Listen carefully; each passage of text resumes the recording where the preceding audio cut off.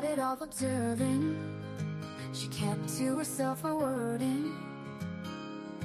She saw the need for a friend indeed to all of those deserving. She travels the world through your eyes. She listens and sometimes cries. She wants to know what makes you whole and cares without disguise. According to Leanie, she welcomes you here. A laugh, a song, sometimes a tear, a friend, a foe, a stranger.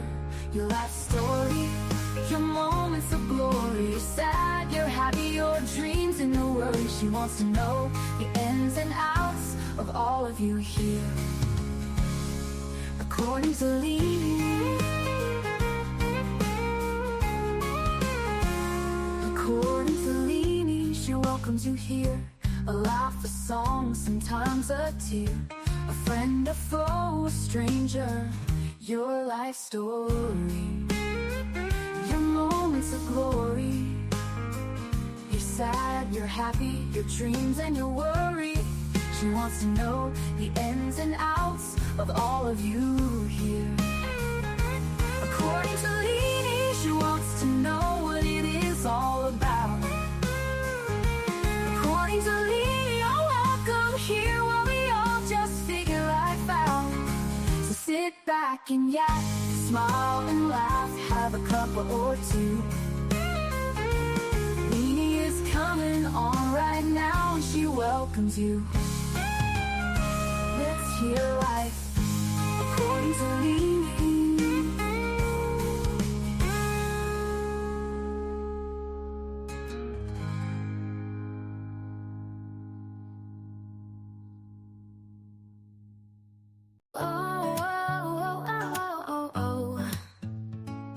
It started with a chat, just a few of us there, talking about life and the stuff we all share. From kids to chaos and the mess we make, we bonded over laughs and every mistake. From bad hair days to a joke or two, no topic was off limits, nothing taboo. We laughed till we cried, had each other's backs. A sisterhood formed in the middle of tracks. Sisterhood of the chat, we're strong and we're loud. From West Virginia, Liverpool, we're proud. From Texas to Australia, we've got the best. Lifting each other up, we pass every test. From the East Coast to the West, we cheer. From Indiana to New York, we're always here.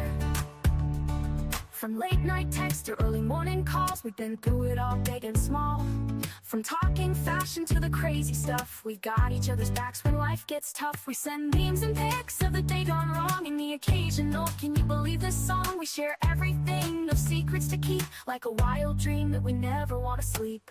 Sisterhood of the chat, we're strong and we're loud. From West Virginia, Liverpool, we're proud. From Texas to Australia, we've got the best. Lifting each other up, we pass every test. From the East Coast to the West, we cheer. From Indiana to New York, we're always here. From Tennessee, where the music plays, to sweet tea nights and lazy days. From England's hills to the country roads, our sisterhood's a bond that forever grows. Sisterhood of the chat, we're strong and we're loud. From West Virginia, Liverpool, we're proud. From Texas to Australia, we've got the best. Lifting each other up, we pass every test. From the East Coast to the West, we cheer. From Indiana to New York, we're always here. Through the highs and the lows, we've been there. When the world feels heavy, we just don't care. We're loud, we're bold, we're a little bit wild, but always there for each other, with hearts so mild. Sisterhood of the chat, we're strong and we're loud. From West Virginia, Liverpool, we're proud. From Texas to Australia, we've got the best. Lifting each other up, we pass every test. From the East Coast to the West, we cheer. From Indiana to New York, we're always here. So here's to the sisters who make life so sweet. We've got each other, no defeat. From the chat to the heart, it's all the same. We're a sisterhood forever in the friendship game. According to Leanie, the eclipse is to blame, but truly the Lord brought us together and we'll never be the same.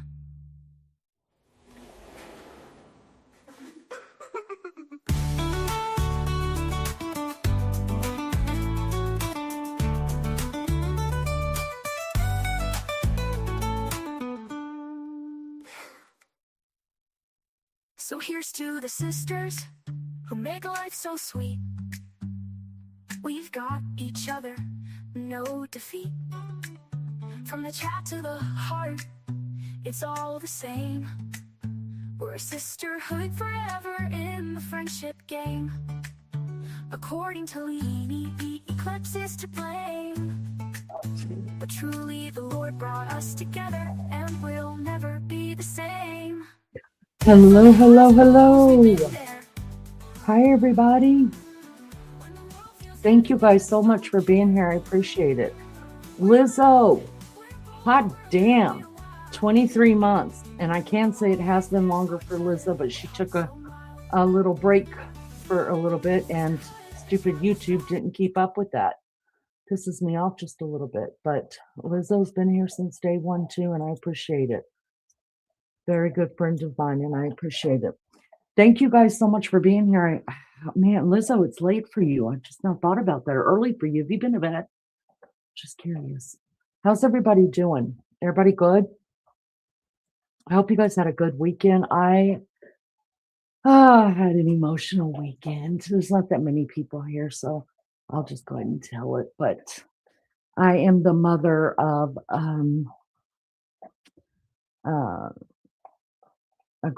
a college graduate, you guys. College graduate, one of the most proudest moments of my life.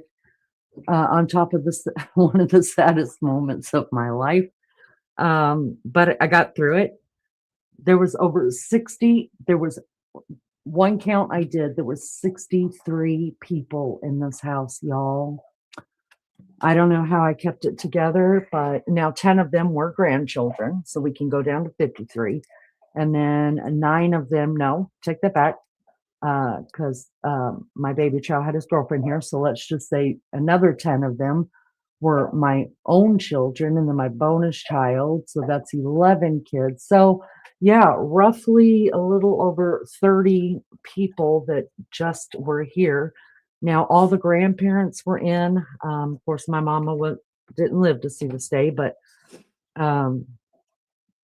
and then Beefcake's mom didn't come either because she's ill, but all of his grandfathers were here, and that was really special to me.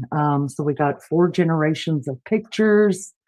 Actually, we've got 5 generations of pictures, except for baby child doesn't have children of his own yet, but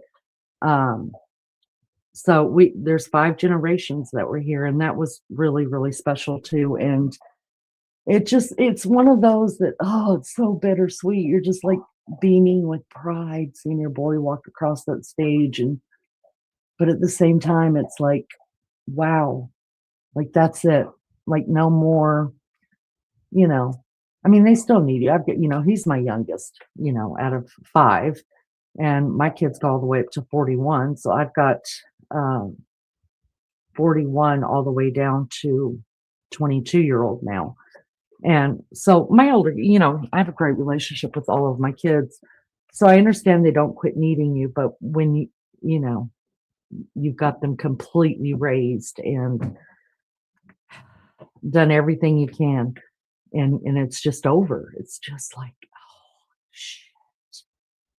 And it's all I've ever known. It's really, I'm not gonna lie, I've never really been great at anything. But I think I was a pretty great mom. And I know I always did my best. I made mistakes, but luckily they weren't big mistakes. You know what I mean? And sometimes I didn't know what the hell I was doing, but just like everybody else. I mean, I'm no different of a mom than the rest of y'all are. But I, when this is all in life is just to be a mom. And then at some point, you're their mom every great now and then, but mostly you just become friends. That's the way me and my older kids are. Of course, there's stuff that's bothering them, but it's hardly ever. They have spouses. So it's not that very often that I get to play mom to them, but it's just a whole different ball game now. And I'm not sure how I'm going to handle it. I hope I don't go into depression. I don't want to go into depression over it. I just don't.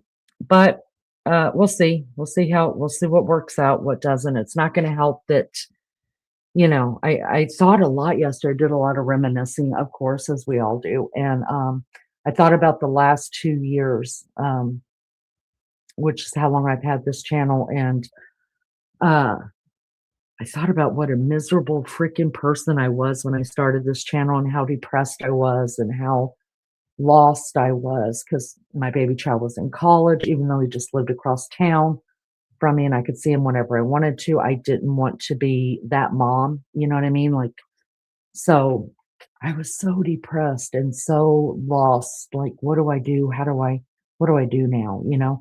And then started this channel and tried my best to make it look like, you know, I'm here if anybody needs me, you know, like I'll hang out with you. I'll talk to you about anything you want me to. But what I didn't tell everybody was that, oh my God, I wish I could put it into words how bad I needed the people that showed up here every night and that are still here. It amazes me. It amazes me the true friendships. I've got one childhood friendship left that I talked since I was 9 years old, and we still talk. She texted me yesterday to make sure I was okay. And then I've got one from my early, like when my kids were really, really babies. One from her, and then I've got one that was my next door neighbor. I call her Mrs. Kravitz. And so really, you know, the people that are the closest, that I'm the closest to, would be this group of women, and they know who they are. And uh, there's not a day that goes by that we don't hear from at least one person in that group. And it's just so special. It's just, I just cannot explain how much. I wonder what, if I had never started this channel, what my life would I've gone deeper into depression? Would I, you know, I just think that in a lot of ways the channel saved me from um, losing my mind even more. So I'm grateful. I have so much to be grateful for. So and I just pray that especially that group of women who have never left my side um, know how very special. I would do anything for any one of them, and for all of you that come in, even the new people that have only been here a couple weeks. You know, I'm so grateful that you choose to come back because listen, there's a billion gajillion people to listen to on the internet, and just the fact that you click on this, it's like, whoa, wait. So even if you stay for 30 seconds or for the whole live, it doesn't matter to me. I'm just grateful. So I wanted to say that because I, you know, yesterday did a lot of reflecting over my own life and where to go, what I'm supposed to do, how I'm supposed to handle it.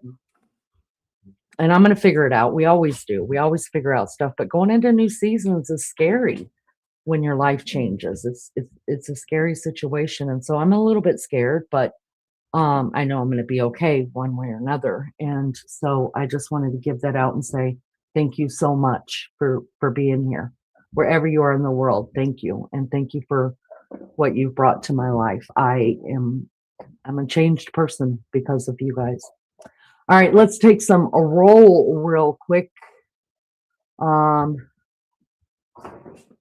Melly Joe. Hello, good to see Lizzo's here. Liz, did you get any sleep? I don't know if you answered me yet. Miss Barbara, my ma Barb, y'all. She is the matriarch of this channel. Well loved here. Very, very wise woman. Very wise woman. And she keeps us girls in line when we need it. Mary Jane Doe is still freezing. I'm having hot flashes, so I'm okay right now. Good to see you, Mary Jane. Zyrock Daddy, hi. It's been a minute. So good to see you. So good to see you. Possum, hello, love bug. Good to see you. Thank you guys so much for coming in. I appreciate it more than you guys know. More than you know. Make sure that Alex. Been missing again. You was missing for a while, Alex. We're going to need you to turn your note into Melly Joe. She will let us know whether we're going to forgive this absence. or not. Just kidding. So happy to have you all the way from Ireland. I was doing some genealogy work the night before last night to our, is it Ireland? Irish? Yes, Ireland. To our ancestors in Ireland. So that's kind of cool. Hi, Darlene. Good to see you, love bug. Bell, true. Good to Belly. I always miss that I for an L. Good to see you. Oh, thank you. Thank you from the bottom of my heart. Hi, Ruth. Good to see you, love bug. Thank you for coming in. Possum, you guys have kept me so much company in the middle of the night when I cannot sleep. I just appreciate it. Liza said she didn't sleep much. She went to bed at 3 and woke up at 6:47. Didn't check the time. I thought I had slept in. Bless you. Bless you. We've been burning the midnight oil here, and I told because every night we play when my daddy's in town from Georgia, when my family from Georgia's in town, we play phase 10 every night. Every night we play phase 10. And so tonight when we were playing phase 10, I was like, look, guys, I'm going to sleep late tomorrow because I need to go live.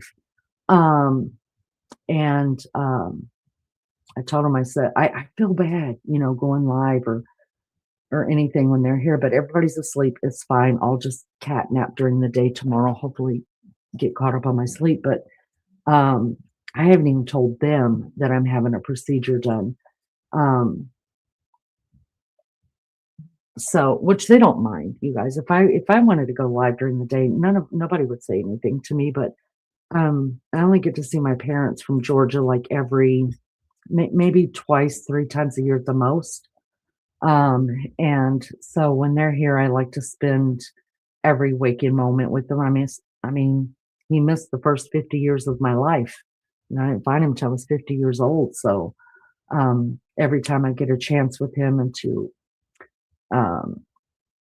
dig into his brain about his side of the family that I never knew about, I do that. And he's happy to tell me everything. So I'm having a procedure done on Friday, you guys, and I know the channel is going to look a lot different.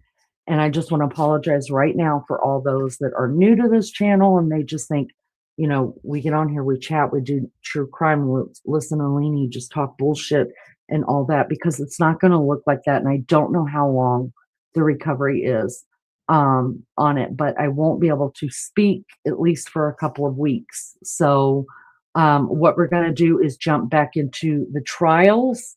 We're going to finish up with the Letitia Stalk. And to tell you the truth, I haven't even looked since the last time I was live if anything came out on her case yet. But we're going to finish that, so we'll be ready to go whenever that's ready to go. And then we'll figure out what trial we'll cover next. It's the only thing I can do. I want to stay on the channel. I want to keep the channel going. It's just that I'll be in chat instead of up here talking.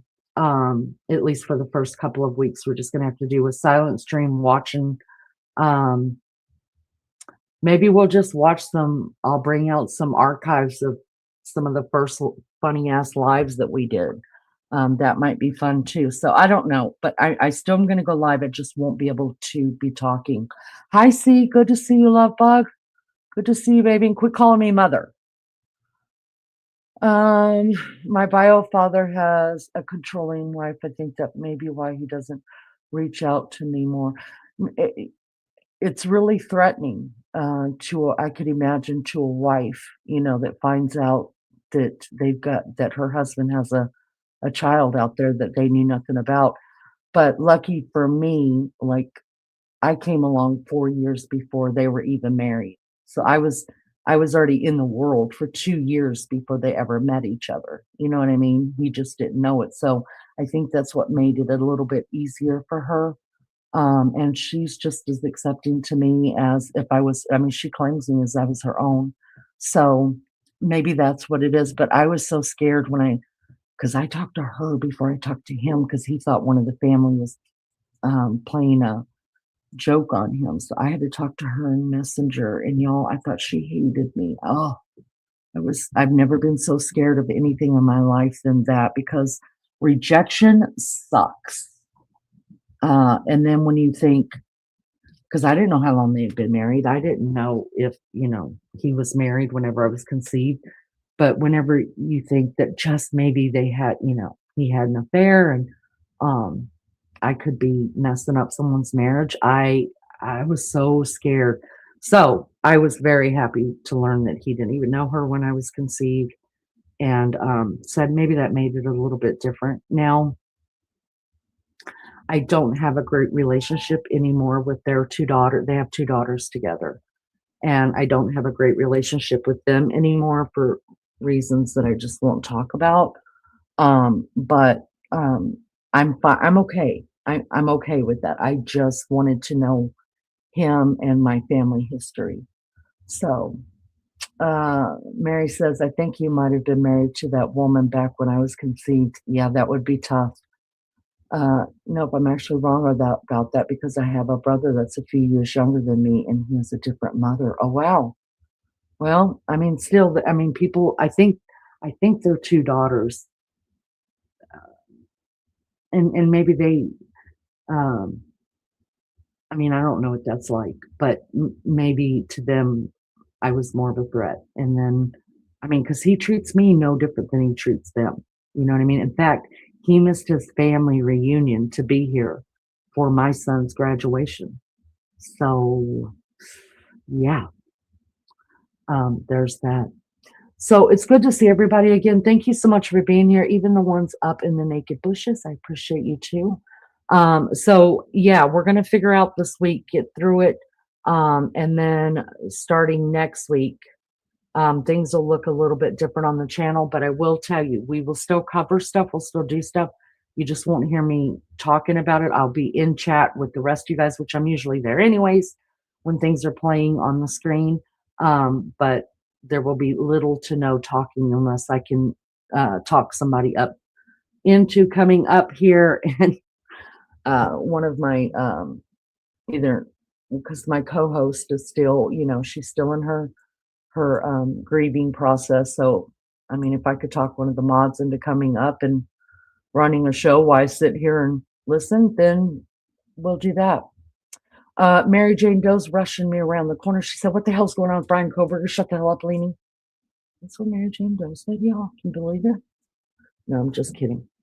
So what's going on is, first, Maggie and I covered this whole Bryan Kohberger thing. We did it for months, you guys. We were in here for months reading every court document that came out. We covered, I mean, everything that we could find on Bryan Kohberger, only to get to the last hour and have him take a plea deal, which Maggie was not shocked about. Maggie had been saying it all along, Leanie, he's going to take a plea. And I was like, no, that's not going to happen. It's just not. And she's like, he's going to plea.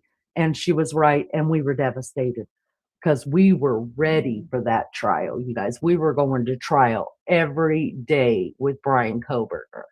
And we were ready. There was nobody more than, and I'm just going to shout it out, that I don't think any other channel was as prepared for that trial as we were. There was nothing. We anything we found, we covered it, we discussed it, we knew what was happening. Now, we all may not, and we all didn't agree on whether we thought Kohberger was guilty or innocent or worked alone or didn't work alone.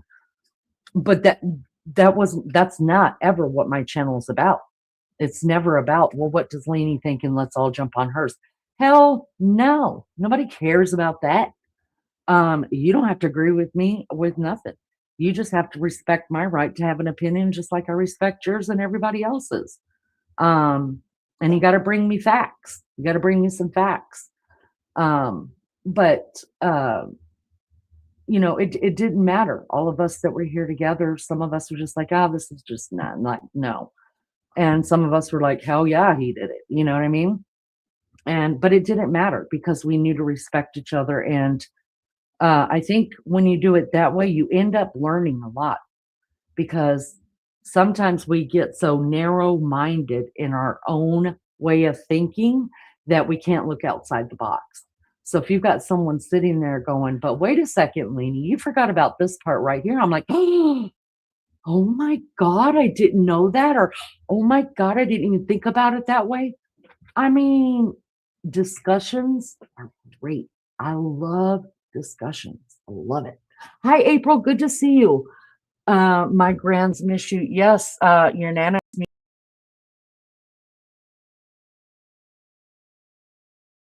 couch. It's no big deal.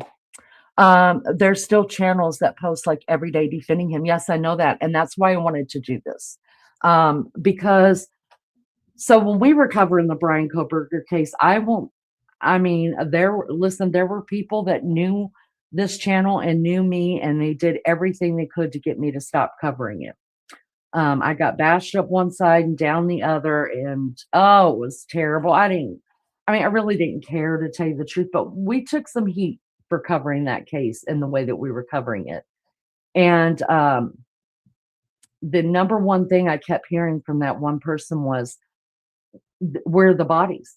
They never showed the bodies. This is false. It never happened. It never happened. And sometimes it's difficult for me to deal with people who are conspiracy theorists. Sometimes that's for me because that's why they're conspiracy theorists, because they can't prove anything. So it's just their only conspiracies. I go off of proof. You know what I mean? Like, I go off of what can be proved. And because they couldn't prove, that's why. And now I'm not bashing people who are like that. If you want to be like that, be like that. I live with one. All of my boys are conspiracy theorists, but they know mom can only handle so much of that. And if they don't have proof of it, I don't, just let me know this is my opinion. But they don't. They want to talk to you about it like, by God, it's factual, and you're going to listen to them. I have that in my own house. And I'm like, by God, I won't listen to you. That's why I have my own living room. You're welcome to step out. So just what was it, ladies? A month and a half ago, finally, the body cam footage was released of them taking the bodies out of the house. And is exactly when I said it was happening, because there was a point in the investigation. Well, there was a point that day. So the police rolled up about 12 o'clock in the afternoon-ish. And then at night, after it got dark, about 9 o'clock at night, all the media, including YouTubers and stuff, were asked to leave the street. And there were two ways to get in and out of where that house was. Two ways. And one of the ways they were asked not to go, they were asked to come down off the hill in the front of where you would normally go, which is the quickest way to go, like to the Sigma Chi house and stuff like that, where you can see it all. And everybody was reporting, we don't know why they asked us they barricaded us off the street. Nobody's allowed on the streets anymore until they tell us we can go back up there. And I was like, you guys, they're removing bodies. That's what's happening. And sure enough, that's exactly what happened. So I found that. So I want to go over that with you guys. I want to, because we haven't done, the last thing that we played on here was we went over his plea inside the courthouse, and we went over victim impact statements and when the judge sentenced him, right? Okay. Well, we know that there's some other news in this, you guys. There's been a book released already on the Bryan Kohberger case.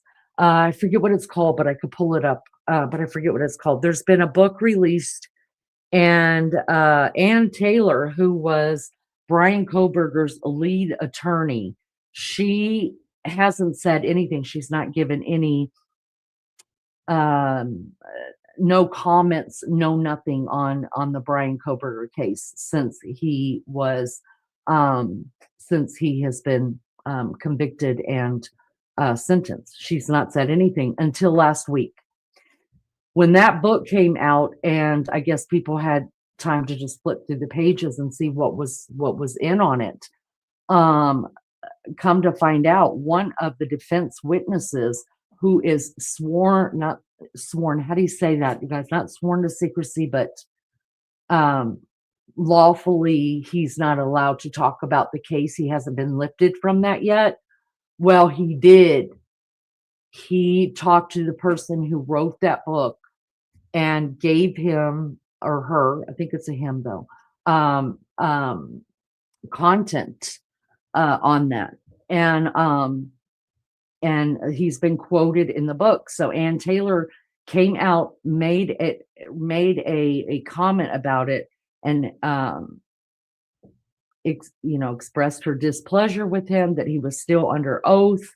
He had not been released from testimony yet. And I could see that because he's still able to do his appeals, right? And just like Letitia Stout, if BRYAN Kohberger gets an appeal, we are going to court. And so they're going to need some of that evidence still in their defense, right? So I could see that. That makes sense to me. And I think that he probably should be fined for that. A gag order. Thank you, April. Yeah, I think he should be fined for it. I really do. Listen, I don't like the lawyers on either side of this fence, but what's right is right.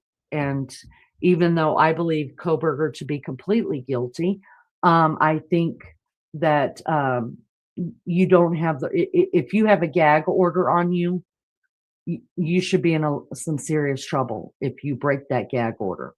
So that's what I wanted to talk about as well.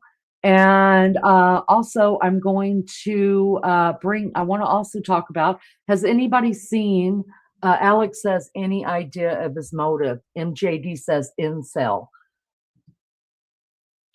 That right there is my ultimate motive. Yes, I believe he was an incel. Absolutely. And he just was obsessed with, I believe it was Maddie, and no, I'm sorry, I lost my train of thought. Ethan and Xana actually were victims of in the wrong place at the wrong time, because Xana went up to the room, right? I think if they'd have been asleep in their room, or if they would have just stayed in their room, he would have disappeared and not hurt Ethan or Xana at all.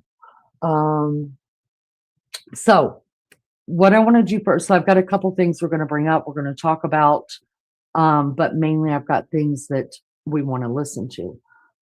Those incels think that they are owed women's affection. Yes. Let me just put this out really, really quick to you guys. We covered this, but if you want to look it up, write this down or ask me later, or ask somebody later, people that have been in here for when we covered this. Look up Elliot Rogers. Elliot Rogers. That'll explain a whole lot about incels and about how they think and all of that. It's very interesting and disgusting to watch. So just remind me of that later. All right, let's bring this up. Let's go ahead and get started on this, you guys. Thank you again so much for being here. You don't know how much I appreciate it. I don't care how much time you spend with me. Well, I do, but I'm just grateful that you clicked and that you're here. And I hope you find something that's worthwhile, and maybe you'll want to come back. That'll be nice. All right, let's pull this up, you guys. Let's share this. I think I've got them in order. I'm learning, you guys, to put things on order on the top of my screen, all the tabs, so it's easier for me to find them. So I'm on it. All right, let's bring this up. Before we do that, let us go ahead, and if Melly or somebody will drop our disclaimer in chat, that'll be great. We are floating it across the top. Fair use disclaimer, Copyright Act of 1976 gives allowance for this content to be used for purposes of criticism, comment, news reporting, teaching, scholarship, and research. So we're floating it across the screen, and we are floating it in our chat. Hello, Pink Peony. Good to see you. He's the one that had a manifesto. Yes, he was just fucking out of his fucking mind. All right, I'm going to stop what's going on in the background, so that won't be, because to me it's distracting even for me. And then you guys are going to have to watch your own ears. You guys, our source is Law and Crime. Okay, I really like going to them. I like Jeanette Levy. I like what they do over there. And this was put out 8 months ago. Now I know it's old. This is going to show us. I haven't watched this whole one, but I have watched all of the body cam footage that has been released. And believe you me, there's a lot of body cam footage, hours and hours of body cam footage at this. So this is going to go through. Let me just read their description to you guys real quick, so you know what we're fixing to watch. I'm kind of going from the beginning all the way up to date where we are now. It says the Moscow Police Department released the body cam footage from one of the officers who responded to the Idaho murders crime scene on King Road after BRYAN Kohberger killed 4 University of Idaho students.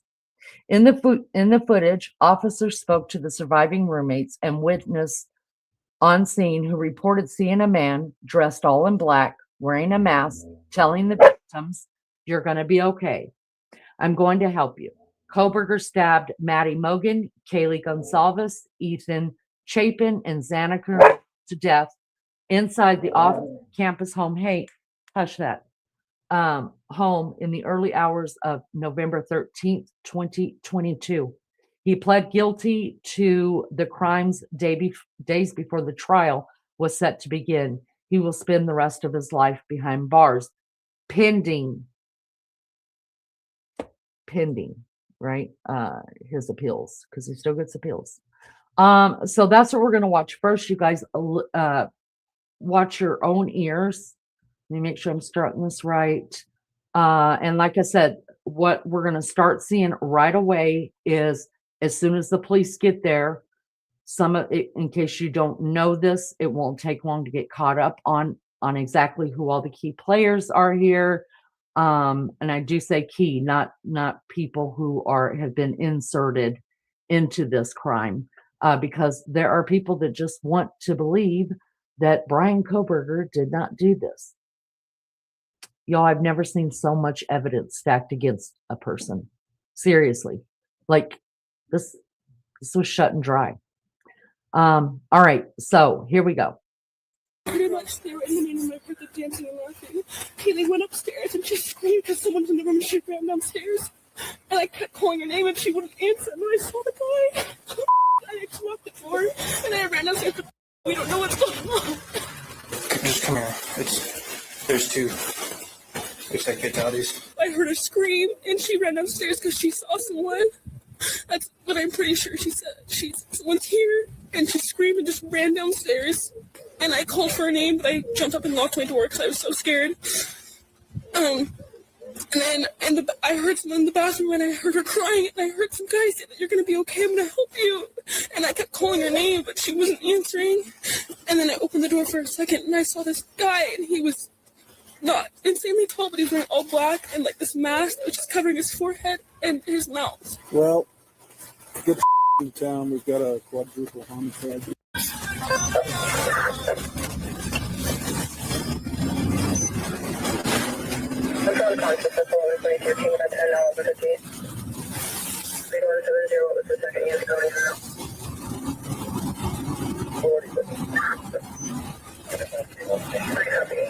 Multiple people on the phone tonight saying you have roommates on scene is passed out, not waking up.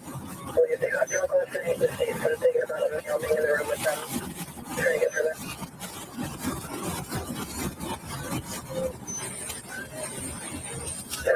Come on, because I want to be around.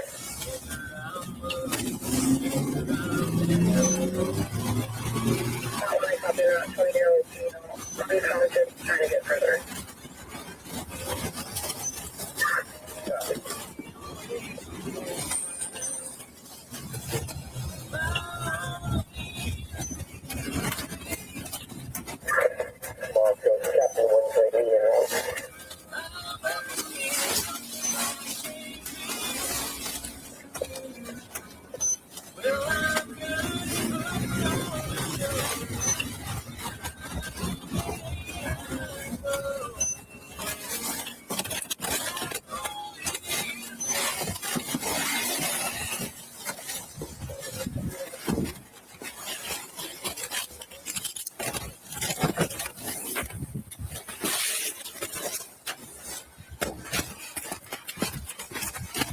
Where's she at? If you need to lose that cortisol belly, do these 5 Tai Chi moves every morning for. Yep. Where's she at? Where's she at? She's up closer. Yes. Where at? Up here? Up here. You got it all from that. That's, normal. I just been checking here, and this is what I just found. And I checked this user is real,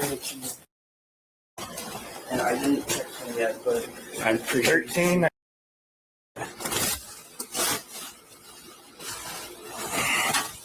Okay, do it.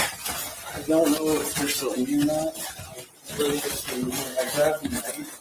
They're like 1370.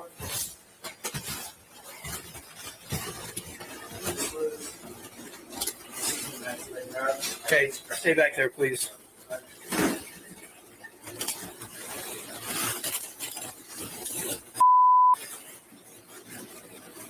Let me just stop it right here and remind you guys that some of the stuff you're seeing, of course, is redacted. Before the Moscow Police Department put all this out, they went in and redacted as best they could. You guys have seen the crime scene photos that were actually released recently. Listen, people will zoom in, they will find things that you will not find. And so a lot of the photos were brought back in. Some of this footage was brought back in, gone back over with a fine-tooth comb. So I didn't block anything out, you guys. This is just a redacted version where you could actually see bodies, like, inside their body cam stuff and all that. But it's interesting, I think, even though we can't see like everything, some people wouldn't want to. You guys know I'm totally morbid. Like, I'm down to watch it all. But anyways, it's interesting to hear what's being said in the background and how these cops are reacting, because this cop is the first on the scene, very first.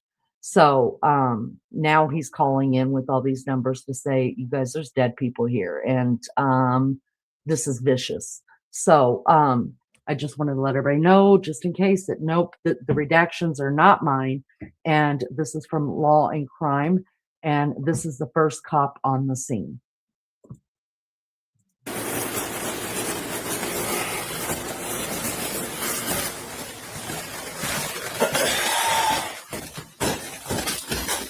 Slow down. Just come here. There's 2. Looks like fatalities.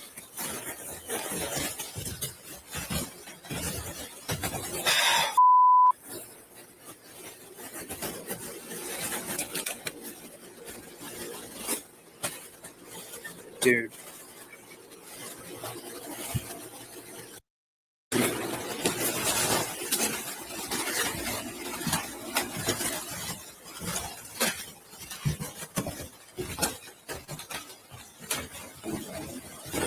All right.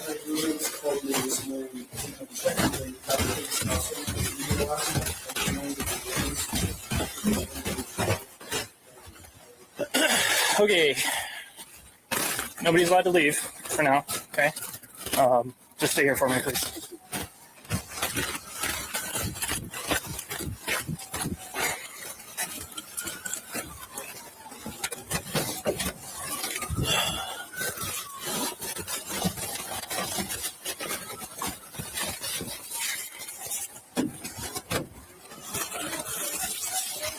Do you know the...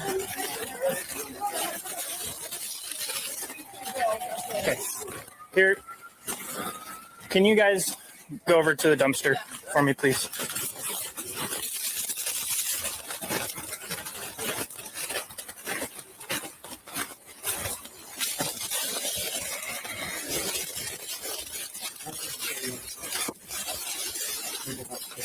Okay, let's clear it. Thanks for...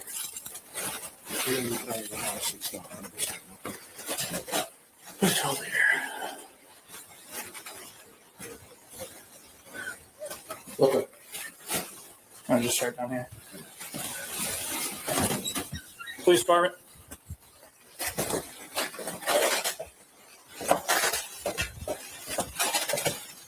Police Police Department.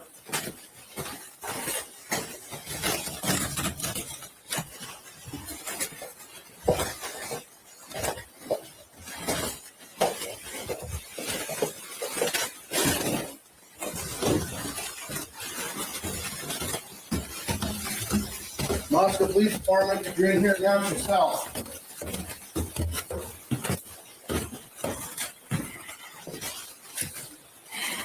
Moscow Police Department.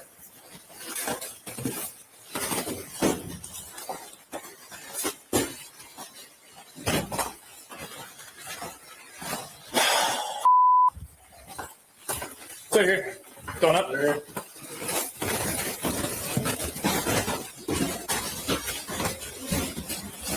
Police Department. We're on 34, coming up.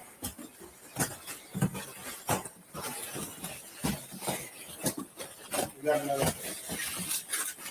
Moscow Police Department. Dude.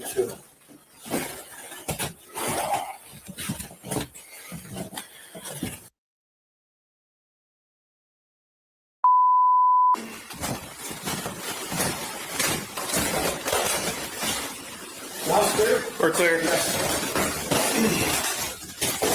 me just secure the outside first. Go So. to the front door.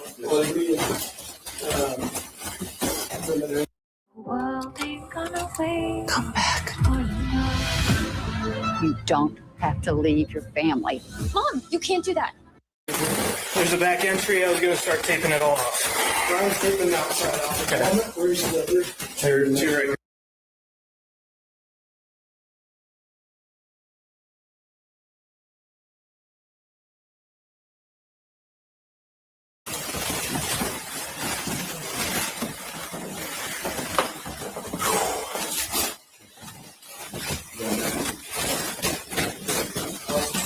I was just putting it off. I already got it. I got in there. Shut it down in there.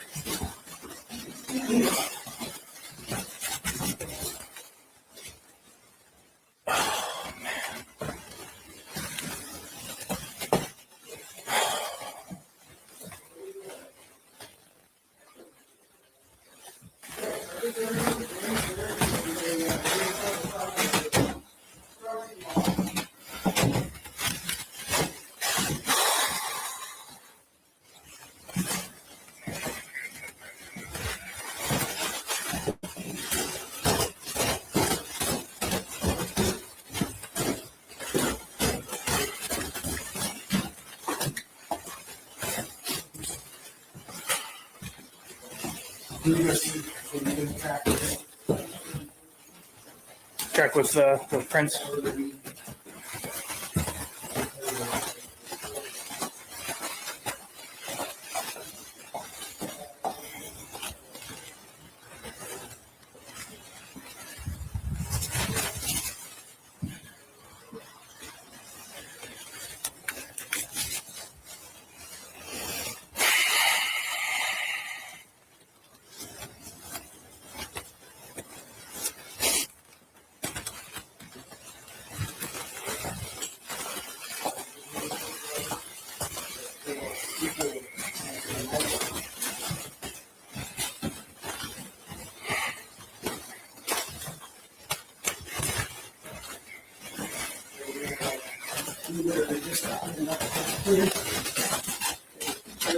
There's nothing else out there. Do you want me to go back there and start IDing people?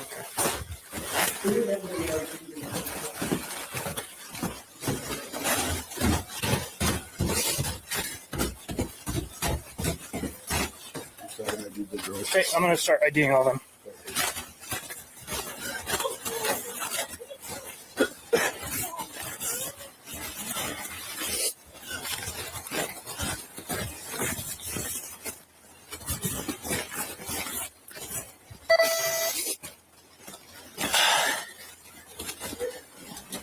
It's a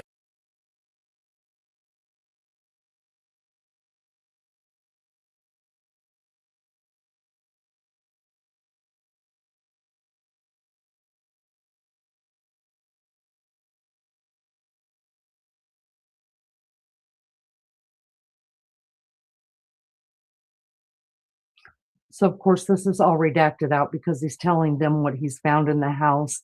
The people behind the guy in the gray, you guys, this is the fire department and EMTs. No, you're good. Hang in there, brother. Okay. Fire department EMTs that are being told that their services would not be needed because they're deceased already, right?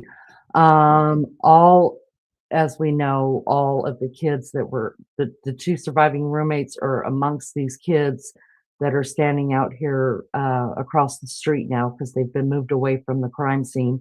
You're going to see other kids that are walking up. Word travels fast, walking up there and finding out what the hell's going on. At this point, the kids don't know that they're deceased. Sadly, the kids end up finding, they're not told anything for well over an hour.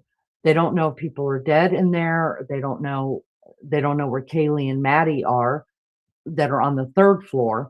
They just saw Ethan and Xana, and they end up getting a vandal alert, which is an alert that goes out to all of the kids who are enrolled in this university. Their mascot is called the Vandals, so they call it the Vandal Alert. Goes out to all of the kids who are enrolled in that school that says there's been a quadruple homicide on 112 King Road. These kids heard it. That's how they ended up finding out that where Maddie and Kaylee were, and also that all four of them were deceased. And they kind of go off on the police about that. They were like, what the fuck? Why are we finding out like this? Why didn't you could have just told us? So understandably. So let's just keep going. Did they tell you anything? They were dressed out at 4 were in the main room. This is one of the. Pretty much they were in the main room. I heard the dancing and laughing. Kaylee went upstairs and she screamed. Okay, I do want to stop it right here because I want you to know who the two are that are the surviving roommates, because obviously they're not going to show them in the face. So I'm just going to point out to what they're wearing real quick as they're walking up. Did they tell you anything? So of course this is Dylan right here in the green pants right here. You guys have heard her name mentioned over and over and over again. The girl in the blue shorts right here is the other surviving roommate. Dylan is on the second floor. Her room is on the second floor, or the same floor that Ethan and Xana were found on. Bethany right here, she is actually on the ground floor. As you first walk in, you would go around the stairs off to the left-hand side, and her room is under there. Supposedly, that is where both girls ended up staying the night. Dylan called, they were talking back and forth, and Bethany said, come down here with me. It's better than being up there alone. And Dylan took off running and went downstairs. And so these are the two people. You won't see their faces, but these are the two surviving roommates here. And oh my God, they're out there with no shoes and stuff on. You know, it was freezing. In the main room. This is one of the. Pretty much they were in the main room. I heard the dancing and laughing. Kaylee went upstairs and she screamed because someone's in the room and she ran downstairs. And I kept calling her name and she wouldn't answer. And I saw the guy. I locked the door and I ran downstairs. We don't know what's going on. Can you come here with me, please?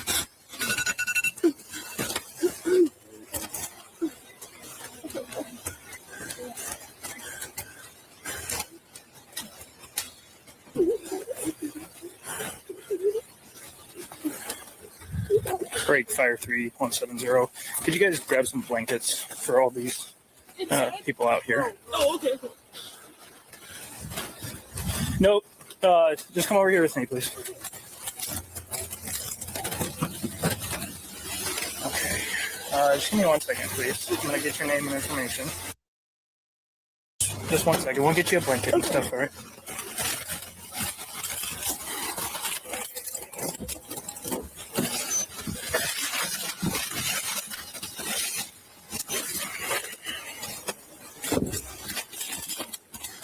Thanks, guys. Yeah, that'd be good for now, and then maybe the big white blankets whenever you move on. Actually, you guys should probably just hang out. Hi, Anna. Thanks for this question. If you're just catching up on this video, my name is Laura. I practice East Asian medicine. Whenever, is that ambulance on its way? No, I think yes, it is. Okay. We would like a blanket right now. It's temporary. If anybody like one for your feet to stand on? Okay. I'll let you. Thanks, man. Yeah, thanks. Yeah, if that ambulance shows up, that'd be great to grab some blankets.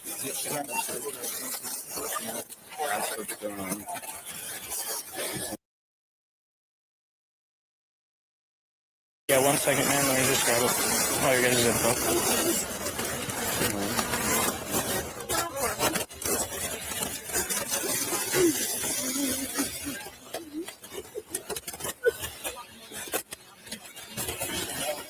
They're warmer. Okay. I know she was barefoot, so I was hoping to get something for her, but thank you very much. Thanks, boss.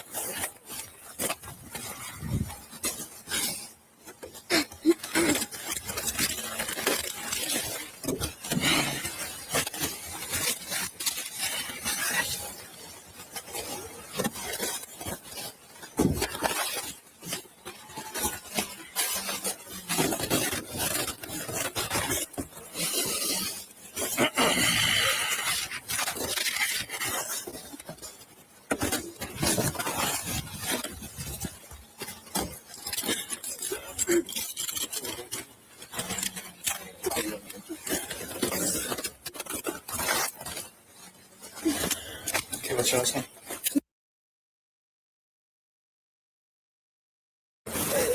And your first name? And your middle name? What's a good phone number to reach out?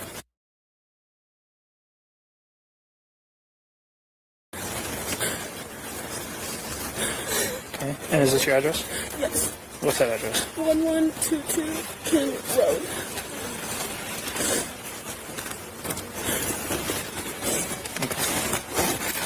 Is your driver's license right? Yes. Okay. How much have you seen in that? No, I don't really know. I just saw my friend when I called because we were so scared. We're like, can you please come help us? And that's all I saw. Told us not to go in. That man right there. That helped show you around. They did go in there. Yeah, and that's when he told us he needed to call the cops. Okay. Do you mind just waiting over there for me, please? Okay. Now I overheard you talking about last night. Yeah. Okay. You don't have to, the more we know right now, the better. We can start this process. Yeah. Somebody will probably be revisiting this interview with you very soon. Again. Okay. So you're probably gonna have to retell the story quite a bit. That's fine. All right. What do you remember seeing? What started? I remember I was in my room and I was trying to go to bed and I heard Kaylee, who ex-girlfriend, who has a dog in her. Real fast. Which one is your room? Kaylee. Which one is your room? Oh, what room are you in?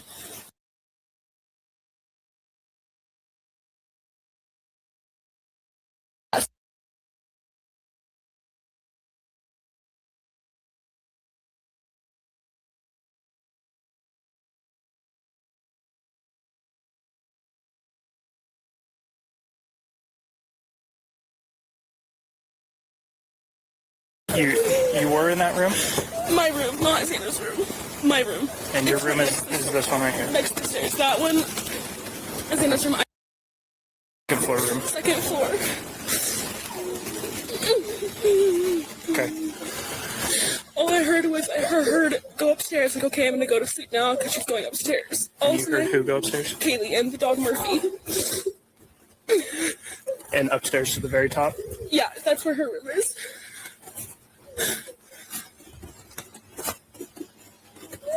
Okay.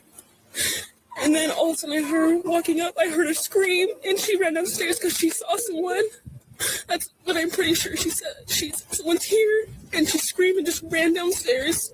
And I called for her name, but I jumped up and locked my door because I was so scared. And then I heard someone in the bathroom, and I heard her crying, and I heard some guy say that you're gonna be okay, I'm gonna help you. And I kept calling her name, but she wasn't answering.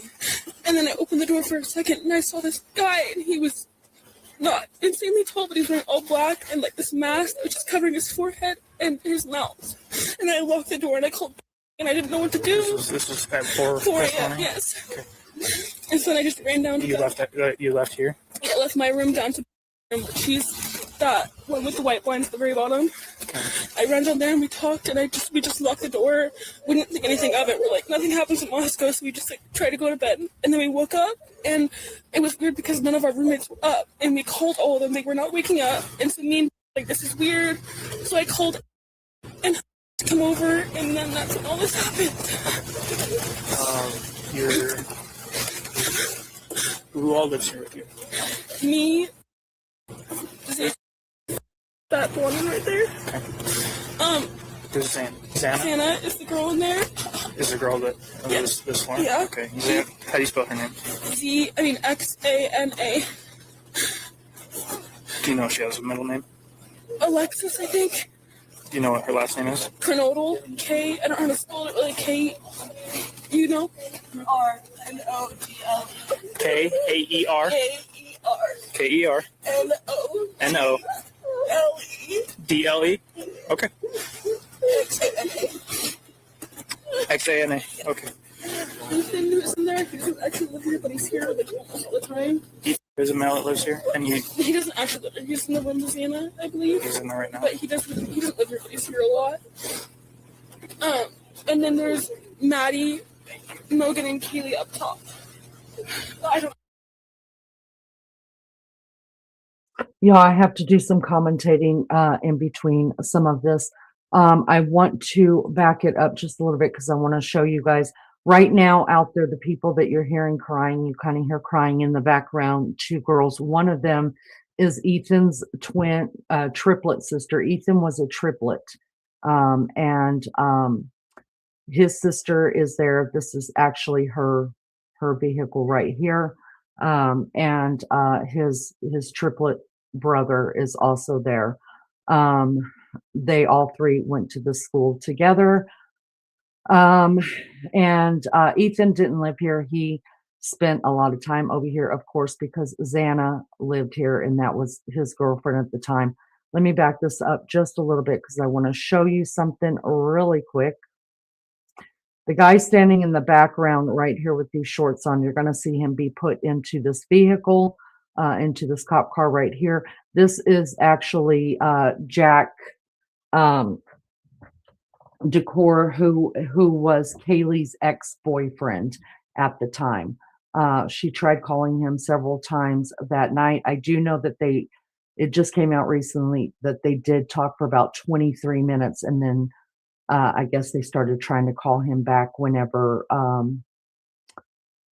they knew somebody was in the house. And so, or when Kaylee saw, because I believe she saw BRYAN KOHBERGER, she ran upstairs and said, somebody's here. So that's that. So he's being put in the car because they realize he's the ex-boyfriend. At this point, they don't know who did it. So they're putting him in the car he's just asking, he's making them nervous. He's making the police nervous. And you might hear that on this body cam or something like that, but that's who he is. But over here is the 2 people that came and initially went in the house. Hunter, which was Ethan's best friend, went in the house and is actually the one that went inside the room. And his girlfriend, they were both there, and the girlfriend was on the 911 call as well. And then over here on the side also is Ethan's 2 other triplet siblings, Maisie and Hunter as well. And then Bethany, who lives in the house, this one of the surviving roommates. And again, he's talking to Dylan, who is another surviving roommate right now. There's a male that lives here, and he doesn't actually live here. He's in the room with Xana, I believe. He's in there right now. But he doesn't live here, but he's here a lot. And then there's Maddie, Mogan, and Kaylee up top. I don't know where they're at though. Maddie Mogan. Maddie Mogan and Maddie Kaylee, Mogan. Yeah. And who? Kaylee Gonzalez. She's the girl that I was talking about, Kaylee, who I just heard her go upstairs and run back downstairs. Okay. And the guy that lives here, his name was what? He's usually Ethan. Ethan. And you knew he was here this morning? No, I didn't know. I had no idea he was here. Okay. All right. Describe the guy that you saw. I don't think he was a little bit taller than me, and I couldn't really see much of him, but I'm almost positive he was wearing a full black outfit, and he had this mask that was just over his forehead and over his mouth, and he didn't say anything to me, like, at all. I just shut the door and locked it, because I didn't know what to do, and I think he went out, like, the side door, the sliding door in the kitchen that goes out to the backyard. Okay. And then Whoever invented this deserves a raise. I don't know why it took until 2026 for people to realize how useful this handheld peeler really is. Group it, swipe one. I didn't know anything else, so I called and I was like, I just need to come downstairs and find you because I don't know where anyone else is. And I called Maddie, I called Dana, I called Kaylee, no one would answer. Okay. All right. For Zena, do you know how old she is? She's 20. Is she in my photos? Yeah, not anymore. Okay. She's a student at UVI? Yes. Do you have any contact information for her parents? No, It's okay. Well, okay. we can get that eventually. Her dad's name. And then Ethan. E-T-H-A-N. And Chapin, C-H-A-P-I-N. Hey, real fast. She's saying this morning around 4, there's a guy, black mask, was in there. She didn't recognize him. She heard girls screaming upstairs. She got scared, locked herself in the room, and then the screaming all stopped. She's pretty sure that this masked person went out the back. Okay. And right now I'm getting all the information. She knows the other 2 girls are up there. I haven't told her who's deceased or anything like that. They have 4 people that aren't unaccounted for right now. Which, Okay. Whose dog? Whose dog? Who wants a dog?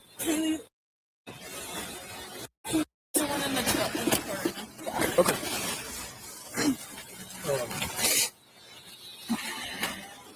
Tyson as well, and your personal getting. Since she knows a bunch of the people who are living here, I'm getting all their names, and then I'll finish collecting all their information. Okay. How old is Ethan? I apologize. There's a door downstairs next to the bathroom that's got a padlock on or a lock on it. Because We don't know. okay, who has access to that room? Okay, Yeah. So it's not something you guys normally run. No, we have no idea what it is. Thank you guys. Okay. So Ethan, how old is Ethan? I believe he just turned 20.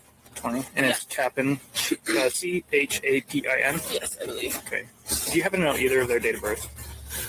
No, I know Sienna's date of birth. Okay.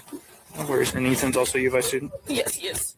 And you don't see him here right now? You see, but pretty sure he was in that room. I think so. I think it's what told me. I don't know for sure. All right. And then the 2 additional roommates that aren't here right now, They're not. that aren't here with you, Yeah. what are their names? Maddie Mogen, M-A-D-D-I-E-M-O-G-E-N.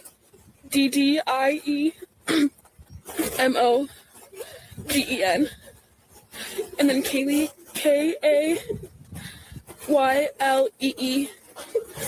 Goncalves, G-O-N-C-L-A-V-E-S.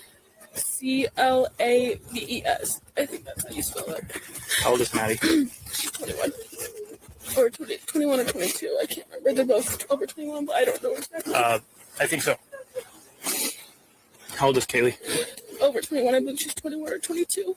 Sorry, I don't really remember. It's okay. You're doing great. Thanks. I'm asking a lot of you, so I appreciate you. I'll say anything. You're doing very well. Do you know if the other 2 girls are upstairs or not? Right now, what we got to do is we got to process this whole thing. That makes sense. I don't know what I'd be permitted to. That's fine. Right That's now, totally okay? fine. I understand. Okay, let's go back. I just want to make sure we're getting everything. So you're sure at about 4 this morning? Yes, it was 4:10. You first noticed a guy. Well, I first noticed Kaylee go upstairs and scream and run downstairs. So 4 this morning, went upstairs Yeah. to the way top. Yes, to her room with Murphy the dog. Okay. And then And you heard Kaylee scream? I heard her scream and run as fast as she could downstairs, and she said someone's here. She ran downstairs? Yes, I could hear it. You can hear everything. And I'm not sure I heard her run downstairs really fast.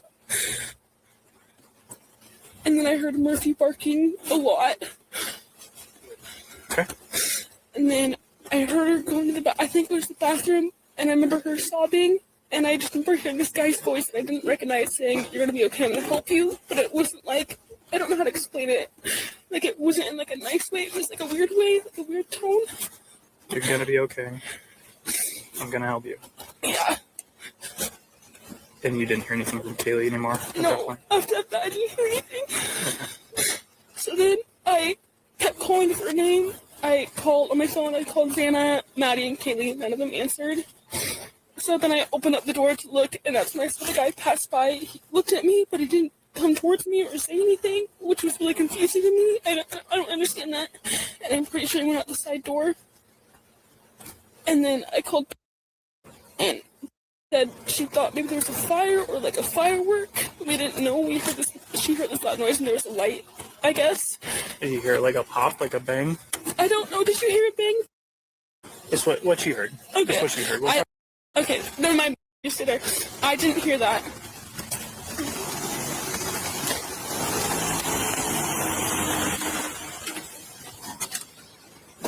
Hey, where are you going right now? I'm just going to pick up my friend. Okay. Where's your friend live? To the left, please. Yeah, I can move.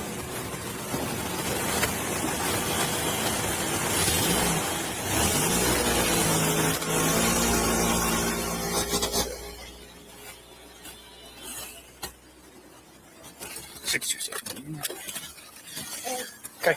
I don't think I ever heard a bang. I didn't think anything about fire or firework. Or until gunshot. I told her. I don't think I heard anything of that, but I also was kind of in and out of it because I was so scared and I was really tired.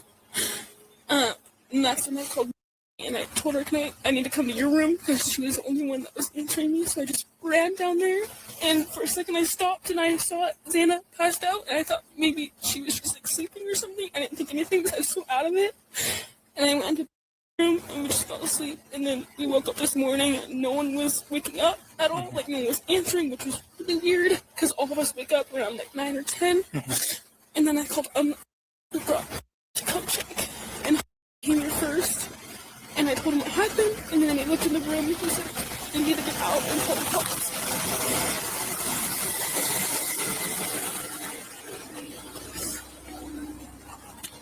Okay. The guy that you saw, and it was dark, right? Or were there lights on? I think there were lights on in the house, I believe. Okay. I don't really know what he looked like because he had a mask, but he wasn't like super tall. How tall are you? I'm 5'10". I think it was maybe my height an inch or two higher or lower. I can't really remember. So about 6 foot. I think so. Around there. Okay. How was he built? Fat, skinny, stocky? More like skinny, but like basketball player kind of skinny. Like not too skinny, but like almost fit skinny in a way. That's what I think. I don't know for sure. And then the voice, he said, when he said those words, you didn't recognize that voice before. I didn't recognize him or his voice. I mean, I also couldn't see him, but I didn't recognize that voice at all. It didn't even cross my mind if that could be. Did you guys have a party last night too? Or? Not tonight, but there was and we had like a formal thing beforehand. That was 2 days ago. Okay. Is there anything that popped out about that event that was concerning? No, I mean, I went to Ethan. He is with my friend Xana, and who are dating, and Xana went there. I was there for a little bit, and then I went to my friend's house down the street, and then I came back home with my friend. Everything was fine. Nothing weird at all. Nothing suspicious until 4 a.m. Okay.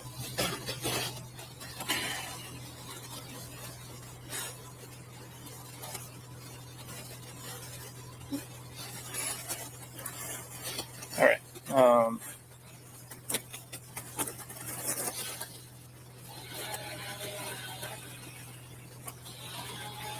I don't think I have any more questions for you right now. Okay, if you do decide.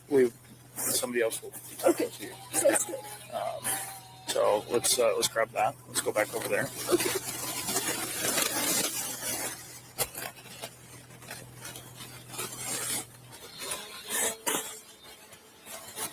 All right. Who else lives here?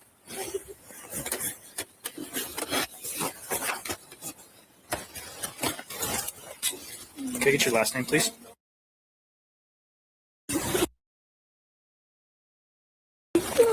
Okay. Hey. It's his brother's walking up this way. Okay. You mind hanging out here, please?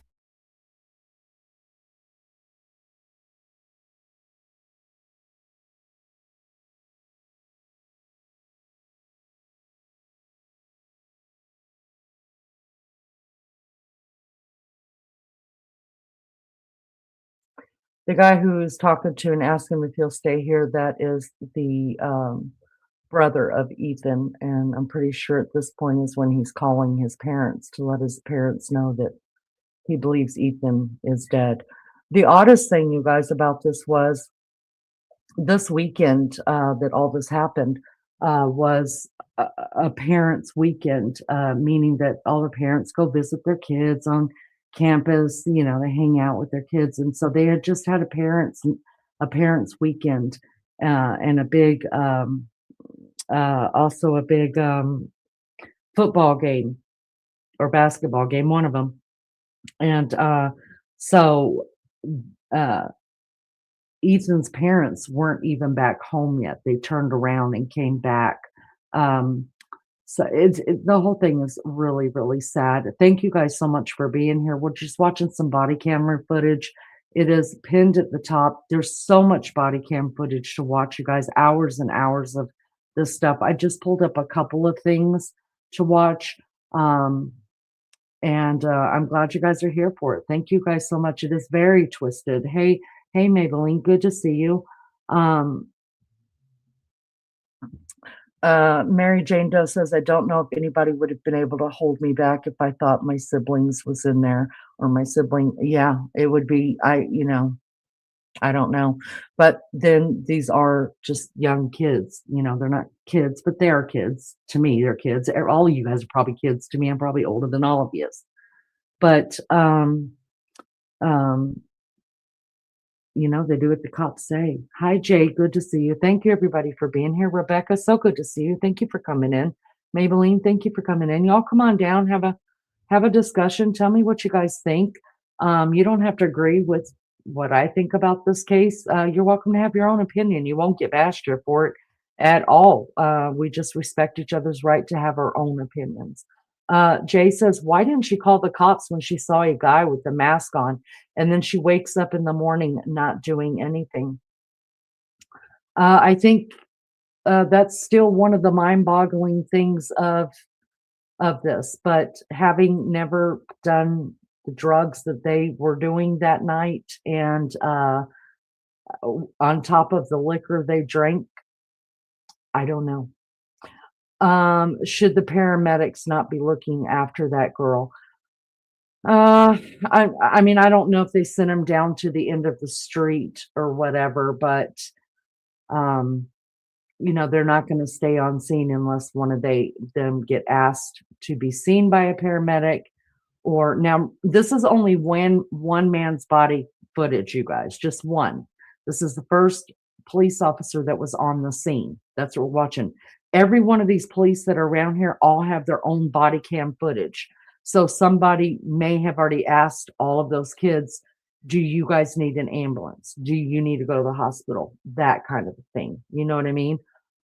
This one obviously did not, because right now, until he turns it over to his sergeant or whatever, he's in charge of the scene. He's the first cop there. But it's so good to see you guys. Thank you so much for being here. I appreciate you more than you understand. So the bodies are dead in the house while this footage is going on right now. Yes. And I've got the body camera footage as well of the bodies being removed from the house. This was right after, within the hour that the police first got on scene.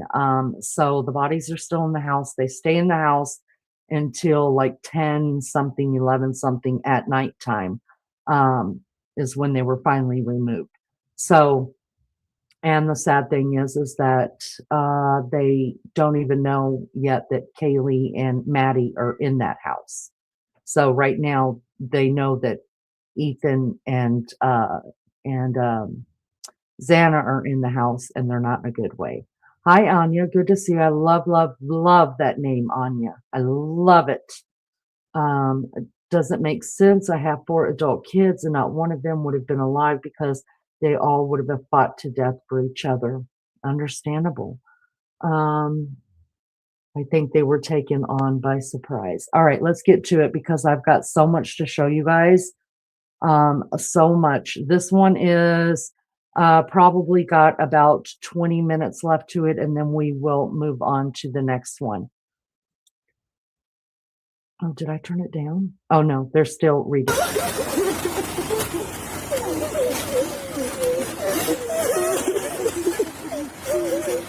So at this point, you guys, they have realized that they seen the ambulance walk up and be turned away. So now why all this crying is going on is because they know for sure at least Xana and Ethan are dead. That is Ethan's brother in the background right here with the blue shirt on, bluish green shirt on. He's actually calling his parents to tell them that Ethan died and they need to come back to town. But they still don't know about Kaylee and Maddie or where they're at or even if they're in the house. Okay.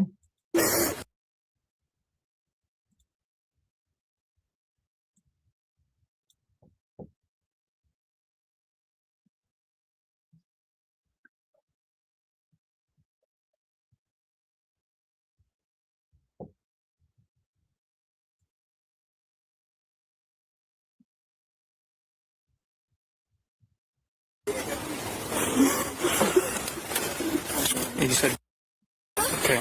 Can you spell that for me? Do you have a middle name? Anytime it goes quiet, you guys, it's them redacting that out. They just came out very early. They didn't want to know names of all these people yet, right? So.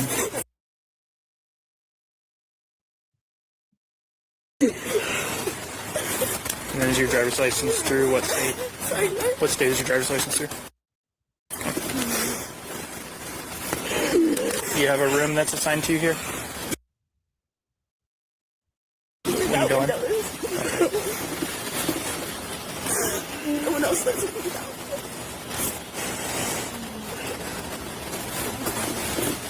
Were you here last night? Okay. Is it okay if you walk over to my car with me and we can talk over there?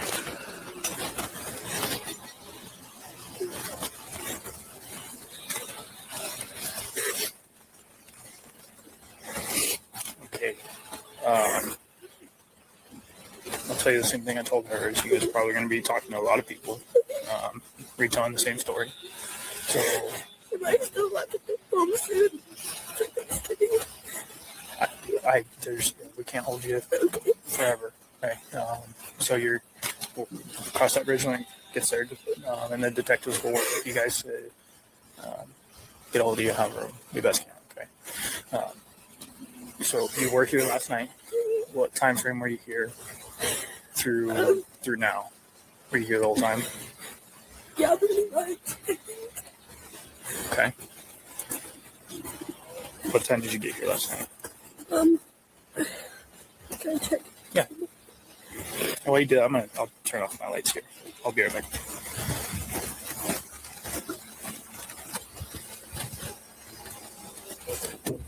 I forgot you were here, man. Do you still want to hang out here? I just want to know what's going on. Yeah. I don't know how much I'm allowed to disclose right now. We're processing what's going on in the scene. As soon as we know for sure, we can tell you guys what's going on. We absolutely will. I know it sucks to be in the dark with this, but okay. And what's your relationship again? Okay. Yeah, man. As soon as I know we're able to fill you in on what's going on, we'll let you know. Okay. Like I said, you're welcome to get out at any point. If you want to hang out in here, you can because it's warm. If not, you want to hang out. Stop it right there because obviously there's new people in my chat that's never been here before. Sabrina, we don't come in here calling anybody names and shit like that. You don't even know what's going on here. You're welcome to go and look up the video yourself and watch it on your own big screen or on your phone by yourself. Exit stage right. That's what I would say. I'm not being disrespectful if I'm saying please show the video. Well, what you don't know is that if I'm showing someone else's video, I obviously have to commentate on it. And just in case you don't know, up there it says according to Lainey, so it's according to me, and I run my channel the way that I feel I should run my channel, and I want to share my channel. You're welcome to open up your own channel. We'll come on over and hang out with you and see how you do. How would you like that? Yeah, I would just probably leave because you are being a disrespectful bitch. See ya. All right, let's keep going. Okay, let's just keep doing this. Then you're gonna hang out outside too. Okay. Tell you what, I'll just crack the door. I'll try to not lock it on you so you can get out. Water dishes?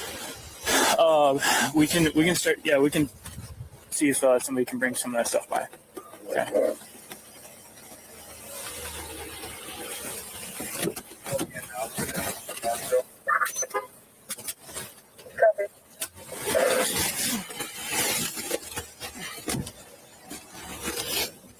Okay, sorry about that. All right, so what time were you here last night? About like 1:24 or something in the morning. All right, so for those that are coming in, we're watching the Idaho 4 murders that happened in Idaho in 2022. BRYAN KOHBERGER pled guilty to all 4 murders. The guy who is in the police car right now is Jack DeCour, who was Kaylee's ex-boyfriend. The reason why he's put in the police car is he is very close to one of the victims there. They don't know. He could be the perpetrator, right? At this point, they don't know. We're only into about an hour of this crime so far. So they're just trying to get information out of all these kids are here. The guy you guys see in the background right here in the bluish kind of shirt with shorts on, that is Ethan Chapin's his triplet brother. Ethan was a triplet. He had a brother, Hunter, and a sister, Maisie, who was sitting over here with the group of kids that are sitting around here. So the guy in the car is Jack, and that's who he is. And they put him in the car because he kept walking around, like really pacing, you know what I mean? And so he was making them nervous, because at this point, they don't know who's who committed this crime. So if he couldn't sit down right over here. So in other words, they were like, let's just sit in the car. You know what I mean? Sitting there for a couple of hours, you guys, because they were trying to get different information off of the people that were there, especially the roommates. All right, let's keep going. Okay. 124 you got here? Okay, what was going on at about 124? And my friend watching Vampire Diaries on the couch. You and... Okay. Watching Vampire Diaries.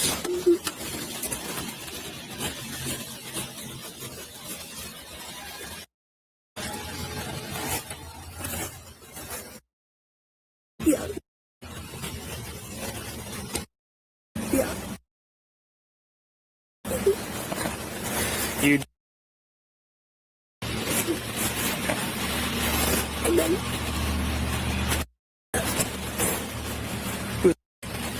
she's just one of my friends. Okay. I'm sitting over there. How you just talk? Oh, okay. All female. Yes. All right. Okay, so you guys watching Vampire Diaries out in this the second level? Okay, and then for how long? I don't know. And then Maddie and Kayla came home from the club. And then we all hung out in Kaylee's room for a little. So Maddie and Kaylee were at the club? Yeah. You know how long they were there? Probably till closing at least? I don't know. They dump truck afterwards.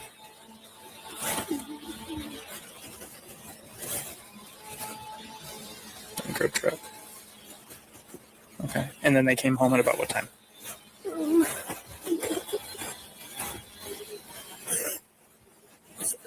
It's okay. You're doing great.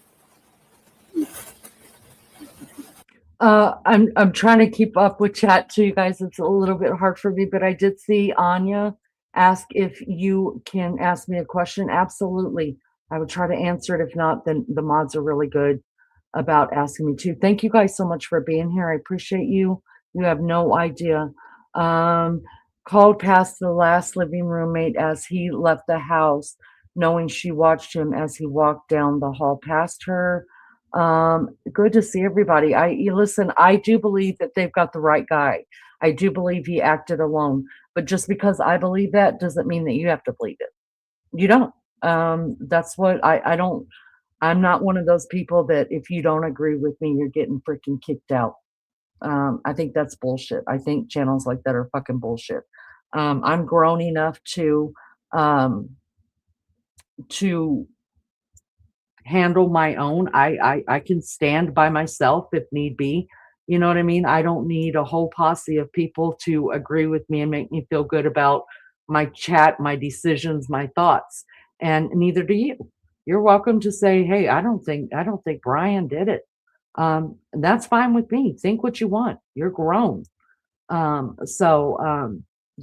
and you won't be bashed for it at all. We just have to, I just like people to respect the fact that we're allowed to have opinions. That's all.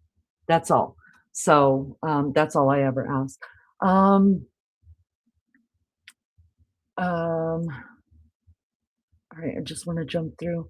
Who do you think, what do you think about creating a group with all of our friends? Me? You mean me? I do have a group, a mod group. I try to honestly, when we created it, I opened it up to everybody or whatever. And then it basically ended up becoming a mod chat because that's all that wanted to do it. And I honestly feel safer. I'm not accusing you of anything or that you would do anything or whatever. But I just know that chats off of the side, you know, people that do chats on the side and stuff, people get into a lot of drama doing that. And I don't like drama. I don't want to do it. I end the drama. I just do. There's so many channels that like it. Not me. I don't want to do it. I'll end it. Somebody will come in here and start shit and then I'll end the shit. As long as there's no shit started, then we're cool. But I don't put up with drama. So I just think that the side chats cause a lot of that crap.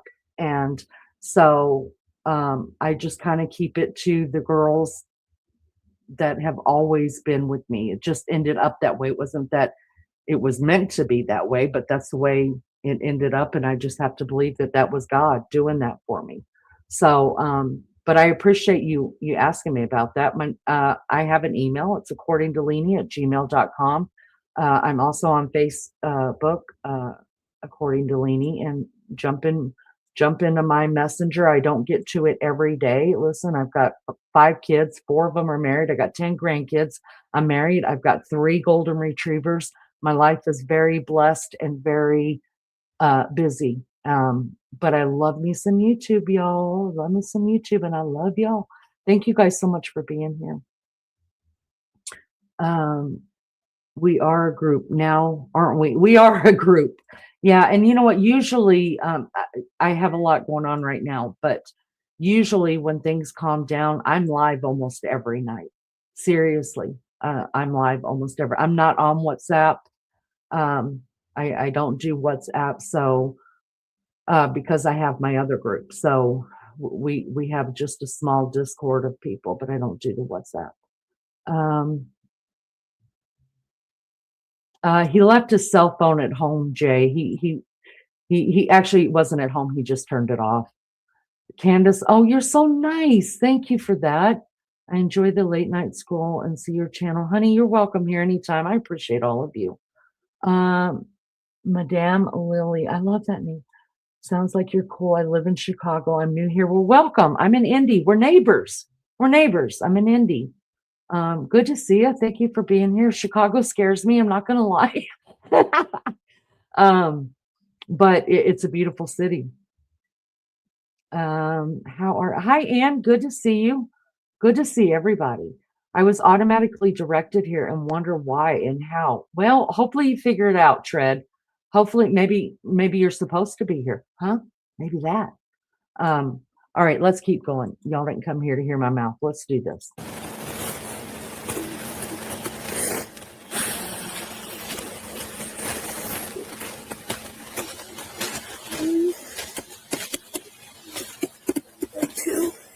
So they did get home after. And thank you so much for a membership. I appreciate that.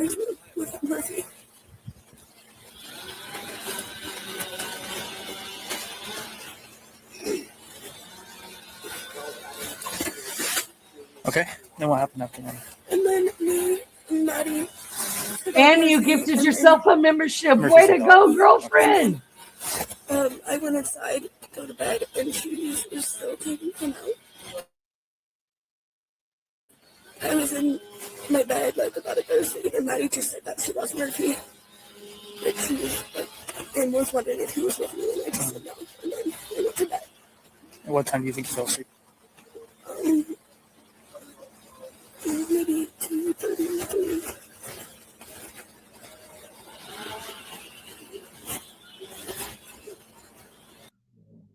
Y'all, I'm sorry to stop it again. I really hate that, but I want to answer this with Mad Melly. Madam, I'm sorry. You know what? My baby child graduated college yesterday, and I had over 60 people in my house. I don't know if there was a mass shooting here. Isn't that terrible? That is terrible of me not to know that. But there's just been so much going on, really, that I didn't know that. I'll check into it, though. Thank you for telling me. I had no clue. Chicago is the highest homicide rate.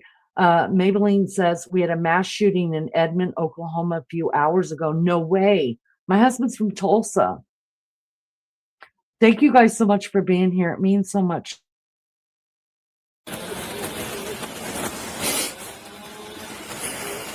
Okay, what time did you wake up at all between 2 and... I heard something like loud and Ruby like bark. And usually like she barks at things. And then I thought I saw like a firecracker, so I thought someone maybe was just drunk and then put a firecracker in the house. But I wasn't even really sure because I was kind of still asleep, so I wasn't sure if it was like real.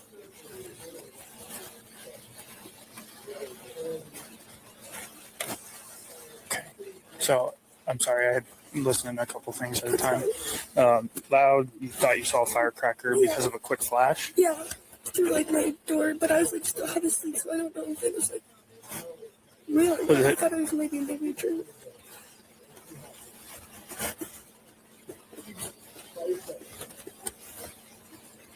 Okay. And then did you ever like pick up your phone to see what time it was? Or? Okay. Oh, maybe I might have called her and asked her what was happening because sometimes we hear things and I'll call her and be like, oh, what was happening? She's usually just peeping. Okay. Do you guys recognize all these vehicles in here? Yeah.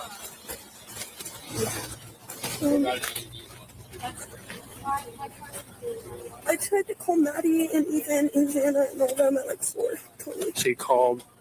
I tried to call all of them. Maddie? At what time? 4:30 and 4:22. And then 4:21. Okay. And then Ethan at 4:22.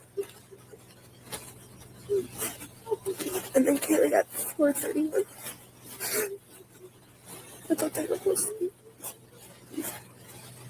4:31? Yeah. So no answer, and then did you go to sleep after that? Yeah, I just kind of fell asleep again. Okay. I was like half awake. Okay, and then what throughout your day did you got up at what time today? I like woke up and my jaw was feeling really bad. I took some Advil at like 6 or 7, and then I just went back to bed. So I figured no one would be up anyways. And then I didn't wake up until we called you guys. Okay.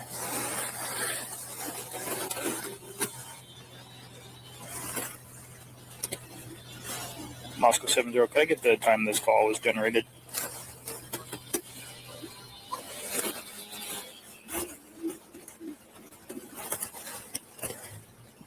Copy, thank you.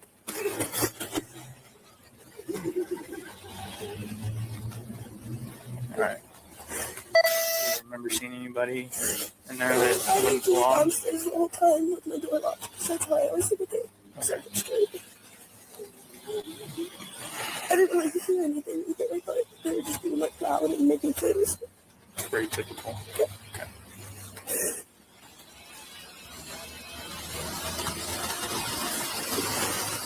Do you have any parent contact information for? I know Maddie's. Okay. Oh, wait, no, I know her boyfriend.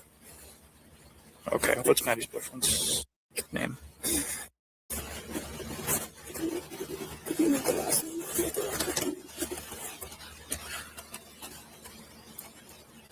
Is anybody having any issues with any boys? Mm-hmm. He lives in Boise. Okay, so he wouldn't be up here right now.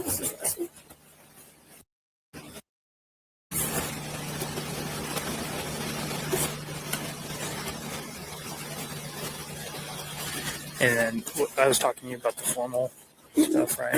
No, that was okay. So you guys had a formal. For formal yesterday. Yeah. No issues. Okay, everybody got along. All right.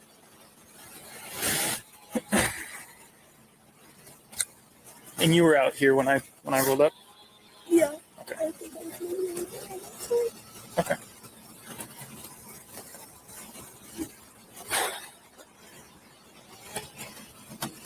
So I don't know if I have any other questions for you right now. Okay. I appreciate that you did very well recalling as things become more clear. Write them down or something so you don't forget. Sound like a good plan? Like I said, some other people are going to be talking here.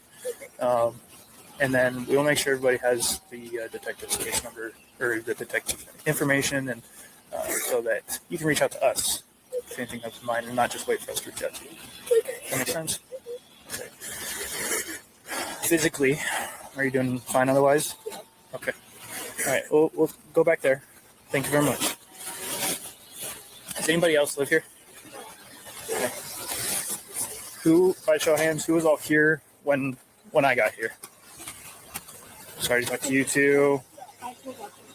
Okay. All right. 1 second. So, Maddie and Kaylee were at the club last night. They got grub truck after. Don't know if they ran into anybody that maybe had issues there. They just had a formal the other day when without a hitch. There's no issues at formal. So there's nobody that they should be having bad blood. So obviously follow-up needing to be done at the club and the grub truck at the very least. I did a very preliminary interview with the 2 people that live here and that were here last night. Everybody else I'm about to identify was not here last night, but was here in the parking area when I rolled up, so I'll just get that information. Perfect. Anybody asked, is any of these cars belong to these guys? Ryan asked, sounds like they recognize all these vehicles to include some of the ones down there. If they ask, then these can leave for the time being. Okay. We need to start, once Tyson gets here, we'll start figuring out how to get them somewhere warm. Yeah. A couple of them did ask about like bottles of water or something. I don't know if there's anybody logistically that can work that out. We can call EMS. I have a couple bottles in the car. Okay. I know would be willing to help out however they can. Okay, I'll go grab those out of my car. Okay. And then they keep asking, what's the status of all 4 people? I don't tell them we're figuring it out. If they ask, dude. Okay.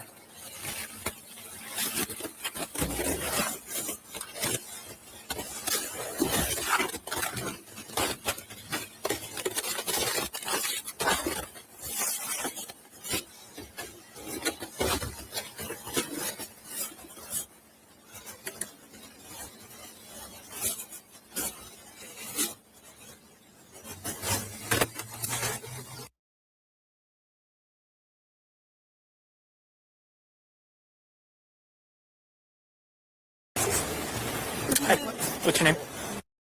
What? Okay.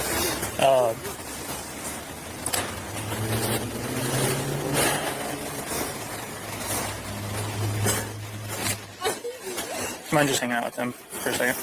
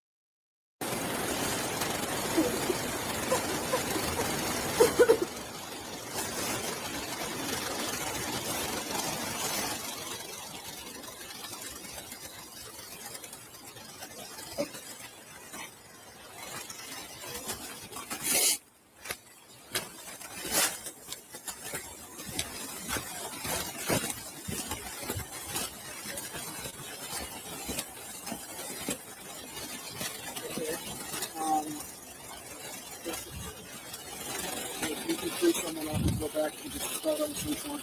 I've got RSP on standby already. I've got a call in the Dustin. I'll call Payne. We need to talk to everyone. So we get Dustin and Payne working on that.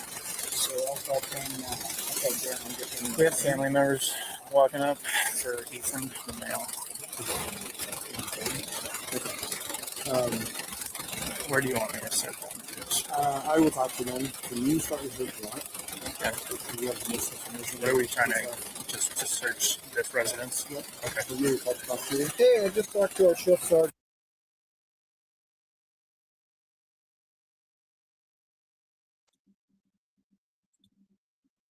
Going to stop it right here just a second just to answer some questions. Jump in chat really, really quick. Hi, Sharon. Good to see you, honey. Okay, so the coroner gave her first interview the day after this. And she actually, you will see her on the body cam footage that I have, the bodies being taken out of the house. The coroner is the very last to arrive because they have to, I mean, they can tell that they're deceased already, right? Have a good day, Ann. They could tell that they're deceased, right? But police are not allowed to declare, right? So the coroner was already had been told that there were 4 homicides in the house. She waited a couple hours before she went because the police chief was out of town, you guys. He was actually on vacation when this happened. So they were trying to scramble, get everybody in. You have to remember, this was the Thanksgiving holidays, right? So all of the students were fixing to leave on Thanksgiving for the Thanksgiving break. So anyways, the coroner ended up waiting a couple hours and then going because they could start an investigation as in starting to talk to people who were around at the time. They can rope off, start taking pictures. They just cannot in no way, shape, or form touch a body. So until the coroner gets there, they're not allowed to move the body whatsoever. but they can start taking pictures without removing them. So the EMT, the ambulance, the fire department, they were already there. These kids are already dead, and so they turned them away. They need to leave. That is when the surviving roommates and the other kids who showed up there realized that the ambulance was not going in there with Xana and Ethan, and that's when they realized they were dead. Okay, they still don't know about Kaylee. You're fixing to find out, because at this part, Ethan's parents are starting to walk up, and because they had already been called, right? And they weren't far away from here. And so the family's starting to walk up, and the officer who is conducting the interviews right now was the first on the scene, and now he's telling this guy, look, Ethan's family's coming up. They're walking up here now. What do we need to tell these people? Because they're telling them, don't tell them anything about Kaylee and Maddie yet, that they're even in the house, because they weren't even sure Kaylee and Maddie were in the house, right?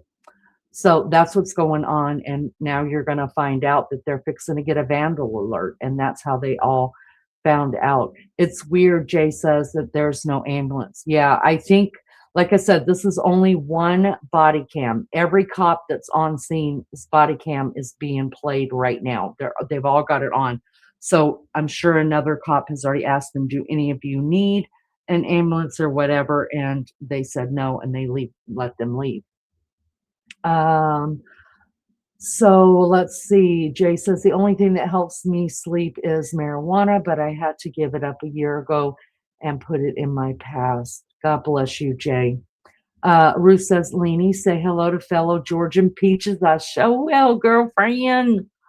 Somebody asked me a question up here.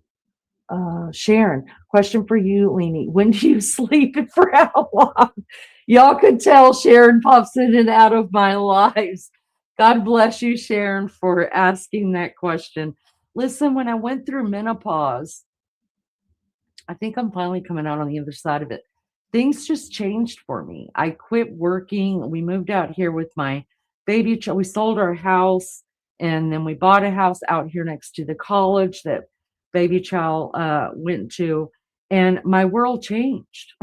So I'm a terrible sleeper. I am. When I sleep maybe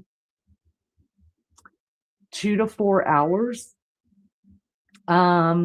And most of the time it's not that. Usually it's about 2 hours.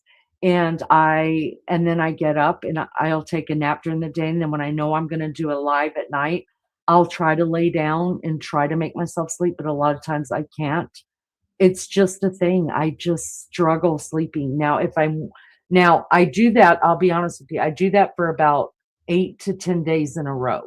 And then like when that ends, like it ends, and I'll sleep straight 12 hours straight. And then it starts all over again. It's terrible, y'all. I hate it so much. I wish I had a sleeping pattern. It can't be good for you, but it's how God made me. I've always worked. I think that it has a lot to do with worry too. And I've worked since I was 18 years old. So this is the first time I've had, any time off. I work for my son every now and then. He owns his own business, and I'll go out of town and work for him. But it's just me. So I don't know. It's terrible. It's terrible sleeping habits. Sonia's a Georgia peach too. All right, y'all. Yes, I agree. They have to do pictures, look for any evidence before they haul the bodies out. Right. So only the coroner can, yes, Alex. So only the coroner can legally pronounce someone deceased. That's right. Let's see. So they could start it without her because they wouldn't remove the bodies until she got there and signed her name on the dotted line. Maybelline says, oh no, I have narcolepsy, but I'm just starting a new med so I can sleep. My doctors have talked to me about that, about putting me on something to help me. And I'm just like, no, don't mess with me. Melissa says, I sleep for about 2 to 4 hours. It really sucks. I feel you, Leaning, and I'm sorry. I'm sorry too. It's a hard life. It is. And it's weird because when you sleep like that, when you do get tired, like you're just like, oh, yes, I'm tired. Like I'll be able to sleep. I can feel it in my bones. Like I'm going to be able to sleep. And it's almost like detrimental that you hit that bed at that point, or else you feel like you're going to pass out. And so at least that's the way that I feel. And, so there's that. But if I miss the window, like if I get tired and for some reason I can't because I've got company or I'm in the middle of something and I'm just so daggum tired, but I've got to finish this or finish entertaining. If I don't hit that window, then all of a sudden it's like I get a whole new cycle going of like another strong wind comes into me. You know what I mean? Like, and then it starts all over again of being it's dumb. I really hate it. I really hate it. And it is miserable. It is. I wish I had some kind of normal stuff. Lainey, are you bipolar? I'm not being, no, that's not rude at all. You can ask me anything you want to. Lainey, are you bipolar? I'm not being rude. My mom has it, and that's how her sleep is. No, I'm not bipolar. I do have anxiety and depression. I've learned how to control my anxiety for the most part. Took me a long time to get here, but I'm pretty much here. The depression comes and goes. Usually, I don't know why that stopped, but usually it's situational, you know, like my son just graduated, things like that. So there's that. But no, I don't have any. I do really well on a schedule, like when I have to get up for work or my kids have to go to school, things like that. But this is the first time since I've been 15 years old. I'm 56. And this is the first time since I was 15 years old that I have not had a schedule these last 4 years. And I think that's what happened because I was either used to making sure kids got to school or going to work or both. You know what I mean? And so I think that's what happened. I really do. I've just accepted that I'm nocturnal. Jay says lifting weights and running like a madman will help you sleep. Honey, I ain't running anywhere. I'm going to tell you, I don't even run to the bathroom. Half the time I just pee myself. That's real world problems, y'all. If you know, you know. Double tap your screen for some love for Leaning. Thank you so much for that. I appreciate you guys. All right, let's keep going, you guys, because I really want to get to that other one where they're taking, y'all, I'm morbid. I'm really a morbid person. I like gory stuff. I'm almost embarrassed to say that, but I'm always honest with you guys about stuff. But I love crime scene photos and shit like that. I just so much. So let's finish this. This has only got, not even 4 minutes left. So I think this is where the kids are gonna find out. And of course that's the guy back and start on the search warrant right now. And then the last calls too, this is the timestamps that get right after it happened. It's at 4:21, 4:22, 4:30. She made these phone calls immediately after the bang. Okay. Time to call the people that are in the house. And no one answered. And no one answered. Perfect. Do we want to shut this down so Travis not rolling through? Probably. I can do that. All right. Thanks, Darren. All right. Sounds like you're possibly was after the fire after. Okay. We haven't seen any obvious gunshot wound here, so we don't know. And then, what did your lady say about someone coming in, seeing somebody come in? She saw a guy masked, about 6 foot, skinny built like a basketball player, she described. Said that he had a just full black mask, see like a ski mask, at about 4. Immediately after, she yelled and said there's someone in the house. This girl ran, locked herself in a room, could hear a roommate that was upstairs, Kaylee. Somehow she was able to discern that it was Kaylee screaming. Then she could hear this masked man saying, sorry. Let me call Brett. She could hear him say, you're going to be, You're gonna be fine. I'm gonna help you. Ron, And you then want this no, whole, you like- want this whole thing shut off? Yeah. Yeah.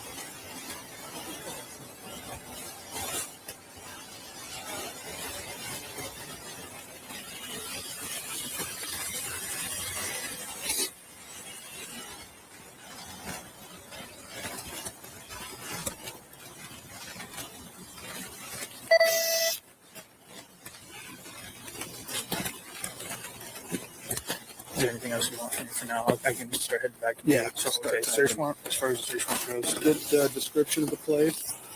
Okay. The numbers below. Get a couple photos and describe everything. Okay. What are you doing? Well, get into town. We've got a quadruple homicide. Yeah, 1122 Spring Road. Right.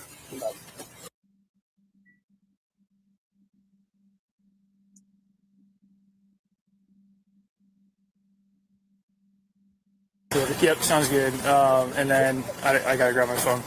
You're looking for any shell casings, knives, or just any indicia weapons used. Weapons, signs of force, or tools to break into building, electronic devices, etc., etc. Okay. I'll Main thing is start getting the rough. Just get the body of it. Okay. This date, this time, we were dispatched here. Okay.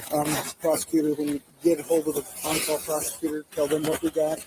Let them know that you're working on a search warrant and the nature of it, and then we'll go from there. They'll have a long list. Okay. Do you want these are the victims' names? I don't need them at this point. Okay. I'm going to probably do a quick walkthrough and then go back. Okay. I'll meet you at the TV thing. I haven't finished IDing everybody here. I'll let Shane know so you can delegate that to somebody else.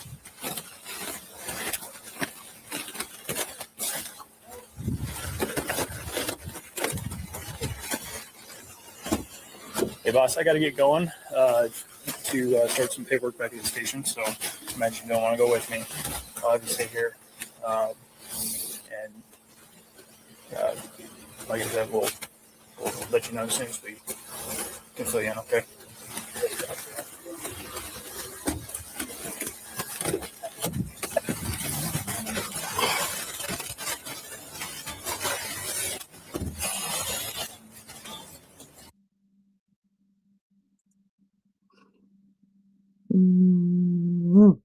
Okay. All right, guys. So I'm fading slowly. Okay, April, get you some rest, honey. So I guess it's the other officer's body cam that I was watching where he actually, when you heard all that kind of like loud crying in the background, that's when the other officer walked up to him and they were like, why didn't you just tell us that they were dead? And he was like, you know what? And they were like, we just got the vandal alert that they're dead. It's terrible, y'all. It was terrible, terrible situation. Let's see. Let me jump back in here really quick.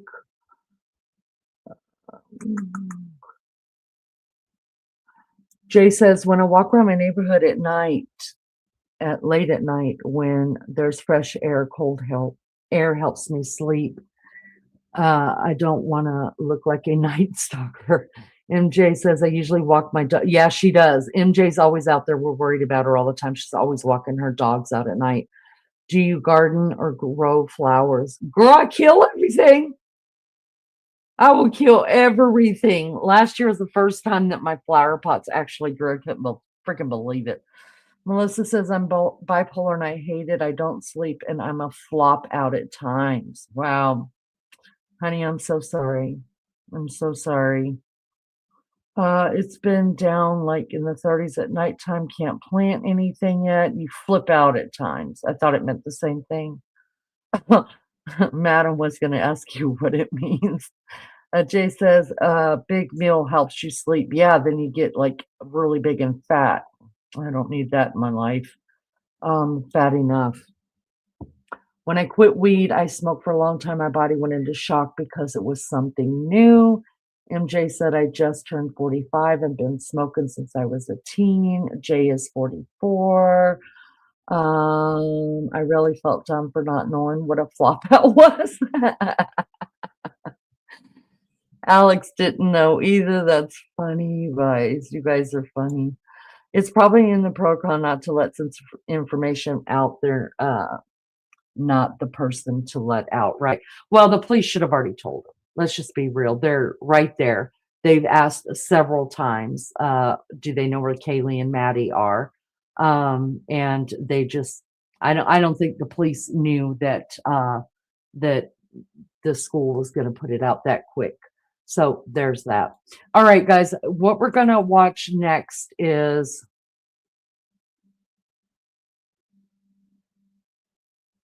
let's just show the other body cam footage. What I want to tell you guys about this though is this. Of course it's redacted. Okay, it's now all this is redacted, you guys, because it was never supposed to be shown to us. It was supposed to be shown after the trial, right? So it was never going to be put out yet. We were going to see all of it during the trial. So because it was put out by a FOIA, somebody just went in there and got it. They had to send it to him. They paid so much money to get all these files. The police redacted all of it, right? Well, just so you guys know, Kaylee Goncalvis's oldest sister, Olivia, did a petition. Not only did she do a petition, but she spoke in front of her governor. Anyways, she spoke in front of a committee that helps make new laws and redo laws for the state of Idaho after they after all these people had sent in FOIAs to get, you know, the police cam videos, get the pictures, get this, get that, the other. She finally got a law passed in the state of Idaho, that no longer does the police there have to release. I think it's, you can no longer ask for body camera footage. You can't definitely get footage of dead bodies, things like that anymore. So that law goes into effect in July. So, and they join, I think that's like the 5th or the 6th state that we can no longer get that stuff for anymore. Now, do I think that we need to be able to see all the dead bodies? I mean, y'all, I'm a sick person. You know, I love me some crime scene. But I guess if I had to be honest, and if it was my family, I wouldn't want that put out there. So I guess I can understand it. So yeah, that's going to change. That's going to change. So that's one good thing that did come out of this. Another thing that good came out of this was a couple of different scholarships have been given in the victims' names and will continue to be given in the victims' names. There have been a couple of different nonprofits that have been that have come about through this. So some good, you know, there is some good that comes through tragedy. I would rather the good never come and the tragedy never happen. But since we know that we live in a world where tragedy is going to happen every day here, think if we look hard enough, we can find the good in it. So there's that. All right, now I'm going to bring up where, like I said, the bodies were taken out of the house. Let me just give you a background one more time. At the end, after the darkness fell, it was the first day already. Everybody was still on scene. All of the kids that were standing out there were already all taken to the police station to give formal interviews. So all that was left on that street at this point was some news media, maybe one or two close people that had YouTube channels there, like Nate Eaton. He comes out of Idaho.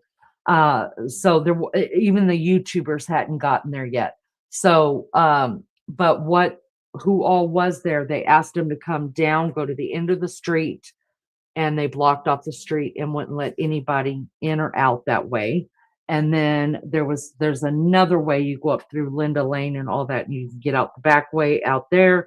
That way they were only letting people, officials out of the crime area. And also they did, just so you guys know, they didn't have a van. So it wasn't like a coroner's van that came to pick up the deceased. Okay. And it's going to play all that on the body camera. In fact, they made 2 trips to get the deceased because there wasn't enough. It was either beds or personnel. I can't remember, or not enough room in the vehicle they were using. I mean, the sheriff did this one right, you guys. He really did. He protected them. And that's a great thing. But so that's why there's no footage of them in and out other than the body camera footage of them taking the bodies out of it. And you actually see the coroner on this video where she walks out of the house, because she leaves the house when the bodies leave. The sheriff is there. He leaves when the bodies leave. So it's kind of a big deal. But like I said, it is redacted. So you're not going to see bodies actually laying on the gurney. You can tell where they're at from it being redacted. You can see them actually zipping up the body bags and things like that. So that's what we're going to watch next. Thank you guys so much for being here. I appreciate you more than you know.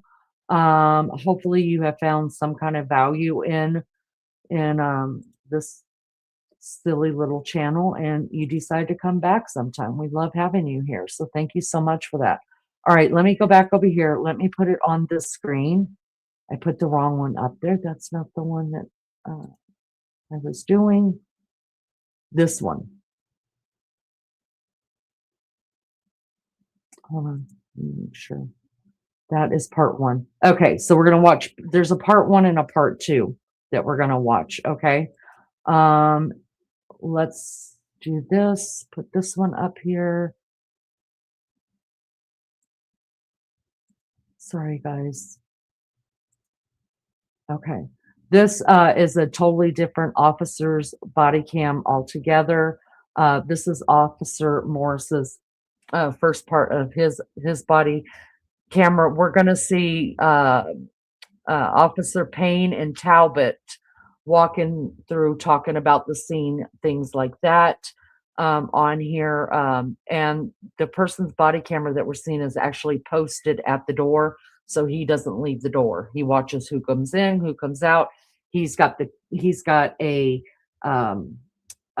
clipboard with him. He's writing everybody's name who's walking in and out of that house, what time they are walking in. I mean, this is thoroughly done. I think it's great. So here, and it explains how the bodies are leaving, how they don't have enough people or whatever. So here we go. Watch your ears, guys. Hold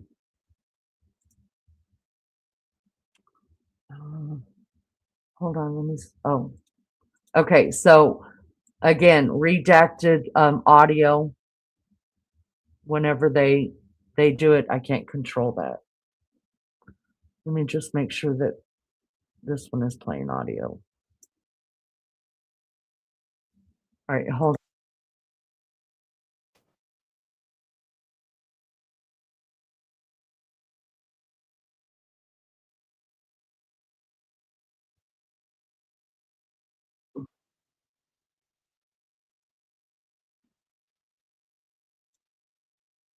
In and out. And if they come right back, you don't use the same lane. Just go ahead and put another. Yeah, ISP too.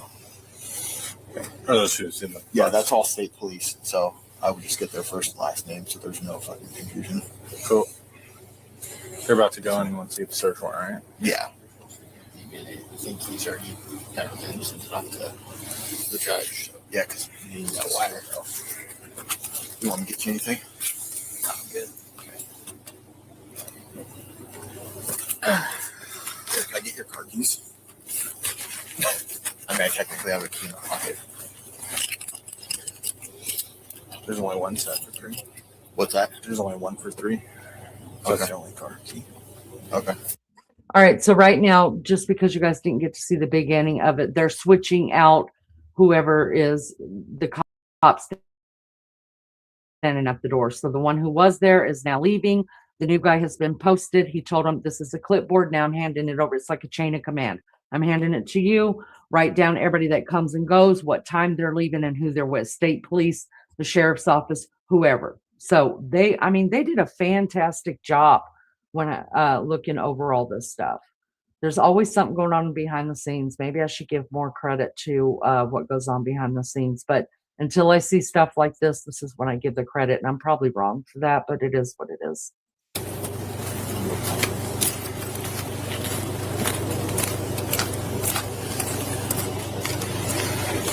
Supposed to be in that video.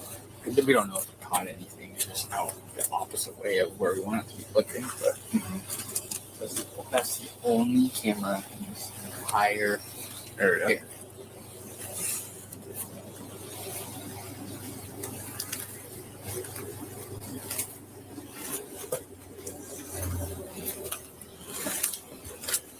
What, head warper? No, is your body okay? I put mine down my shirt. If you want it, it's pretty smart. Warm. Good. You have Ashley bring in the warm. Your Crispies keeping your toesies warm? Oh yeah. I think I have some leggings on. Coco. Wish I would have doubled up on Under Armours today.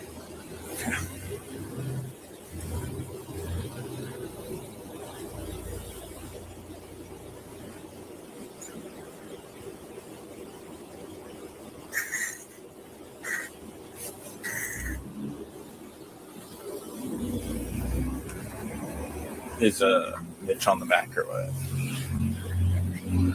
Better chance.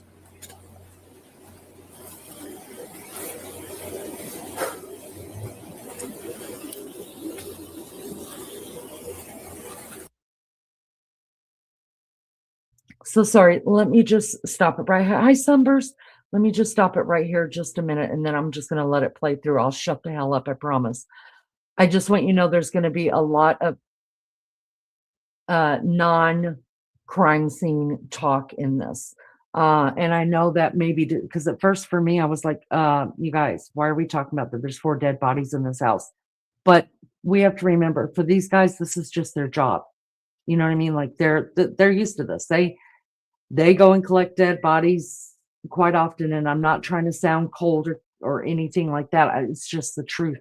So this is their line of work. So of course it would be easy for them to stand there and talk about how freaking cold they are and laugh about this or that because it's their job.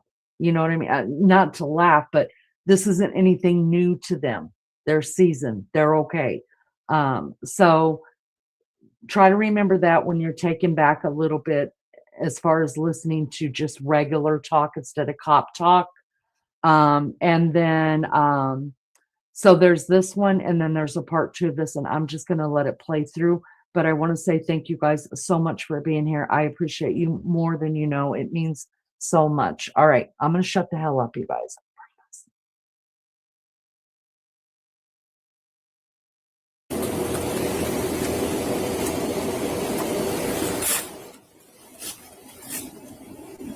Careful with that knee. Did I fall on the tree? And that's broken. Like in his hand.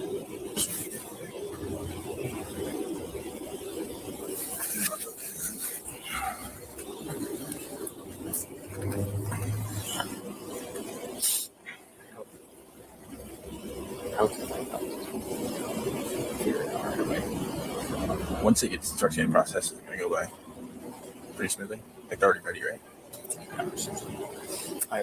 I mean, there's a lot of process now, but that's probably true.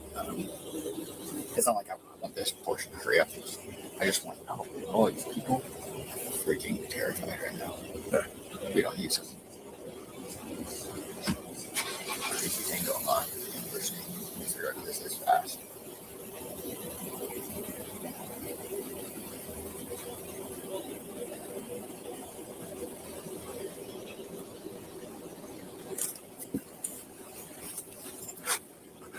Get it? Keep scaring me. I got the blood going. Down to my toes. My winter boots on. I like these ones because when I'm with Ragnar, it's easier to like move and stuff when they're light, you know? Run with them and whatever. Mm-hmm. I feel like I'm wearing snow boots.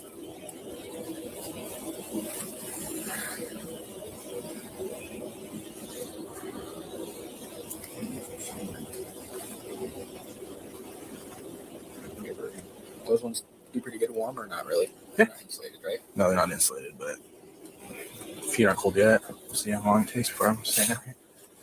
I know, like, my crispy hunting boots are super good. Like, I can walk through, like, swamp.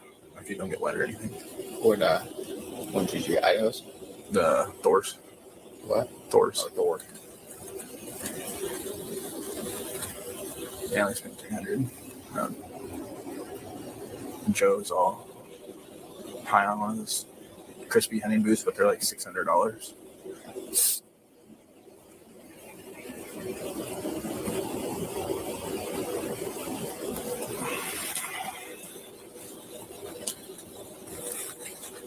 Okay, seems like this time or two, huh? Yeah. Not this cold though. No. Never gets cold.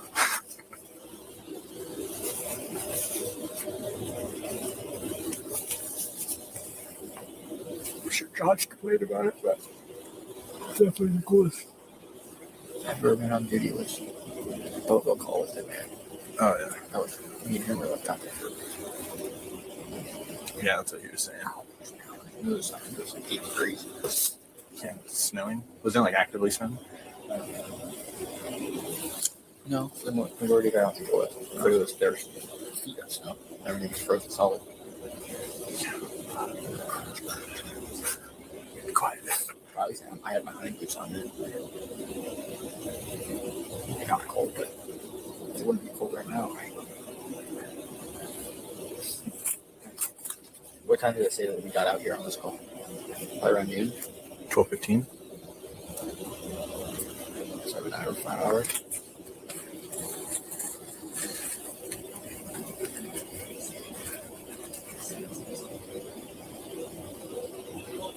Is day shift tomorrow coming in early? For these guys on nights? They've been all on for the last like 3 hours too. Yeah. I don't know. I know 16. Day shift's already here. Right. Most of them. But like House, Blaker, and Payne, House just went home. Blaker and Payne are still here. I don't know when they're going to be going home. Maybe I'll come in tomorrow. You come in.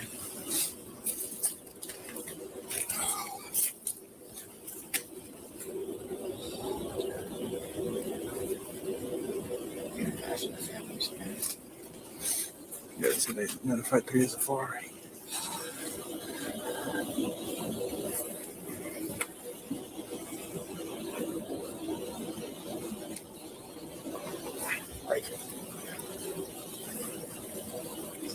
Diseases, accidents, and stuff like that. That's all one thing. Yeah. Yeah. Someone else.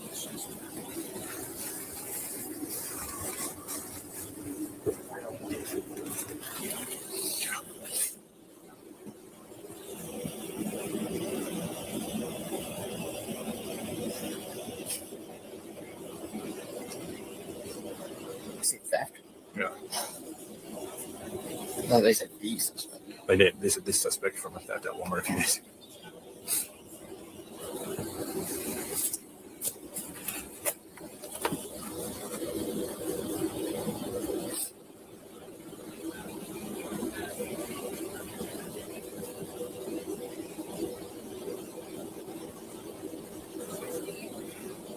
I have winter gloves too if you want some.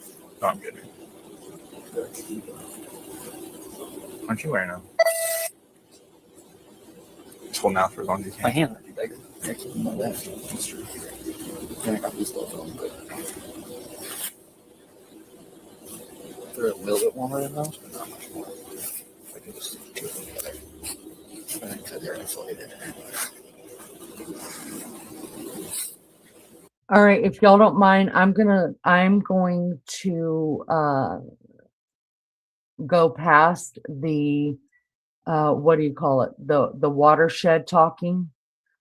Just where they're talking about their expensive boots and the cold and shit like that. And we're going to get to the nitty gritty because there's another part 2 to this one.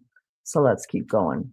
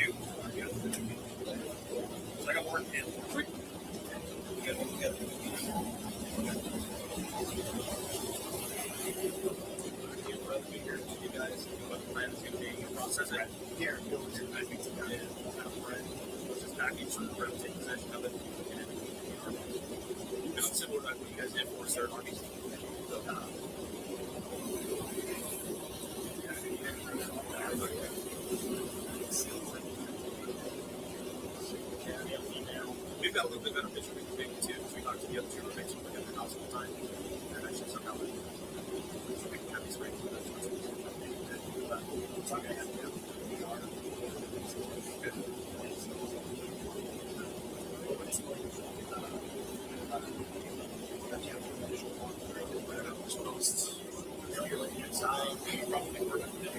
Inside, you already have air. So I might have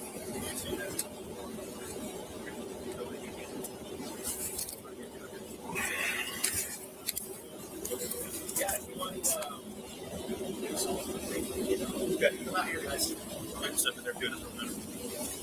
It's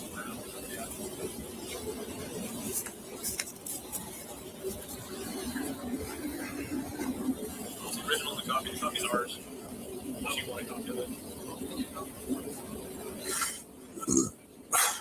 That's the one that if you need a copy, we can get you one. Yeah, that's the first one. Okay.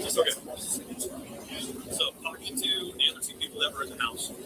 So, they all got home different times throughout the night. They all been kind of at different parties. One party was actually right across the street. The other two people in the house who live here, one lives in the bottom apartment, which is going to the front door to the right.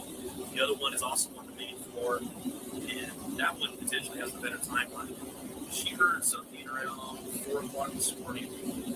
She said it was one of the victims playing with the dog, what she thought it was. She then heard that same victim yell something to the effect of there's someone in the house. She opened up her door, thought she saw someone at the top of the stairs, shut her door. A little bit later, a few minutes later, she heard a female crying. She thought again it was the same victim, but may not have been, crying in the bathroom. She heard a male voice that she did not recognize saying something in line of the effects of, "It's okay, I'm here for you." And that's what that context was, we don't know. When she made it sound, it wasn't like the guy would be trying to help you or anything like that. It's more along the lines of she wasn't a friendly individual. Shut the door again. A little bit later after that, she opened up the door again and saw a male dressed in black, had a balaclava or some type of a mask over his face, standing by the back door near the slider. She claimed he's Caucasian based off of the cutouts in the eyes. They made eye contact, she shut her door, and she's pretty sure that was my door. And shortly after that, she called the other roommate downstairs. Maybe there was someone in the house. The other roommate said, "Come down here, you can send a piece." And she went down there. So maybe phone call until later we got here. The animal came in at about 11:59. Was the initial report. They called a boyfriend or a friend to come help them out. He went in, found the person deceased female on the second floor, armed himself with a kitchen knife, and went through that room. Once he realized what was going on, he called 911. That's nice. I think the there's a lot of light on that here on cable. And it looked too much you guys want to do a quick walk through? Anything else?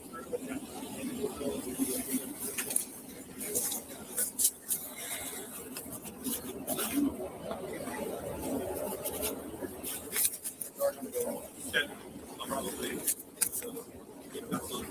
This is neck and calipers.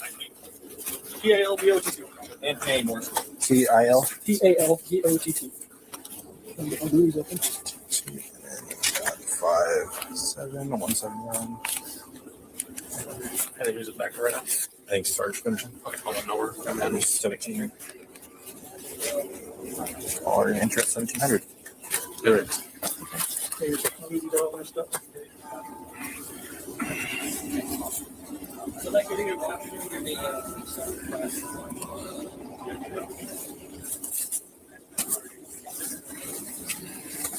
Oh, the older broken. Three coming in.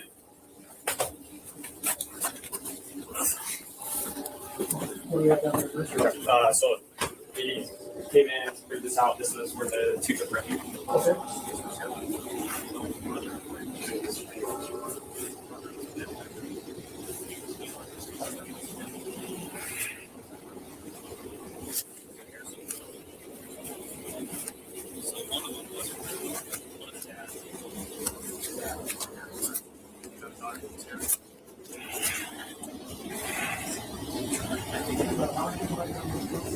Yes, sir.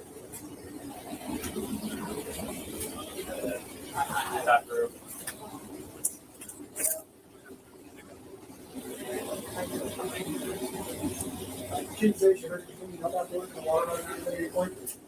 We didn't get any of that from anybody. No.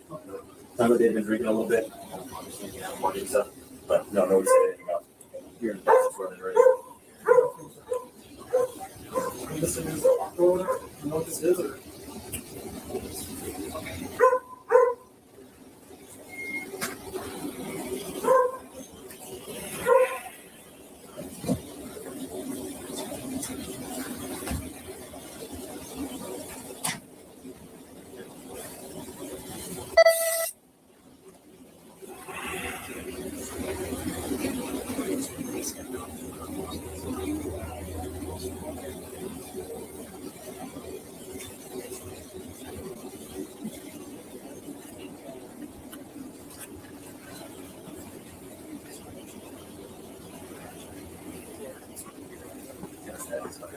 Three coming up.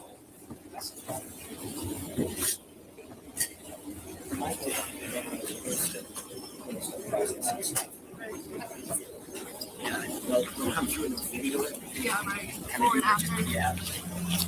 Might as well. I'll just yell at Brett. You want a 3, right, Cap? Yes. Hey, Brett. Yeah. Ashley wants to tag on your first walk. Oh, there you go.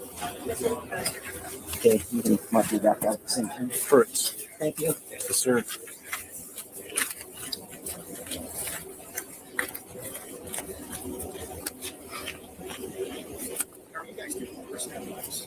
Let me just stop it right there a second. Mary Jane Doe, just so you guys know, the first body cam footage that we've watched, you could actually see a police officer walking Murphy when Jack Decor was still in the police officer's car.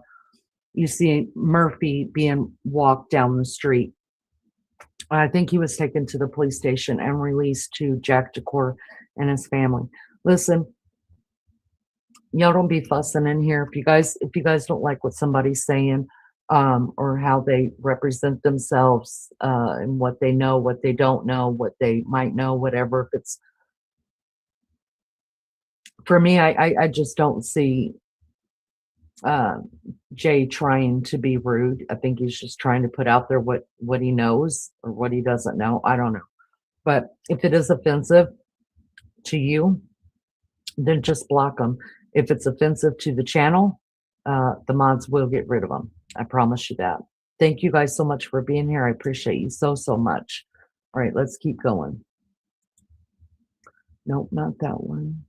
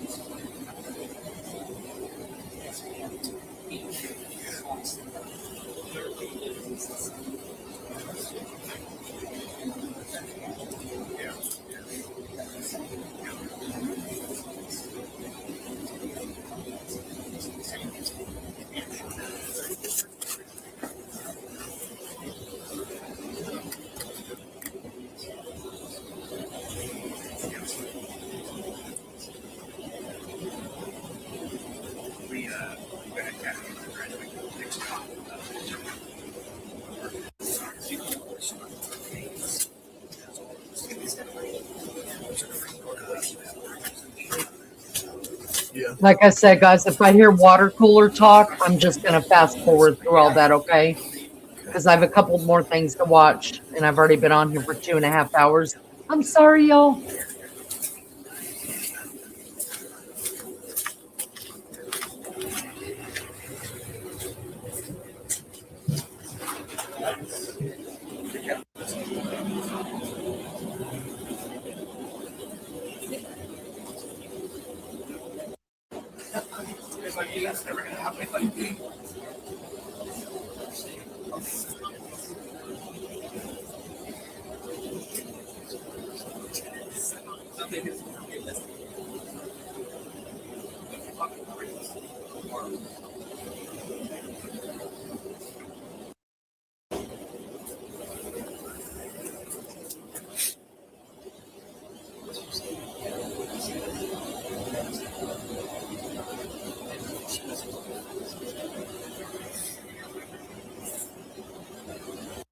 I don't care.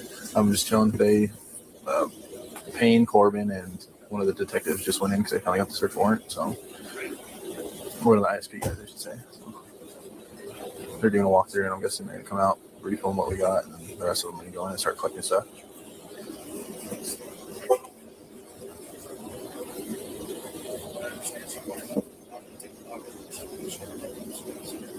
Wow, do what you want, bro. You're good. Oh, okay. All right, bro.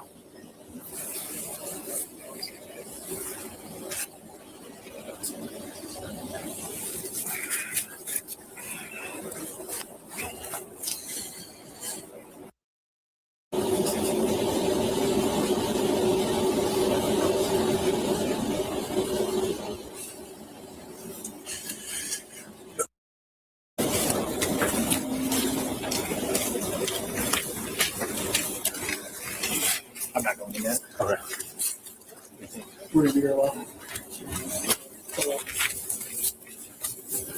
You want a quick walkthrough real quick? Start on video? Yeah, let me throw my booties on real quick before I step in the house. But, yeah. And then, We got, so nothing, no people down here, up the stairs.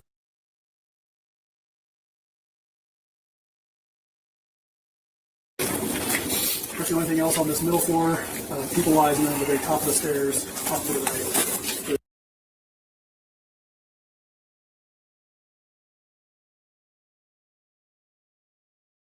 I'm not sure.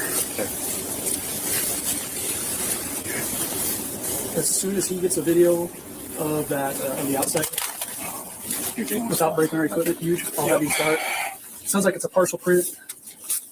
Up to the rock over there. When I get up there, I'll be able to point it out to you a little bit better. Okay. Maybe you can get a cast off there. I'm not sure. All right. You're Jake Schwecky. Yep. Down here. Yes, I am. You need some booties? There you go. You're digging. I am, yes. Yeah, absolutely. Yeah. We couldn't find any in our kit. I had to go through our rigs. Tell me what we got. Shit for it.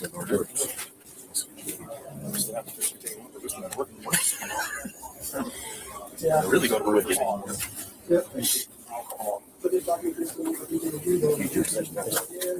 So you guys run an actual video or just cameras? We do both. Like homeowner and right now. Yes. They got to do. All right, so Talbot, JD, get in. Oh, I need something here. Yeah, maybe. Fits everybody, I think. I don't think you can back up my Brad. No, you're good, man. Yeah, yours too. And realistically, now that we're starting this, we can start cutting people loose. I think we only need one more body here. Okay. Shane and Mitch are on back door right now. Thank you, sir. Permissions. So work with Roger. I think what we talked about with them is having one officer present only. But you guys have been here long enough. Does he switching out here, or are you going to cut out? Can you go home already? Tyson said he could go home, but he's sitting at the peaks. He says he doesn't want to go home until I get home. So I don't know if that means. Dude, you're here for a while. Yeah. He's got to work tomorrow. You don't, so we'll probably end up keeping you unless Tyson needs you to work tomorrow. I'm just here to help with that selection. Well, that's what we're here for. Yeah, dude. I think as long as Shane's good with it, you can get out of here. How does it? Yeah, because he's going to take all the evidence back. We'll get it booked. That's why me and him are here. So, we'll be taking over. You guys what's going on? Yes. You got time? Yeah, you're good, Corbin. Reach out to those guys. Just get a number. Yeah. I got that. Okay. So this is one that they get it. That one here. This is how fair enough.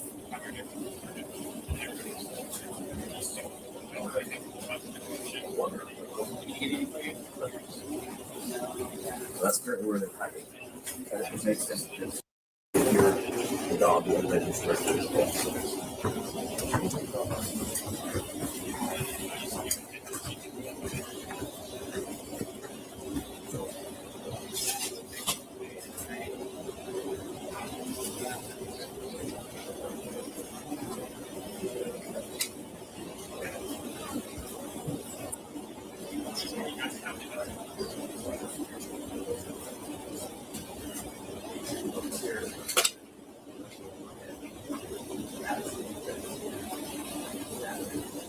You guys can come shuttle and stuff to the door. We're going to just haul it.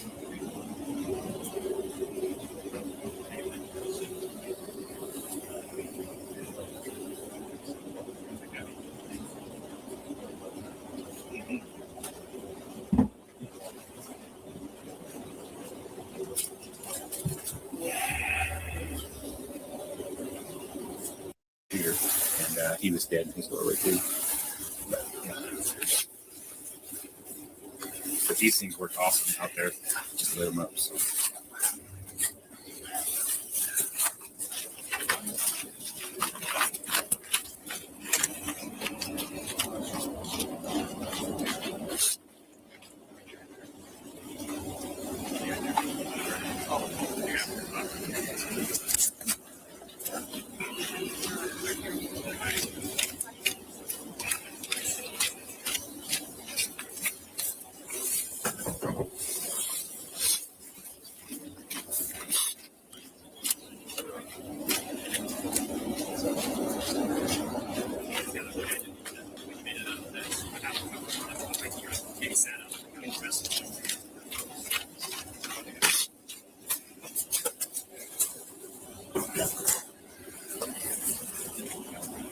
There's a little bit of drinking going on. This is a party house, that's for sure. Yeah. So doors probably weren't even locked. You think they ever are? Yeah. It's crazy. Just push key or push padlock. Yeah. Full cover. Be easy. Yeah. It's not very.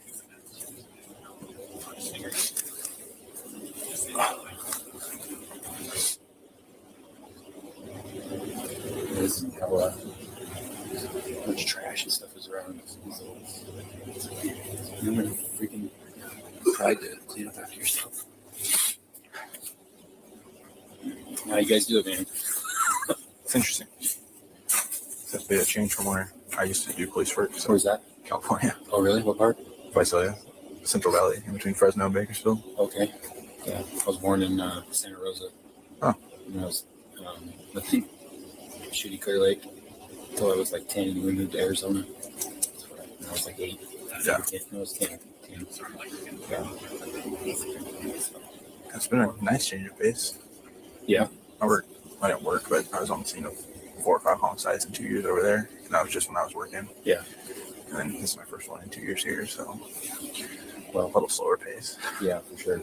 There's just like all the crazy stuff happens in Moscow. We had, I guess it had been 7-8 years ago. There's that kind of like active shooter that killed his mom. Went to the property manager, killed the property manager. Went to RVs, shot the manager of RVs. I heard about that. Yeah. Yeah. Okay. And we had kids out at, I think it's Hidden Valley Reservoir.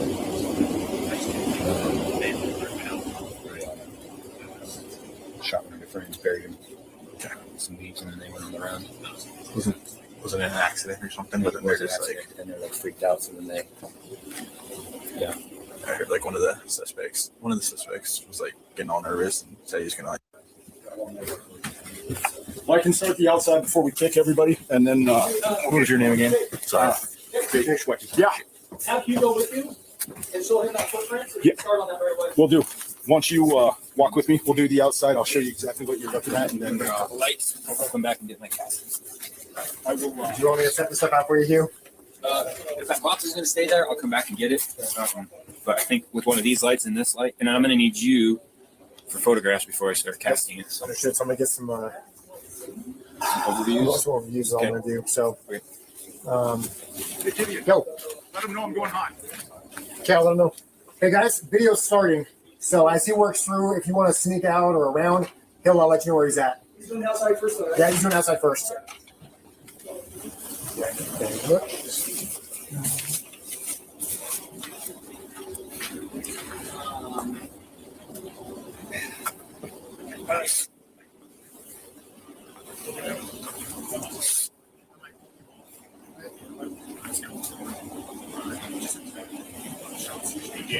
Yeah, you want some more light out here? Well, no, I can go around with this.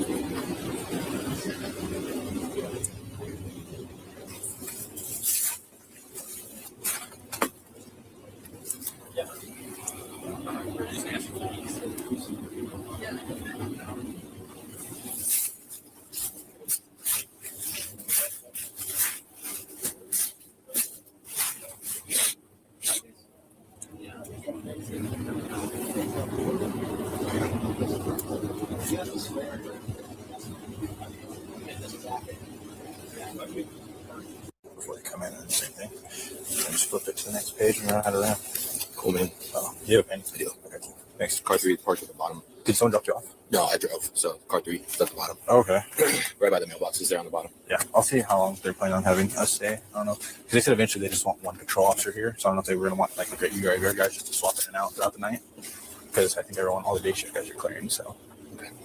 I'll find out before I advance. Okay.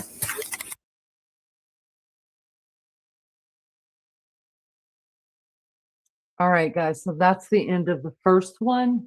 We're going to go straight into the next one. Like I said, they just switched out cops, handed over the board. They're having to write down names and times of everybody that walked in and out of this house. You heard the guy talk about how they're doing video and they're doing pictures and everybody's got body cams on. Y'all, I forget who even said it in chat a little while ago that said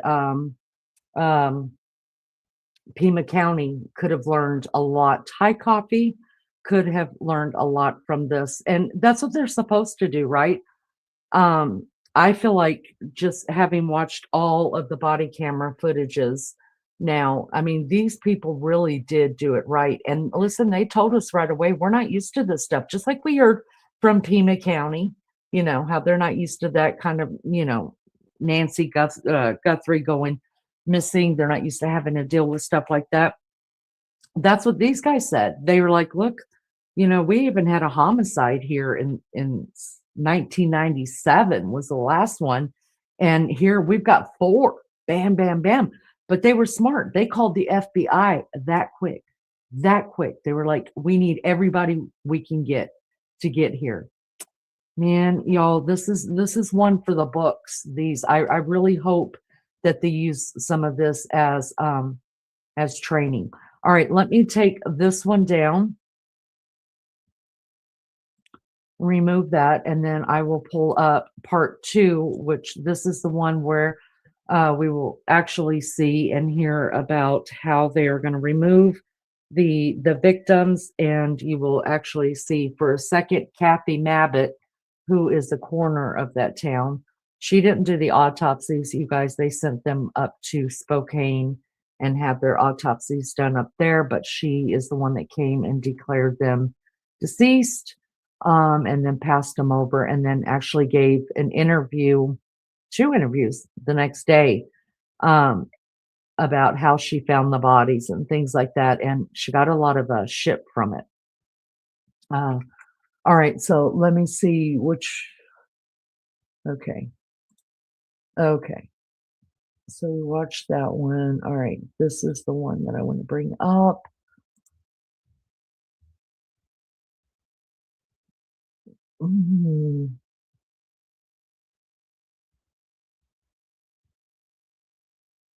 Sorry, I'm just making sure I'm putting the right one up. Yes, I am. Okay. And I'm going, like I said, I'm just going to do the same thing. If I hear shop talk, I'm just going to fast forward through all of that, get to the nitty gritty of it, why we're all here. And like I said, the bodies are redacted out. There is some audio that is redacted out. That's all on them, not on me. But you can tell that it's bodies. You'll hear the gurneys rolling. You'll hear them pull them in, pull them out. You'll hear the whole thing. You'll know exactly what's going on.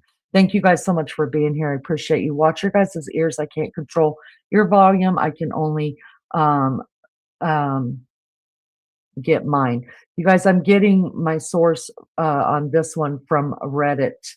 And I'm going to give you the description really quick of it. Recently uploaded body cam footage from the evening of November 13th, in which 2 bodies are being removed from 1122 King Road. It is redacted, of course, but I wanted to give a disclaimer regardless, as it is quite sad to watch and I didn't expect to see it. All right, so let's just keep going with this. I'll make it as big as I can.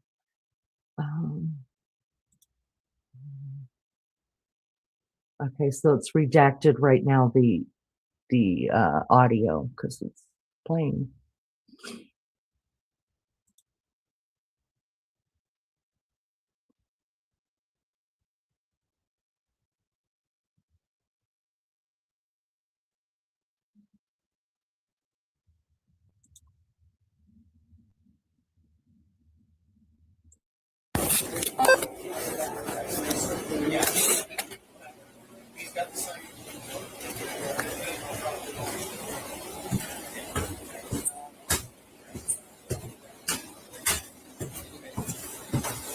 Is that your car?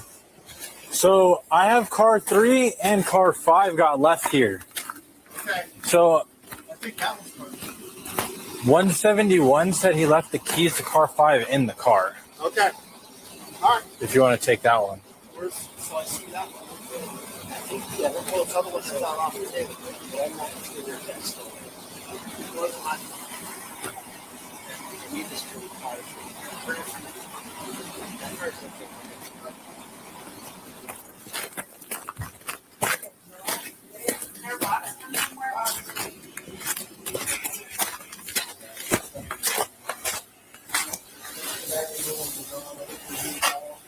Okay, I'll go out and get some more out of on the crime scene trailer.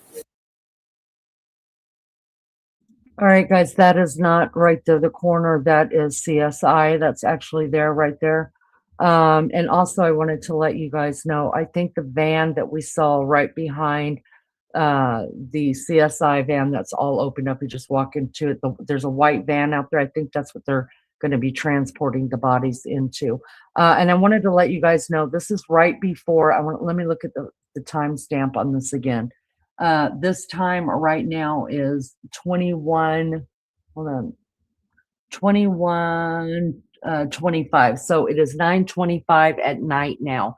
Remember, the police got there right around 11 to 12 o'clock. So this is already well, and the bodies have already been dead, we know, for over 24 hours at this point. And not 24 hours, pardon me. The bodies have been there for over 12. He came in about 4 o'clock in the morning. So 12, they're about 19 hours in there now, deceased. And the police have been there now for about 10, 11 hours already. So here we go again. Let's just keep going. Okay.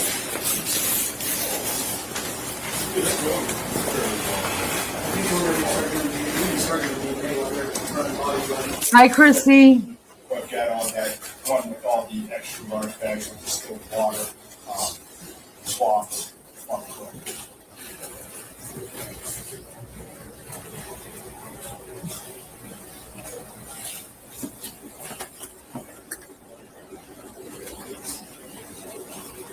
You might want to even have that.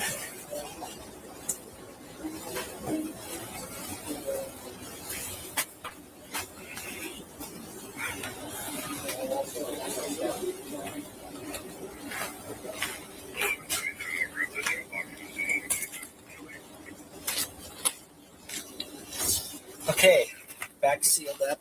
Yes. All right, thank you. Today's a good way to put food at home.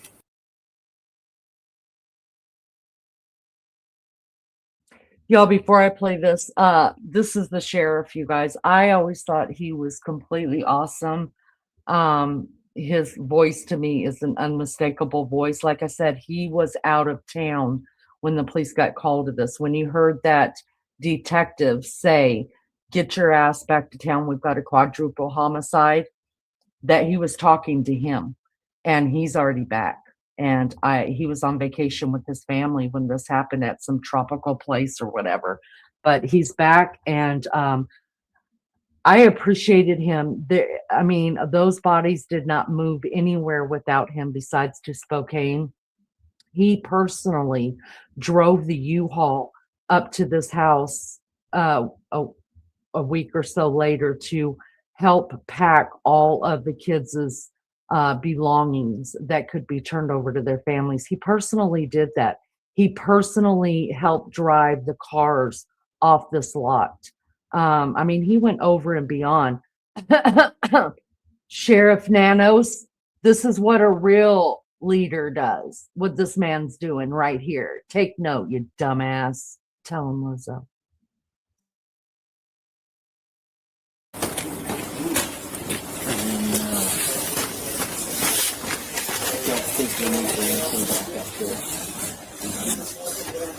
It sounds like they got your called on the screen. Maybe I'll bring the garbage up and then everybody can just do that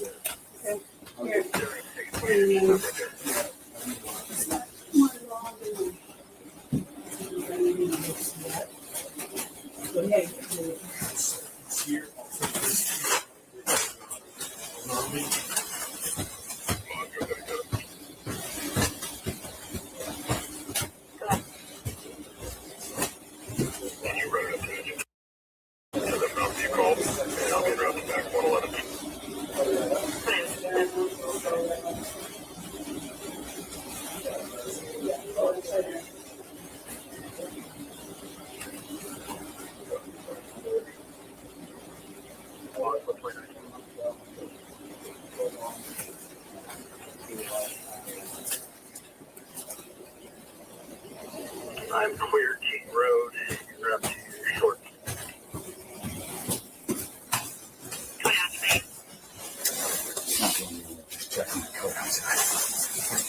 Hot in there. Yeah.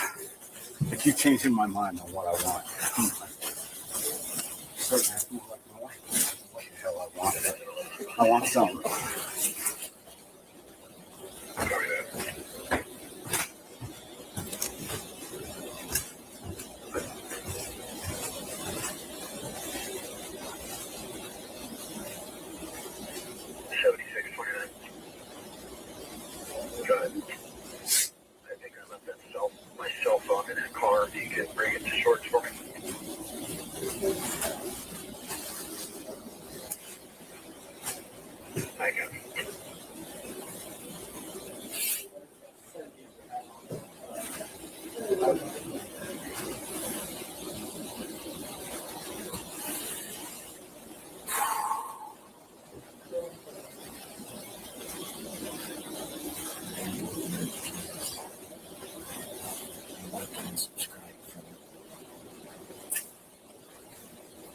guess then I wouldn't know what kind of shit's coming down the pipe, would I?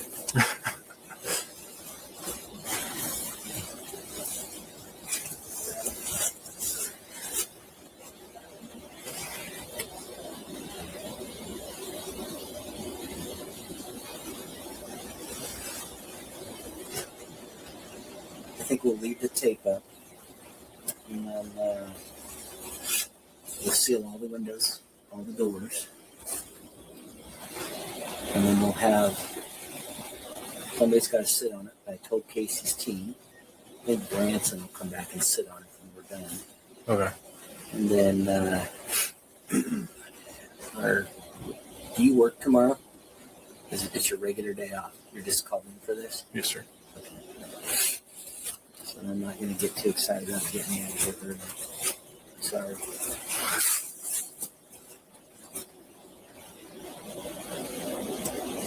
After they get done with the second, the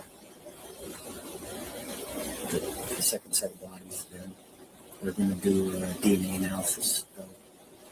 They'll go through and they'll swap different areas, DNA stuff, and then I think they'll be done. Okay. So just hang tough. No problem.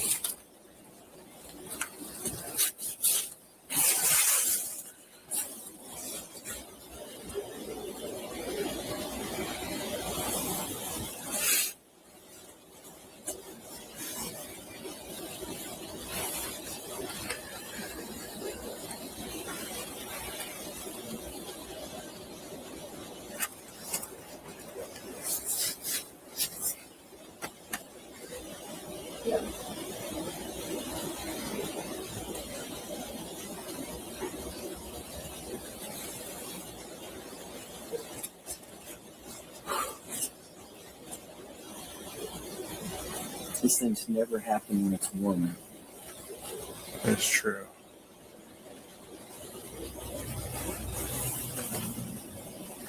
Except in California. Yeah.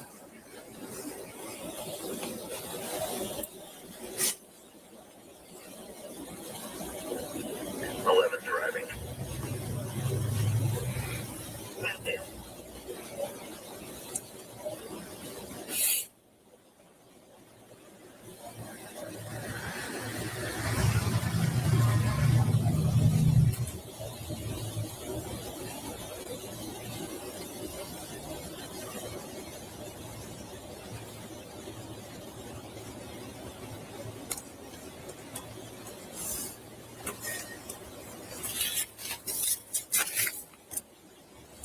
Hello? Yeah. No, I'm good, man. I'm gonna be the last one out here. Oh, we just sealed the back. I'm on the front now. I'm the only patrol guy here now, so.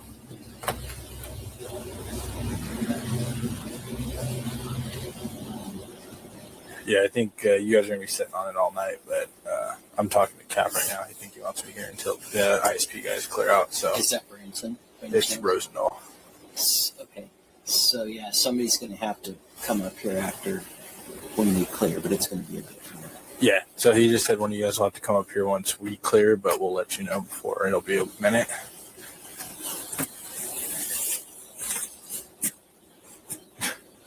All right, man. Thanks. All right. Bye. I'm going to walk up through to this dumpster. I've just been curious about it the whole night.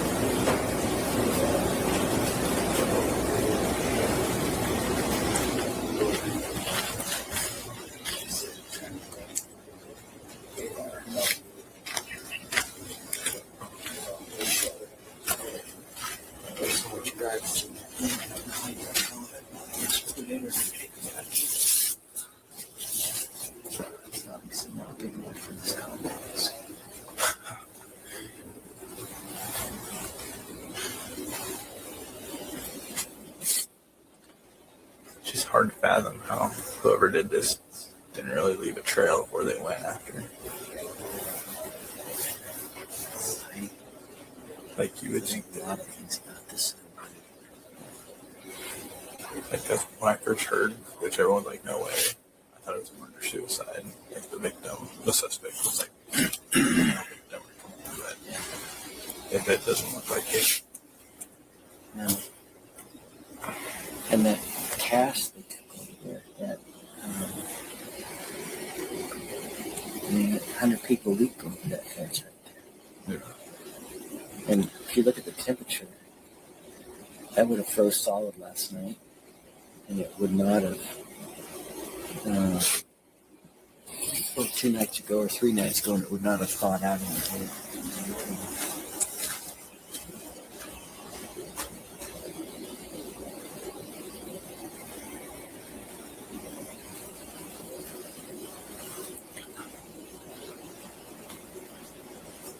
That I can tell.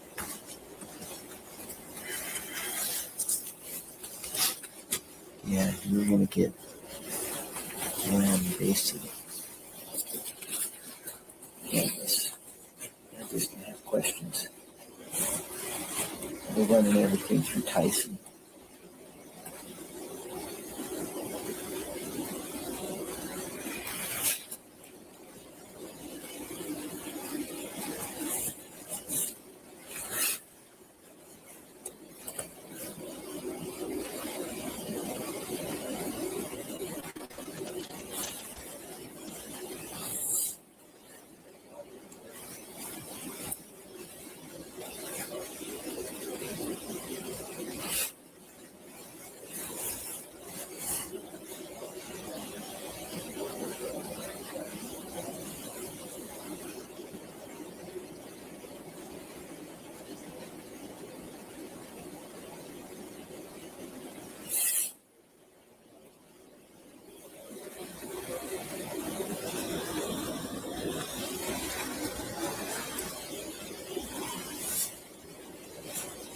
Ugh.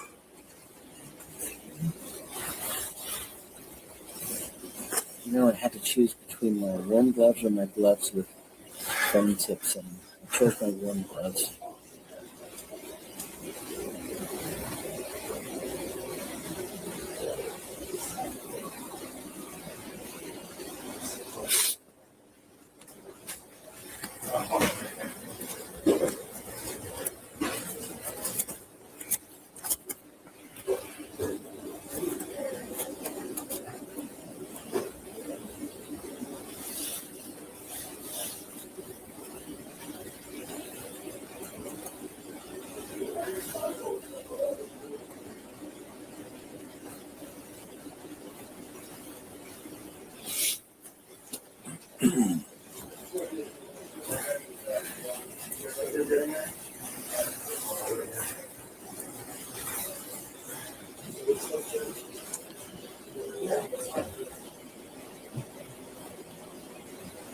You need to stay warm.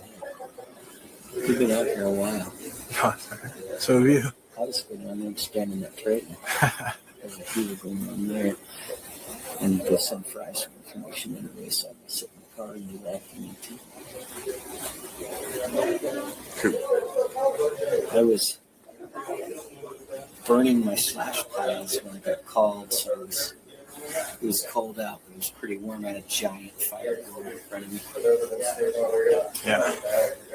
I was just about to go look at the house and contractor going out to see if there's major issue with the part of the inspection, which there's not, which is good, but I told her you're gonna have to go by yourself and let me know what he says because I gotta go into work. She'll figure it out. Yeah. She's a smart girl. She'll figure it out. When I left, my wife was throwing limbs and tending a fire about half the size of that building. Okay, and there was 2 more going on up the hill. Okay, well, don't let the field burn up. Bye.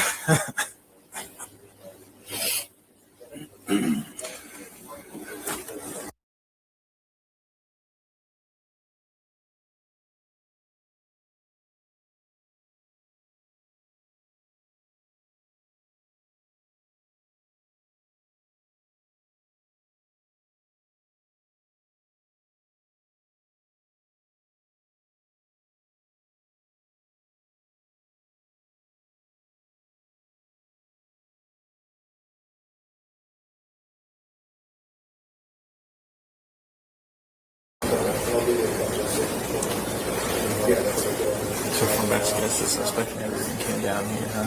He just stayed on the property. Yeah.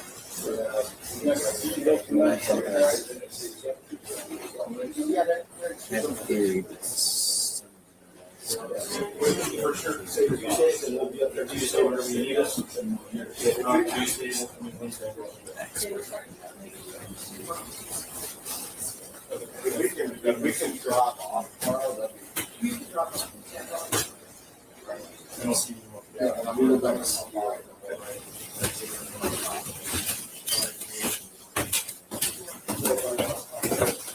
Hey, excuse me. You keeping the log down, man? Yeah, are you guys out? We're leaving.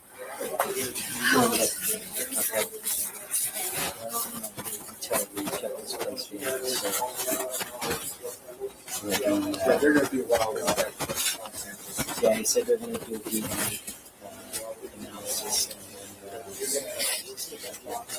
and scenes. They're going to seal it up, put a graveyard down for tonight. Did you give you a guy for the 1-1? Yeah, Scott Nikolai from 6 to noon.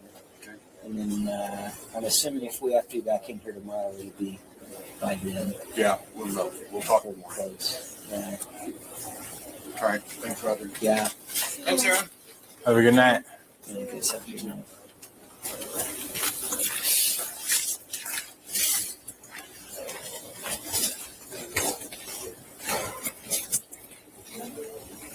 That's what I was thinking too. What's that? The Wi-Fi thing. I think someone's Wi-Fi is gonna shut us on. I think they're gonna show them about the time. So these guys talking about the dog are going to 4 o'clock hour. There's one chick's talking about a deer going to 4 o'clock hour. And some noise. I still can't explain why. And he didn't see her. I don't know. Yeah, the only thing I was thinking is like maybe whoever the suspect is didn't have beef or at least liked the 2 victims that he didn't go after, or they didn't go after. And the rest of them were kind of. Have a beef with 4 people who know exactly what they're all at the same time.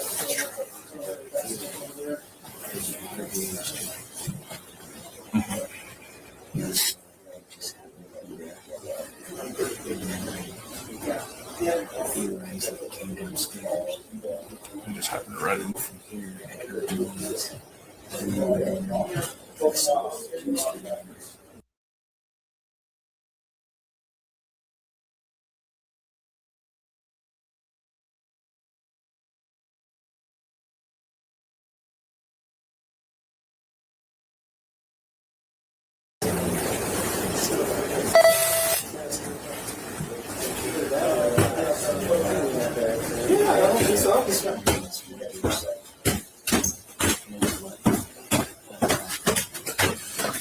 don't know which car that came out of, but when you go back to your car, take that with you.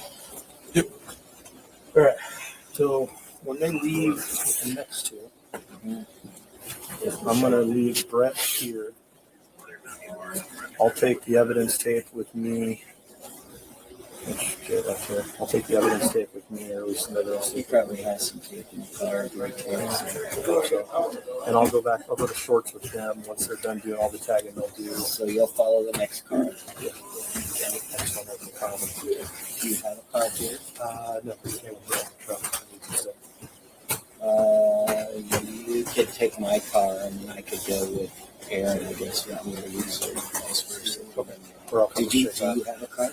Car 3 should be here, parked somewhere. Car 5 is down here. So Jay just took that one. Yeah. Okay. And I think There's another car Branson, over there. I think Branson took that one. No, Branson took Jay's car that Jay initially brought. Okay, so there's probably a car down here. Yeah, 3 is at least, because I have the key, the only key to 3.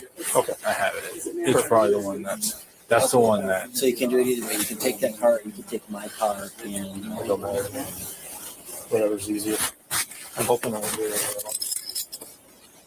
Sure. You're taking that car, and you and I are Okay. Works for me. You know if there's any evidence tape in the back of the train? I would know. I just want to make sure. There's evidence tape in the truck, so take that. I'll take that one. I'll take another roll. Brett's going around right now on the top floor, putting tape on all the windows. Okay, so I was going to ask. And then I've already done the kitchen. I did the inside, he did the outside of the slider door, so that's taken care of. And then I'll leave Brett here to finish collecting evidence, so I can go get those done. So then we'll only have to seal it downstairs. Okay. Well, hopefully it'll all be sealed. Well, except for when we this. get ready to go and call the night shift, actually, everything's set in place. Effective was. No, skirt's leaving it. Yeah, but they still have They still have fruit, so they should be fine. Cool. I already gave Casey a heads up. Perfect. He was in panic mode before I talked to him, so I didn't have They'll survive. And then we'll all be back in the morning. Do you want? Has everyone else already gone home? They were working on paper when I was there last. I don't even know if they've left yet. Okay. I think Fry, Barrett, and Dollinger upstairs trying to figure out campus issues and media stuff. John's still there. John was there too. John is digging into something about an ex-boyfriend that lives over here. Is that his name? I don't know. He's one of the ones we interviewed. Yeah, and he had some digging into that. And that's Kaylee's ex.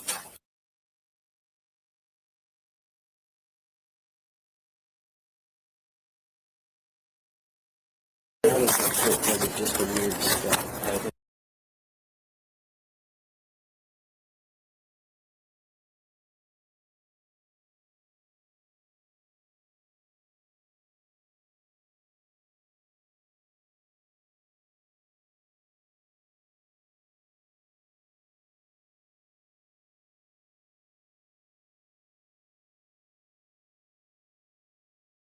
We won't know until the autopsy when he actually touches it.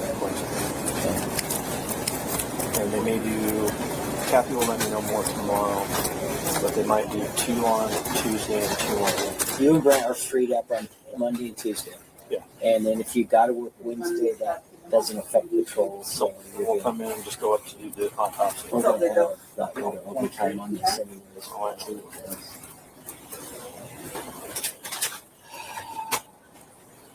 So it'll start slowing down after about this week, and then it'll kind of go more into normal investigation for the most part, unless we can get a lead.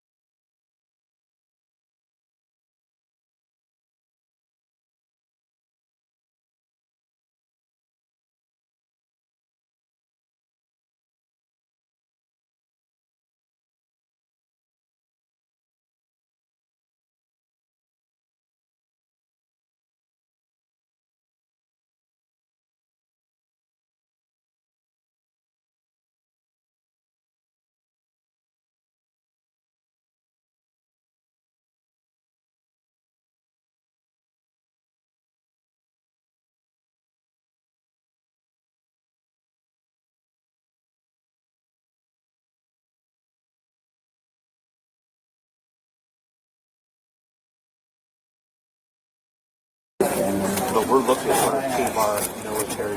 They said they would describe it, so it sounds like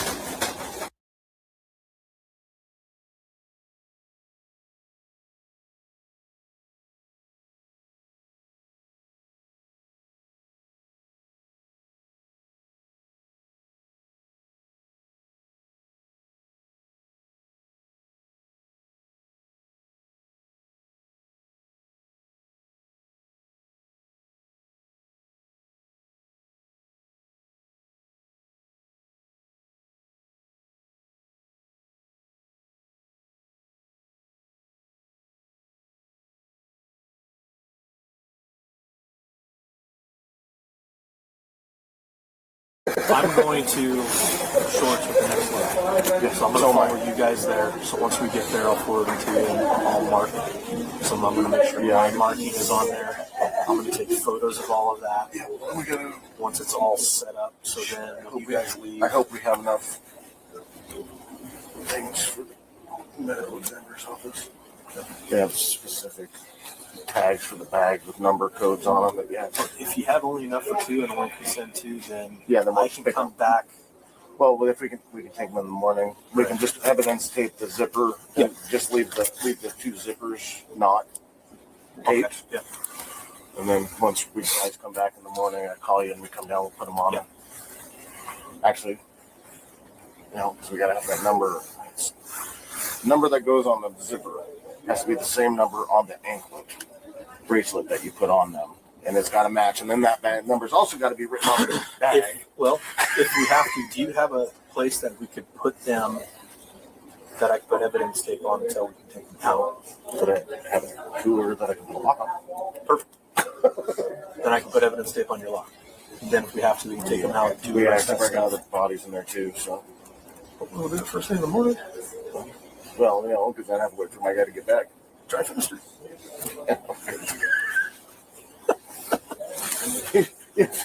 I'm trying to see what I'm dealing with here, dude.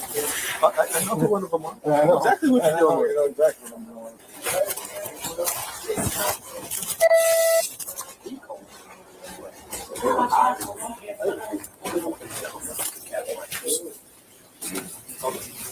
Yeah. Hey, Kathy. Okay.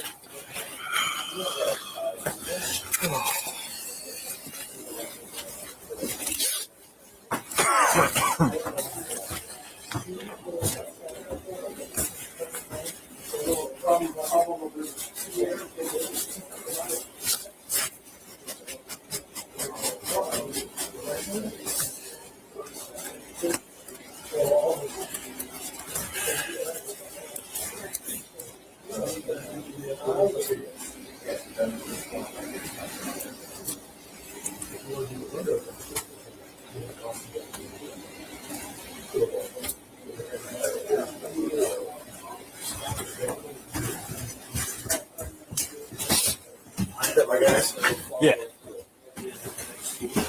Okay, I'll stay there until I can get all that processed. The full body with that tape and all that on it.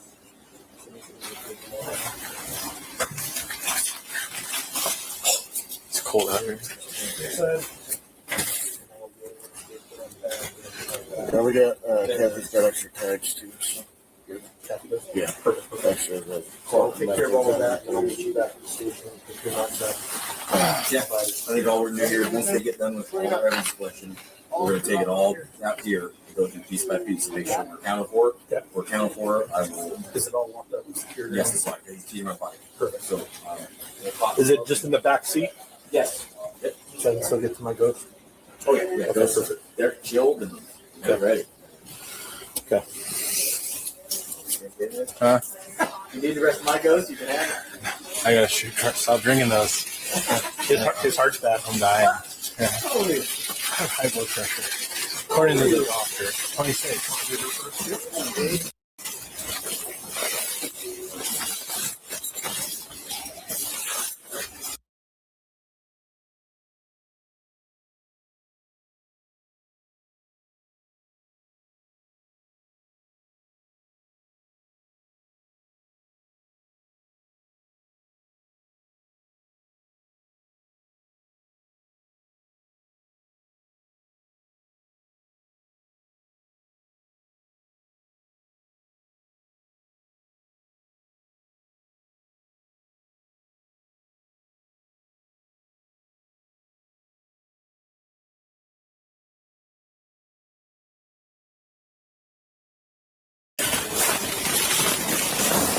Kimber with her, whatever Kimball told me to help you take him up. I'm going to call down to the tomorrow For the day.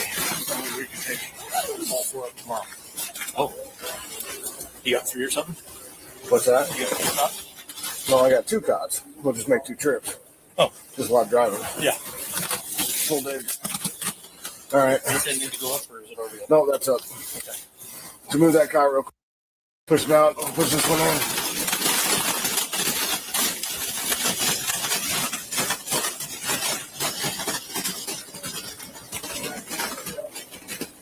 You guys think this one made us something really jumping up there?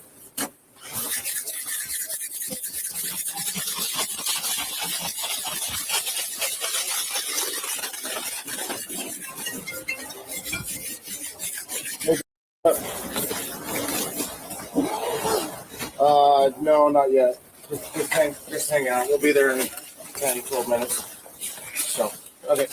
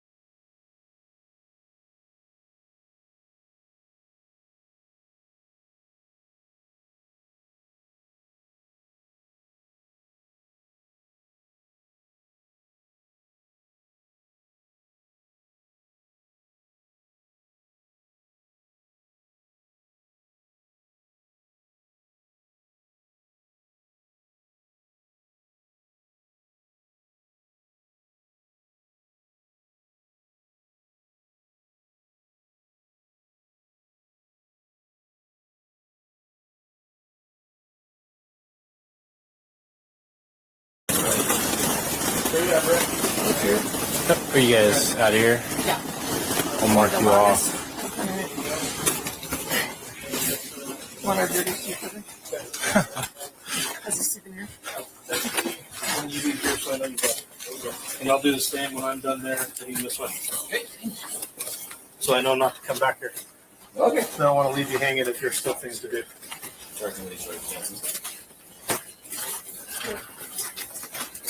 Nope.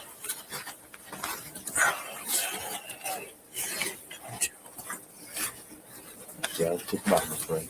Do you not have like an actual form? Nope. That's pretty funny. I was like, We might. I've never seen, because it's usually like someone starts a log with the thing they got in their pocket and they just continue that way. yeah.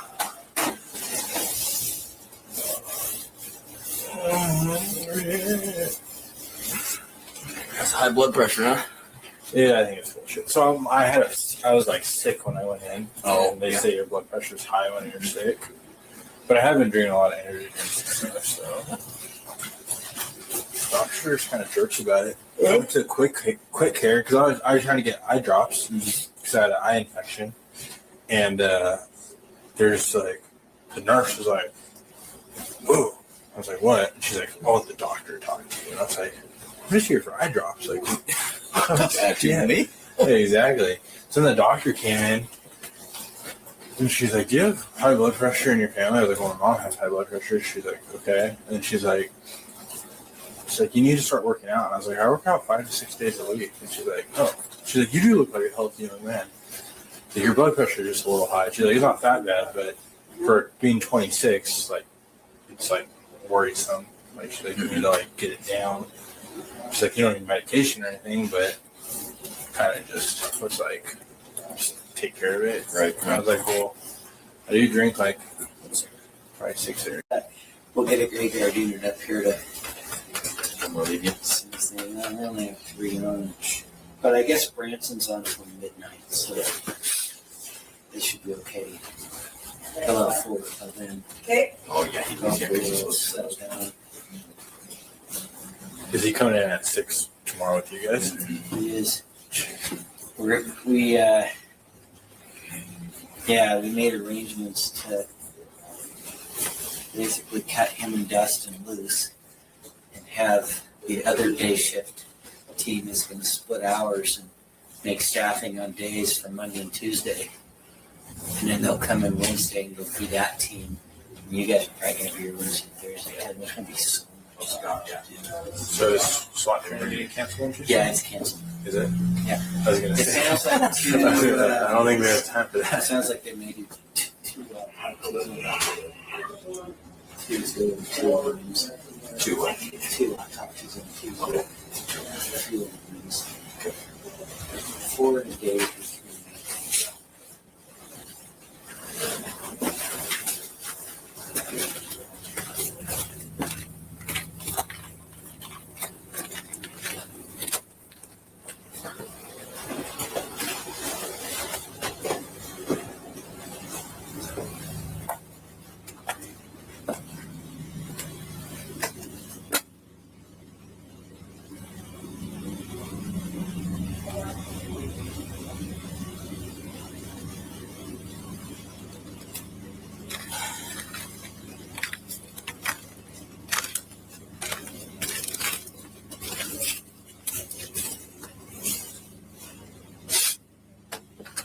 What we'll do is with your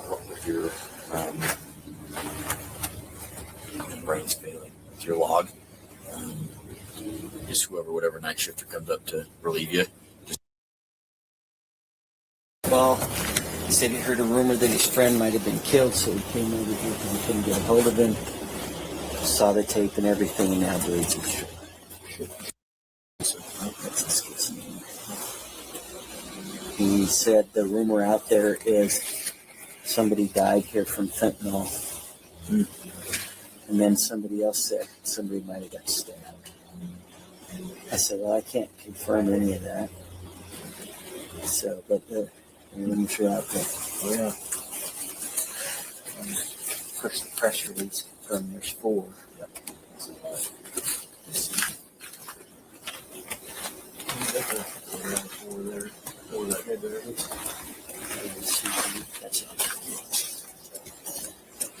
Well, it's all over the news.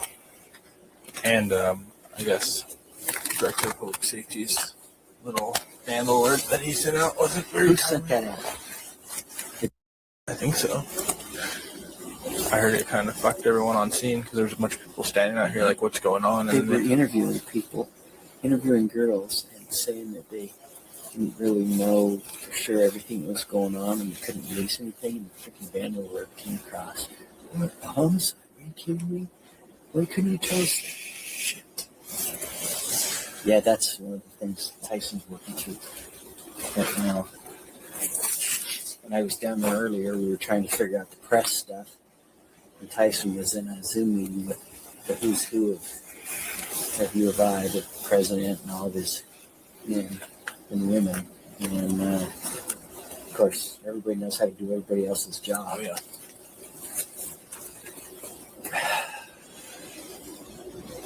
Yeah, you just got to sort through those things. Get everybody on the same page. I feel really bad for this kid right now. Yep.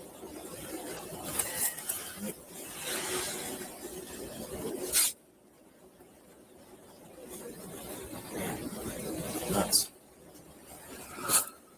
We're gonna give you all a big thanks to nice people. Absolutely. Such a great forensics team. Yeah, really nice folks too. Yeah, They are. They're awesome. They do this all they do. It's so good. It's actually fascinating just to watch them. It's just, just like anything else, very systematic. That's some pretty cool stuff. They need to remember their prep box over there too. I'm sure they're trying to make it set as long as they can. Did you see that 3D scan thing that they got? I didn't see this one, but I've seen this before. Incredible. Exact measures the entire room. Gives you a manipulatable image. Zoom and measure off of it, he said. Yeah. It will. You can pull it up in the software and you can see how far was that, whatever, from whatever. And you measure right there, the exact distance. You just have to set like 3 references. And you really Yeah, I asked him, I was like, how does it all work like it? He's like, So if you guys are wondering what they're all waiting around for, is remember they said they only had 2 cots for the van. There's 4 victims in this house. They've already taken 2 down to the coroner's office because they in the morning are the next morning they're gonna be shipping them off up to Washington to have their autopsies done up there. So that's what that's the sheriff right there with the taller guy. He's standing around waiting for, because he's going to escort the last 2 out of the house. So we're pretty sure that the first 2 that went were Ethan and Xana, which were on the 2nd floor. Or if you're coming in the back way through the slider door, they're on that 1st floor there. The very top floor is where Kaylee and Maddie are. So they had to actually make 2 trips to get the bodies removed out of the house. They were killed with knife. These kids were butchered, and the crime scene photos are horrific. Kaylee, it's said that there's because he took a plea, we don't get to hear exactly from his own mouth what he did, but just from the evidence collected and the police giving or putting out there basically all of their stuff that they collected and stuff like that, you can pretty much will figure out that Kaylee was unrecognizable. I forget who was the one that actually went in and identified Kaylee. I forget who it was, but she was unrecognizable. Her face was beaten so bad. Her nose was broken. She had several places in her skull that were broken. Her teeth were all punched out. Her nose was completely flat against her face. Basically, there was no face left at all to Kaylee. Some people believe because of that she was the target. I don't believe that she was the target. I think the person who she was with, Maddie, who was her childhood best friend, and they were both in the same bed, dead in the same bed. I believe Maddie was actually the person, pardon me, that was his intended target. And he just hated Kaylee for whatever reason, whether it was because she wasn't supposed to be in Maddie's bed, but he was there. And that's exactly why he got Xana and Ethan, because they think, you hear Dylan, that one of the roommates that survived it, and when she's giving her interview to the police, she said that she hears Kaylee run upstairs really fast because we know that she had taken Murphy the dog out. And she runs upstairs really fast and says, "Someone's here." And then she said, then she heard Kaylee in the bathroom crying, and him and the perpetrator, which we know now to be BRYAN KOHBERGER, says, "Don't worry, I'm here to help you." We know now he was talking to Xana at that point. He wasn't talking to Kaylee. Kaylee was already dead at that point, but Xana heard all this fuss. They think that Murphy, Kaylee saw this guy coming, dressed all in black with a balaclava over his head, and she ran upstairs because she got scared, ended up leaving Murphy outside. And so Murphy, and he went straight upstairs, and That's what happened. And then and he murdered them two up there. And then Xana, I think Murphy probably came in and she heard a bunch of commotion. They believe that she walked to the top of the stairs and saw what was going on in Maddie's room, and literally ran downstairs because she saw what was happening. And he was like, oh shit, So he ran after her. And what she heard coming from the bathroom was probably right outside of her bedroom door, which is where the bathroom was. And he said, because she was crying, and it said that at one point, it was said that she probably called Ethan. Well, Ethan was passed out. He had had a lot of drink and he had some kind of substance in his system. I can't remember right now. I'm too tired. But Ethan's throat was slashed ear to ear, you guys.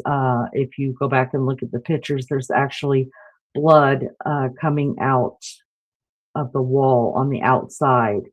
And we know now that was Ethan's blood because he slashed his throat, and then his head was kind of laying over the bed, in between the bed and the wall.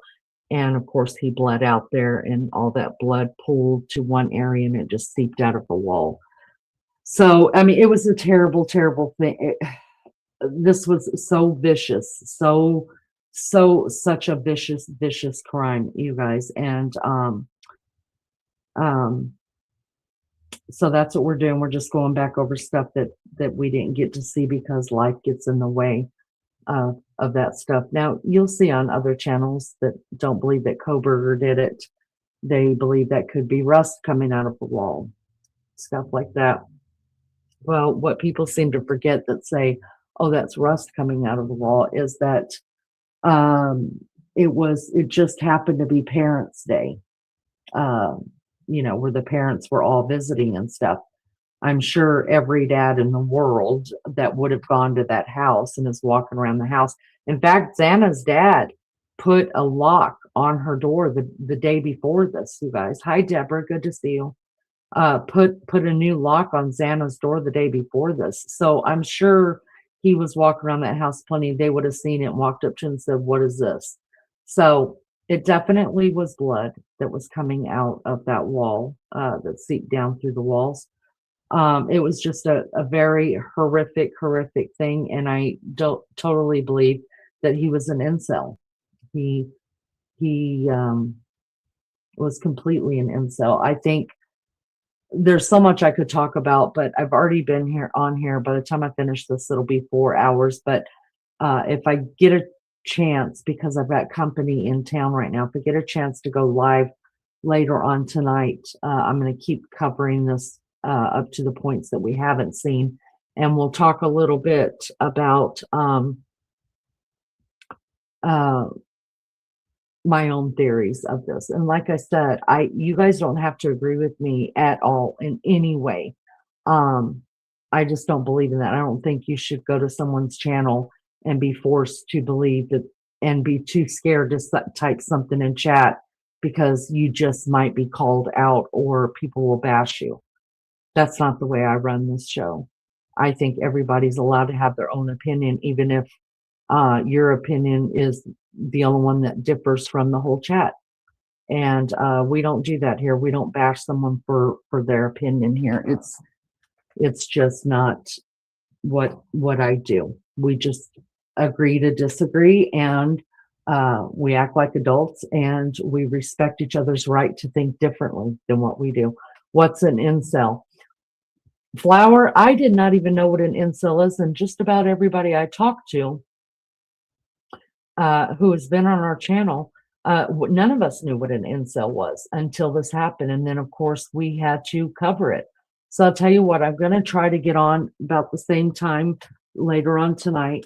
And we're going to cover that. We're going to go over Elliot Rogers. If you guys want to look it up before you ever see me again, look up Elliot Rogers on YouTube. Explains the whole thing. It's actually about him. It's him talking about himself. He tells you exactly what an incel is and that he's one of them. They think they're God's gift to women. They don't understand why they creep women out, and why they don't understand why they have everything in the world in their eyes. They have looks, they have money, they have cars, they have they think they have the greatest personalities, they have this, they have that, and they fucking creep women out. I mean, really. And I believe that's what BRYAN KOHBERGER is. I mean, after listening to everybody talk who would talk, he was just very awkward around women. And I think it's been proven that he used to visit the restaurant that Maddie and Xana both worked at. And I think, look, I used to be a server, and I remember many times saying, I know that's my table, but I'm not taking it, because of certain people that would come in. If they gave me the creeps, or for whatever reason, all of us waitresses knew that we had those certain customers that would come in and want us to be the one to wait on them for whatever reason. And we took care of each other. We made sure that they didn't have to, you know what I mean? So it's just what you do for your coworkers. So I'm pretty sure that people knew BRYAN KOHBERGER there, and Maddie didn't want to wait on him, and maybe he even asked her out. We do know that there was a couple of messages in her inbox at was it Snapchat or Instagram? I don't remember now. That she never answered from him. Also, every picture that he saw, whether it was on Kaylee's Instagram or her Instagram, he liked every picture and commented on. That's also why I think it was Maddie and not Kaylee, because there were some pictures of Kaylee that he didn't comment on or put a heart in there. So, but every picture of Maddie, every picture that he found, there was a heart on there, and sometimes he would leave a message. Sharon says involuntarily celibate. That's right. That's right. And they really just don't understand it. You guys, even here on YouTube, you can find incel groups where these men know they're incels, and they have their own groups. I hope none of you end up in one of those. But anyways, let me finish this, and then we'll get to the end of this. This is almost over. Like I said, they're waiting around for the people that worked for the coroner's office to come back and pick up the last 2 bodies, and then this one ends right there. All right, so let me find it. Here we go. We've only got less than 5 minutes left of this, guys. Literally just this little 3-inch long by 1-inch thick thing clipped to the back of an iPad. That's a whole scanner. Be lazy. Yeah, crazy.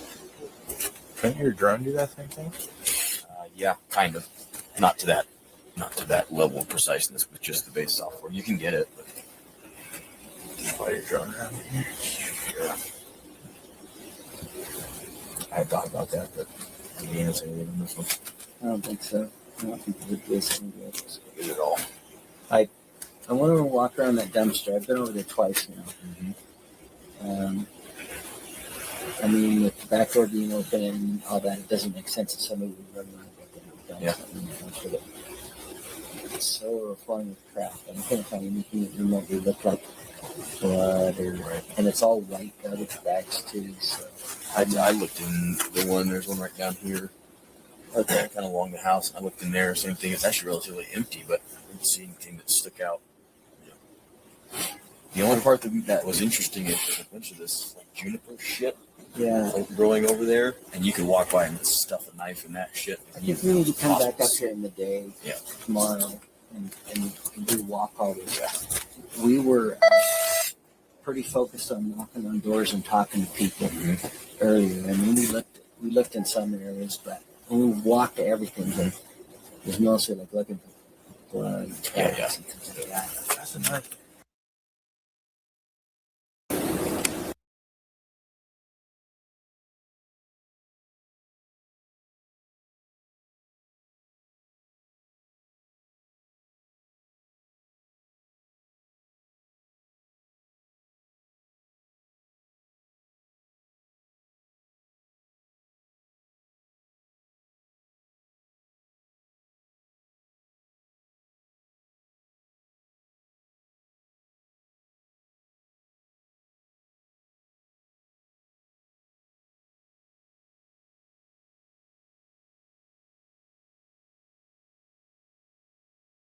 And by the time your knee is spinning, it's going to be even worse. I'm telling you, it's going to be there's a night stop, lock the doors, and long vigilant, and there's going to be running gun sales at Tri-State. Maybe not that bad, but I wouldn't have run into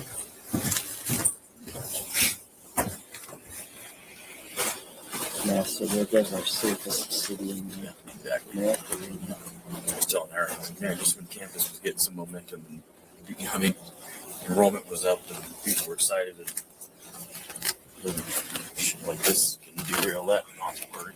This is like these kind of stuff.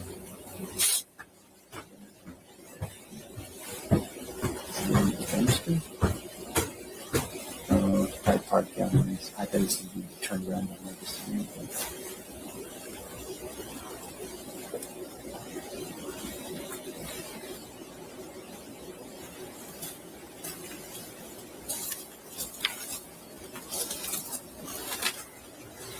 Oh.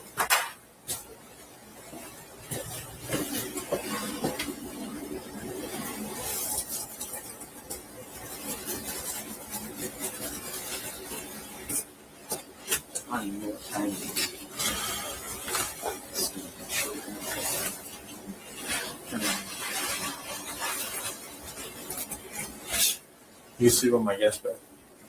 I just sleep in the office.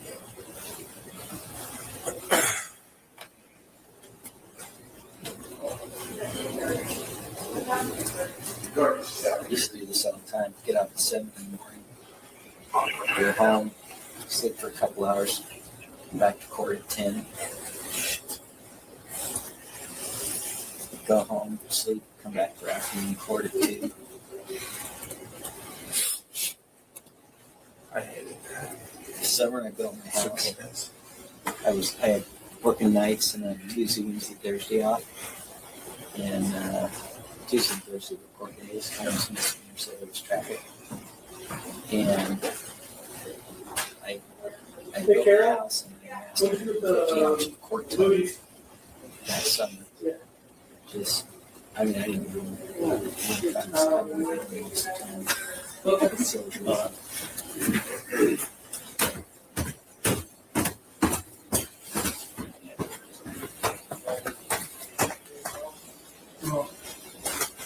Everybody reading?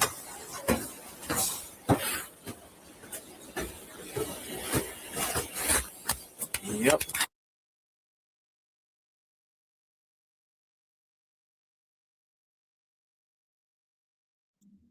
All right, you guys, so that stopped it right there. There's another cam on here where it actually shows them taking the second set of bodies out, and that's when the sheriff right there leaves with them. It's good to see you guys. Thank you so much for being here. I know this is like a really sad case, but Maggie and I, my co-host, were able to cover this all the way up until he pled guilty, and then they had victim impact statements, and then he was sentenced. And then from there something happened, and then we got off on something else.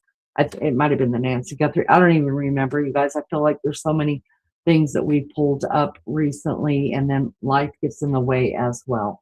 So yeah, can't believe he was doing criminology. Listen, the stuff I could tell you guys about this case, and it's for those that don't really know what it is. It is, yes, I can show you a picture of him. Actually, he's on my outro and intro, but I can show you a picture of him. Let me bring it up real quick. Let me get rid of this one. Hold on.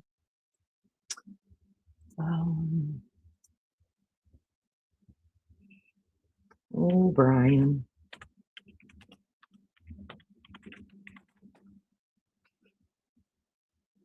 Let's just listen to this real quick. Let's do this one real quick. This will talk about the autopsy report, okay? Let's do that, and then I will close this one out as soon as we're done with that. Let me get past this part.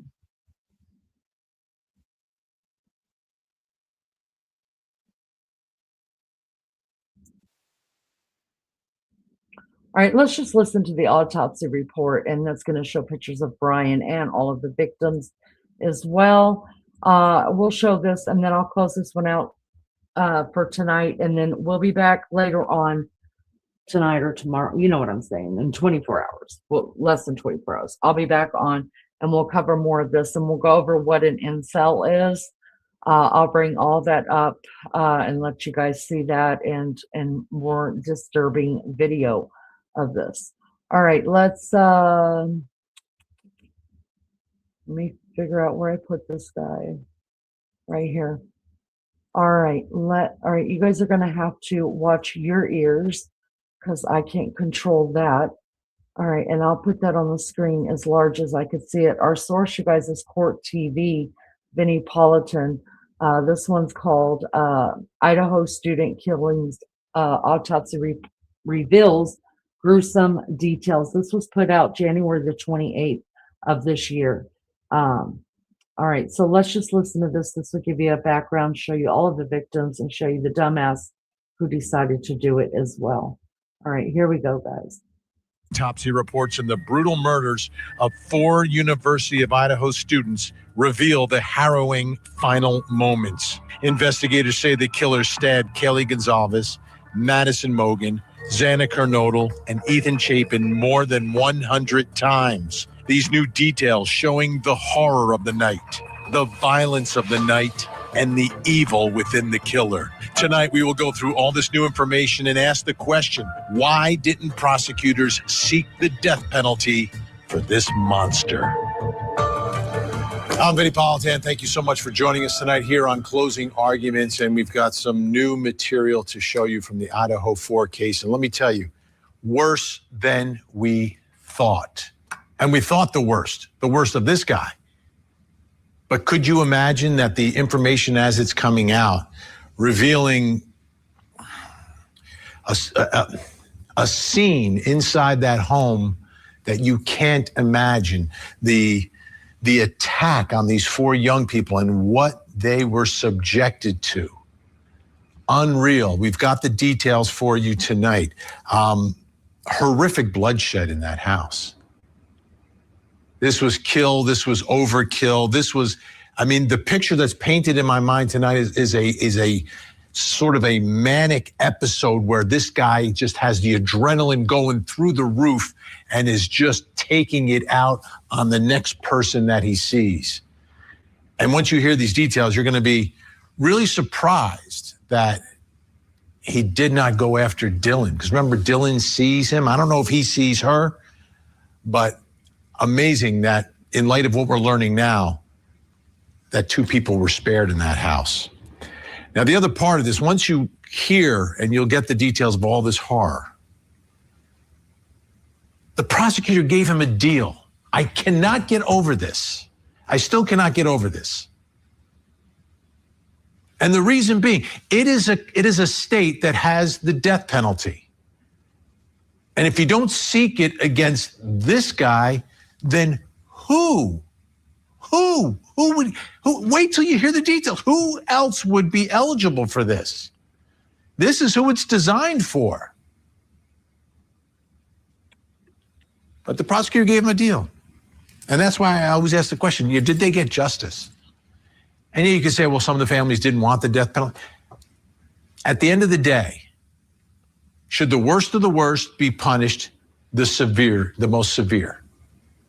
At the end of the day, in a state that has the death penalty, meaning the people of that state elected people into office who put that on the books, which means the people want it in that state, but you're not giving it to him. So is that truly justice? We could talk about that, but first let's dive into some of these new details and to help us understand the findings from the autopsies.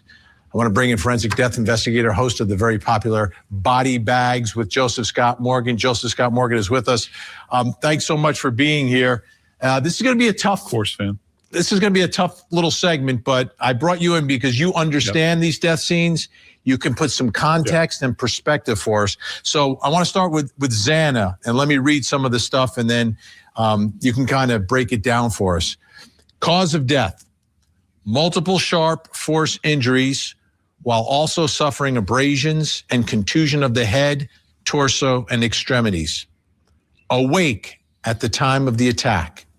67 stab wounds, 25 incised wounds of the upper extremities, 23 stab and incised wounds of the scalp, face, and neck, 7 stab wounds of the chest, 4 stab wounds of the abdomen, 3 incised and puncture wounds of the back, 5 incised wounds of the lower extremities, punctures of the outer table of the skull, perforations of the jugular vein, heart, lung, and pulmonary blood vessels, hemorrhage into the chest cavities, wounds extending into the bones of the right hand, scrapes and bruises on the face, torso, and extremities, blood on the bottoms of her feet.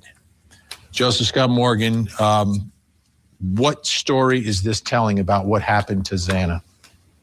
They say higher education is outdated, irrelevant, but at Grand Canyon University, we shatter the status.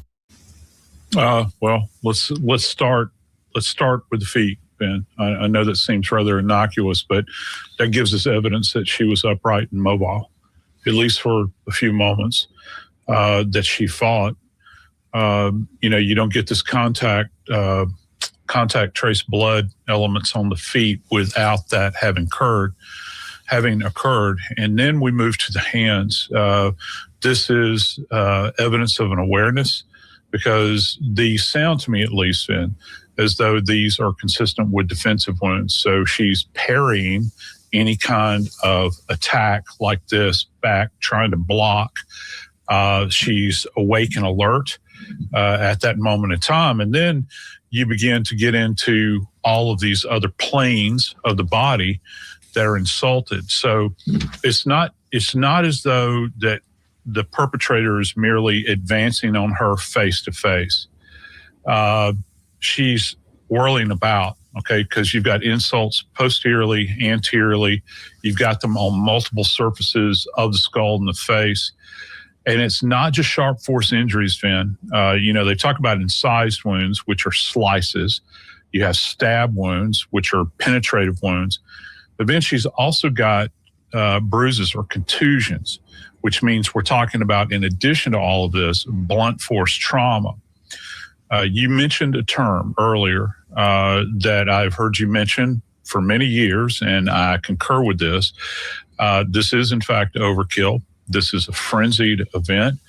I can't necessarily go to motivation, but I can tell you, Ben, that cases like this that I've worked over the years, this goes to being fueled by intense anger, fear, all of these sort of things. And if we believe what the narrative is that we've heard over and over, Xana was that kind of, she was that individual that stood between him and getting clear of this environment.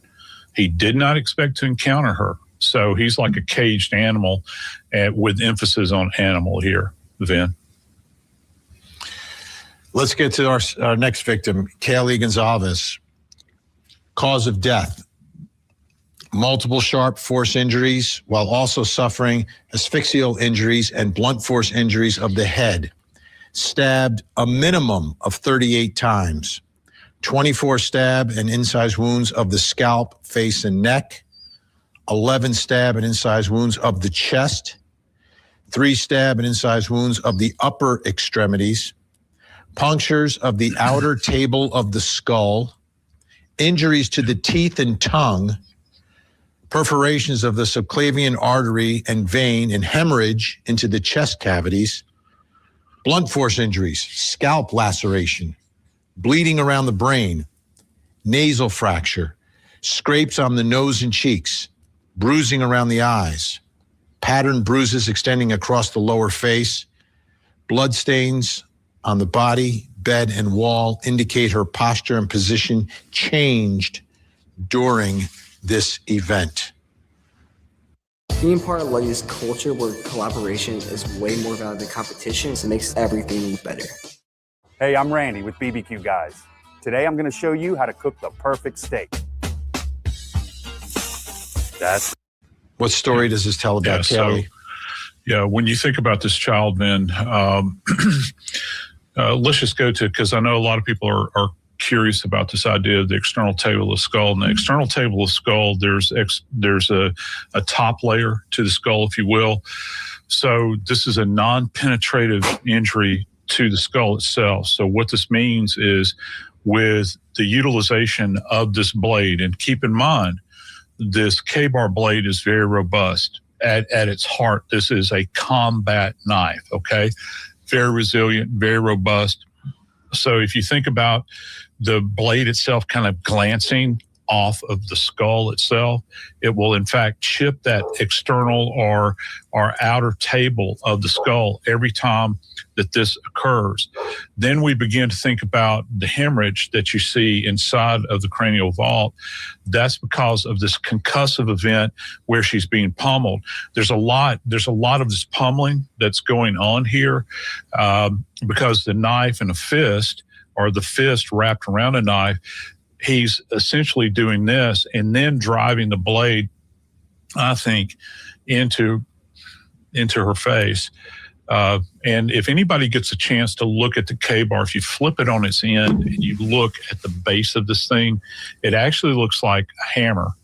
Okay. And that's what Marines have used this thing for. It's not just a combat knife, but it's a utility knife. So it can be used as a bludgeon. It's fascinating when they begin to talk. Did you notice what you had mentioned? If you go back to that, they talked about a pattern, the pattern injuries. Well, if you have a pattern injury, that means that it marries up with some type of object, right? And my suspicion is that during this kind of blunt force trauma, you've got these patterns that are appearing on the face. And one more thing about this poor young lady is that you said there were a minimum of wounds. Do you know why they're saying that instead of being specifically qualifying there? Because you have intermingled wounds that are communicating with one another. And so even in the autopsy room, when you're trying to make sense of what you're seeing, you'll have cross communications between insults, and sometimes you cannot accurately count them. This is a very concentrated attack all over her. She had an awareness. We think about being in a recumbent position, maybe prone or supine. As she's sleeping, she reacts. She rises to this. So the attitude that she's in physically is adjusting relative to the attacker. Let's do this. They say higher education is outdated, irrelevant, but at Grand Canyon University, we shatter the status quo. GCU's online master's degree programs in technology combine. All right, let's go to Kaylee's best friend, Maddie Mogan. Cause of death, multiple sharp force injuries, 13 stabbed and incised wounds to the scalp, face, and neck, 10 incised wounds of the upper extremities, 5 stab wounds of the chest, wounds to the lung and liver, perforations of the subclavian vein, subclavian artery, and blood vessels of the chest wall, an incision of the nasal septum, and a perforation of the tongue. One other thing, if you could give us your opinion on does any of this give you any indication of who may have been murdered first? Not, you do that at your own peril, and any forensic pathologist or medical legal death investigator out there would say the same thing. All we can merely do is give you an indication of the number of insults that have occurred, the level of trauma. It's very, very difficult to put this in order. I wish we could so desperately, but we can't. It's almost an empirical impossibility to do that. Maddie's injuries are unique to her in the sense that you begin to think about, if you touch the underside of your nose, this is your septum right here. So she's got an incised injury that literally goes across this area. clips the nasal septum, as it will. So the blade is literally being drug across her face at this point in time. She's also, again, this facial attack that's going on. And I've thought about this a lot, Vin, in the sense that I think that one of the two young ladies in that room were the target. Obviously, I think that's been talked about extensively. I know that you have, and so have I. But when you combine the level of trauma that both Maddie and Kaylee have sustained inside of this environment, this is almost an effort to disfigure. That's why I think that upon the initial event, when the perpetrator entered into this room, first off, I think this is probably sexually motivated. I think there's an adrenaline dump because this is driven by his lust. I think he's surprised when he gets in there because there's two. So now you're heaping on top of that adrenaline dump. You've got fear and anger that are coming in, and he just goes wild in this environment and begins stabbing them repeatedly over and over and over again. He very well could have gone from body to body. Okay, and that has happened over the course of my career. I've seen that occur. There would be DNA evidence on that knife where you would have commingled DNA, I think probably, and on other surfaces, of course. We don't know where that knife is. Lord only knows. I hope it's found at some point in time, but we don't have it. Both of these girls were extremely disfigured and attacked. Whereas if you think about Xana, her wounds are more randomized. They're over multiple planes. These two victims, you have this kind of concentration where he's really focused on the face here, Ben. Final victim, Ethan Chapin. 6 incised wounds of the upper extremities, 6 stab and incised wounds of the lower extremities, 4 stab and incised wounds of the scalp, face, and neck, 1 stab wound of the upper chest, perforations of the jugular vein, subclavian vein, and subclavian artery.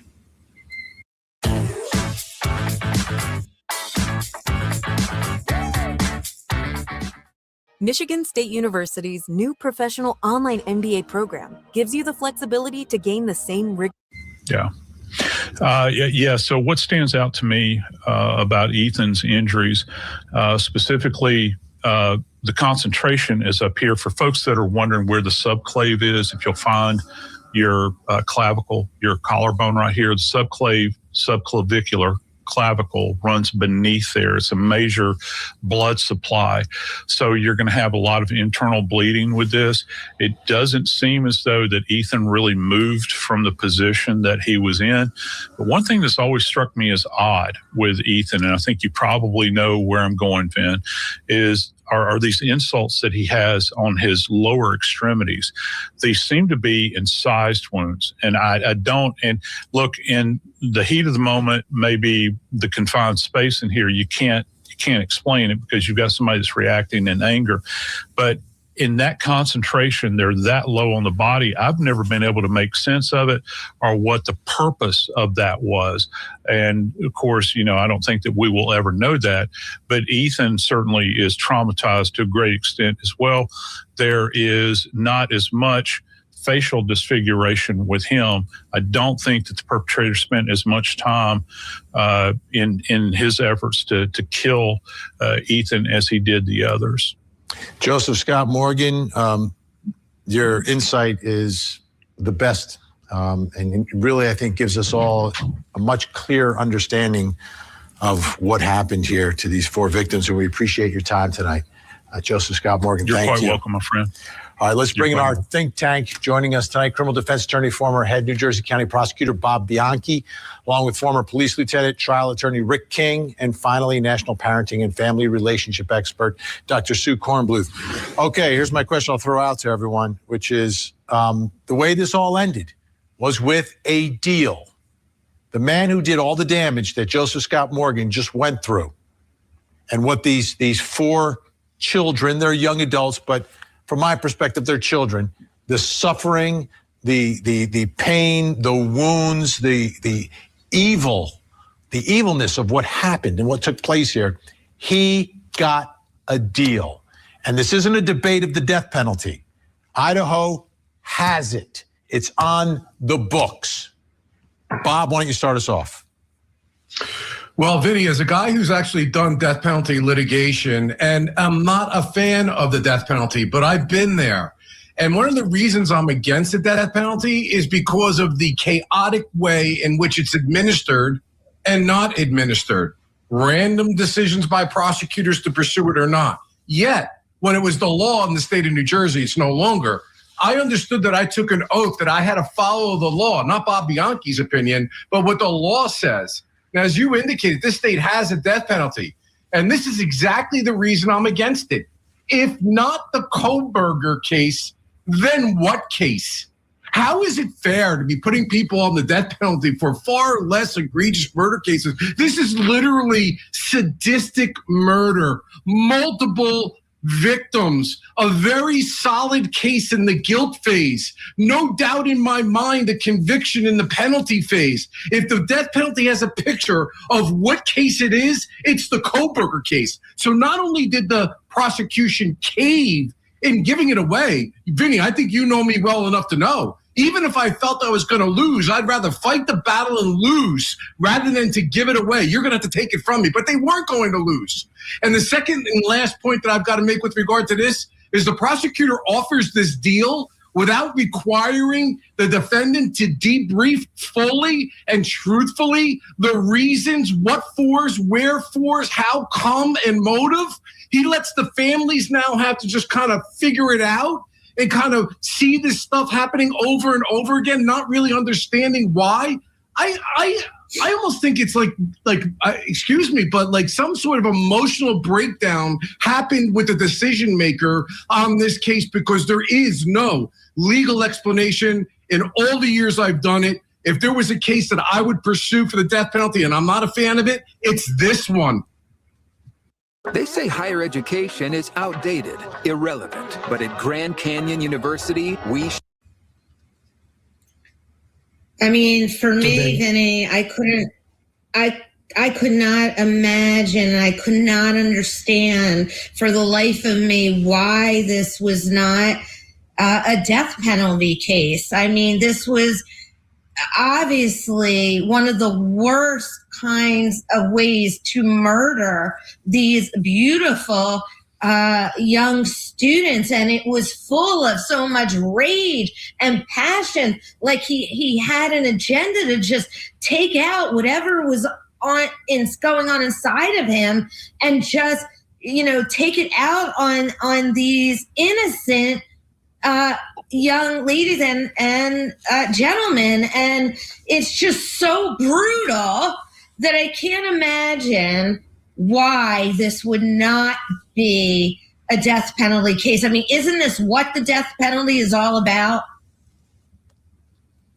So, Vinny, first of all, let me say this, like Bob, and for Bob's reasons and many more, I'm also not a death penalty advocate. And I thought I heard that you earlier, I thought I heard you say that some of the family was against it. And in some ways I can understand that, because what they want is they want fast finality, and they want to avoid the craziness of the appellate process when it comes to the death penalty. I will tell you that listening to the doctor speak or the forensic investigator speak about what that was, very difficult. Despite all my experiences, still very, very difficult to listen to, and my heart goes out to that family. But maybe, and in here in Florida, we have that the Marcy's Law, where the victim gets a lot of input as to what happens at the conclusion of cases. No. And so here, I'm sorry. So here, Rick. That's why the indictments read the state of such and such versus the victims have rights to be heard. They don't have rights to direct the case. I get it. I know what it's like to bring victims through a trauma like that, but you have an obligation to follow the law, Rick. I'm sorry. The victim's opinions make a difference, but that's even disputed in this particular case. Well, it was split. It was split too. Michigan State University's new professional online MBA program gives you the flexibility to gain the same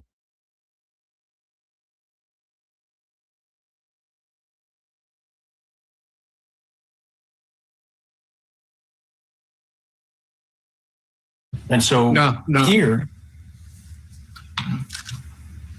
I'm sorry. So here, Sorry, Rick. That's why the indictments read the state of such and such versus the victims have rights to be heard. They don't have rights to direct the case. I get it. I know what it's like to bring victims through a trauma like that, but you have an obligation to follow the law, Rick. I'm sorry. The victim's opinions make a difference, but that's even disputed in this particular case. And well, it was split. It was split too.